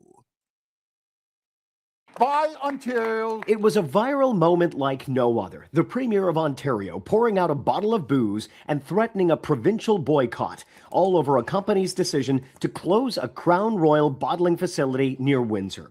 Ford repeatedly insisted he was willing to follow through unless the company was willing to replace the 200 jobs lost. Help me help you. Come up with ideas how you can hire more people. On Friday, the two sides announced an agreement. I rate it still. Just quick fast before we continue the video. I rate it 200 jobs in the whole grand scheme of Canada, of the 30 million or 30 something million people that we have in our country. 200 people losing a job is not the biggest amount of people. It's still a considerable amount of people. Don't get that twisted. But Doug went head to head with a big company. so that he can save 200 people's jobs and like more people getting more jobs in the future and stuff like that too, right? Let's not get that twisted. So like he was fighting for more than just the 200 jobs, but he was fighting for the small team to have a big win. I'll say that. Agreement.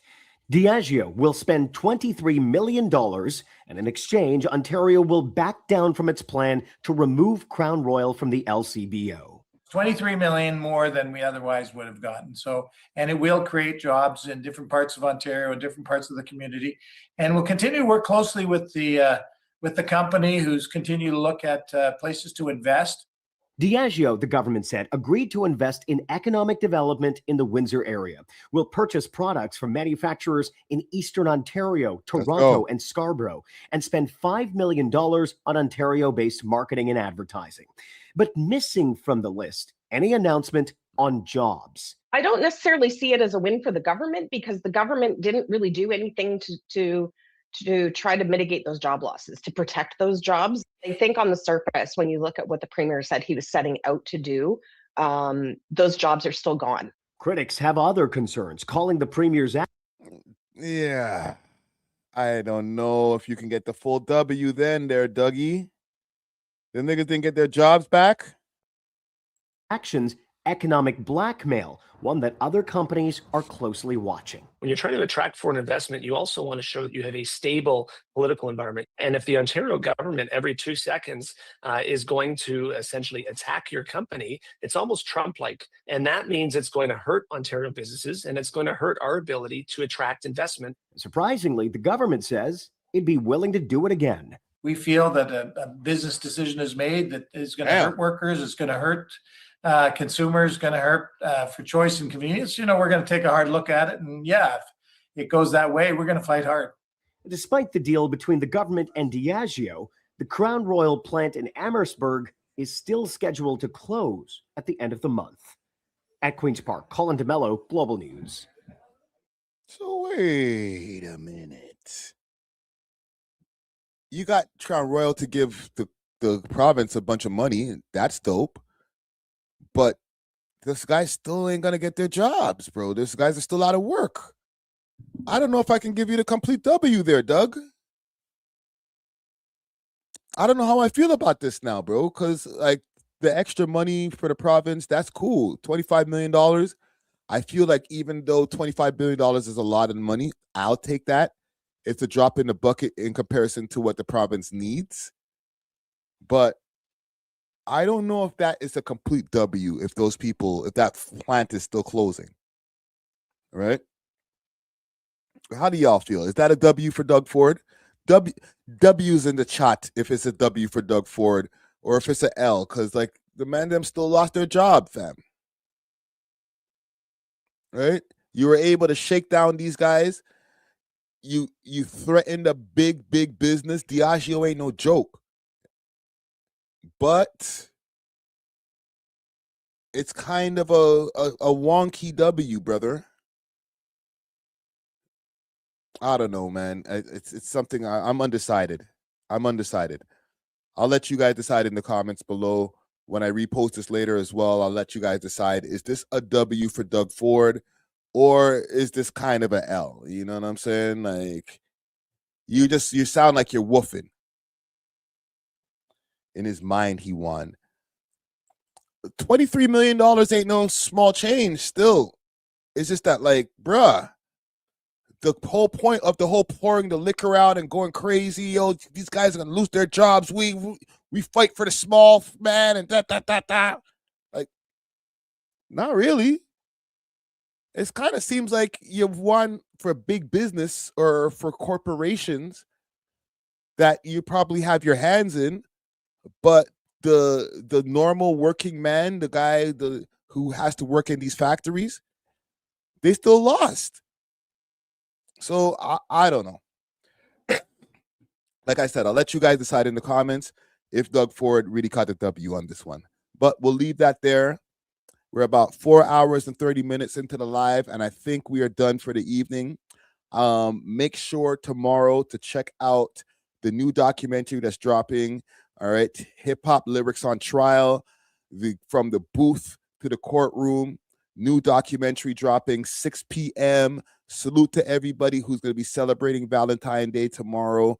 Okay, if you have your Valentine's Day person, love them right. Keep doing what y'all are doing. Okay, and we'll be back on Monday with a new episode of the podcast. Until then, we are off of this. Doses.